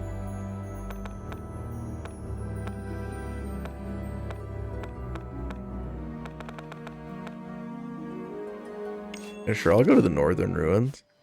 You make your way to the northern ruins. Only the stone's outer wall remains of these ruins. The blue grassland surrounding them shimmers and rip. Oh, I should probably save because I got the bracelet, huh? I'll save here over the prologue. It's quiet here, strangely calming. I walk around for a while. You decide to walk across the meadow for a while. After a short scroll through the beautiful moonlit scenery, the ruins look different. More tall walls than that are relatively intact come into view, and you can picture what the buildings once looked like. As you gaze at the ruins, you get sight of a beast racing atop the walls at incredible speed. You chase it. 6! It's a 6! I'm goated.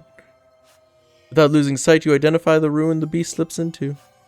A large plank is propped up on the entrance to the ruin. Scattered around the entrance are bits of trash that look like recent bird bones and feathers, vegetable scraps, broken bottles, and scraps of cloth. You peek inside. The roof has collapsed, and with no partitions, the ruin feels hollow and empty. In one corner, a monster resembling a southern leopard is crouching down, chomping noisily on something. It doesn't notice you yet. Call out to them or creep closer. I creep closer. Creep closer, not making a sound. The monster doesn't notice.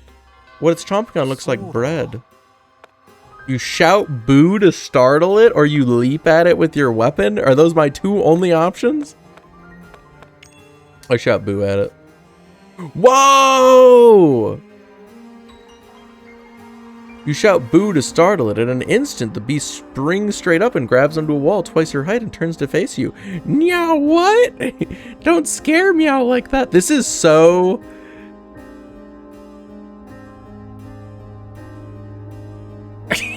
This feels like so out of place. They're like, we've had this grim dark fantasy. All of a sudden, leopard girl. Also, I'm getting a phone call. One second.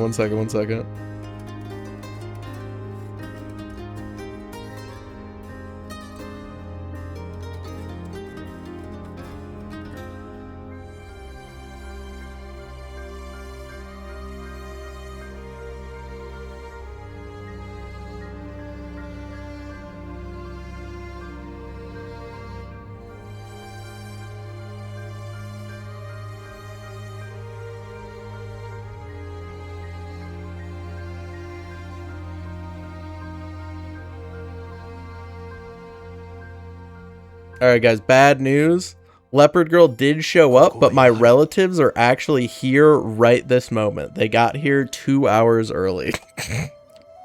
So, I have to go let them in. Yeah, I know. Actually, damn. Such bad timing. Leopard Girl. It shouldn't have been like this, gamers. It shouldn't have been like this.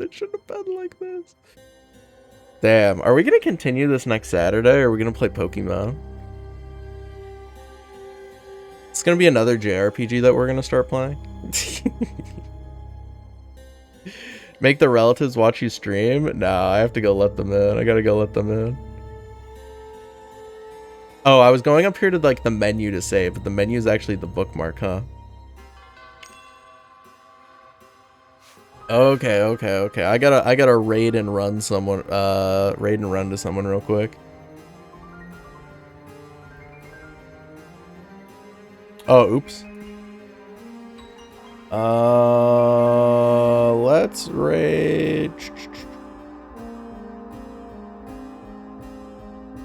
Let's raid Coat. Raid Coat, Pathos, Epoch, Toaster. Wait. I feel like I'm missing an underscore. Okay, I'm not. I'm goated.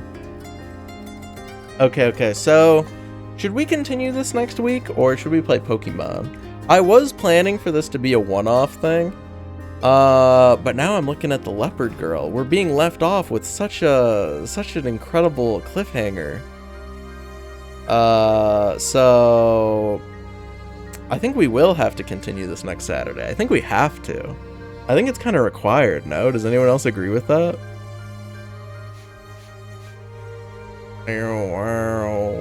Alright, so let's tentatively plan to do this next Saturday. Tomorrow I will not be able to stream because we're doing a barbecue with like all the relatives and friends and stuff, which I'm about to go let them in and then probably prepare for that barbecue for like the rest of the day. And then Tuesday I have plans to go out to dinner with said relatives again. So I'm actually going to miss Sunday and Tuesday. So we'll continue back on Thursday with Mina. And then we'll continue this game on Saturday, and then Sunday we'll continue Metaphor ReFantasio. So no stream Sunday or Tuesday. So, man, it's going to be a long time. It's going to be like 4 or 5 days. Crazy stuff. I will see you gamers later, though. Goodbye. Goodbye.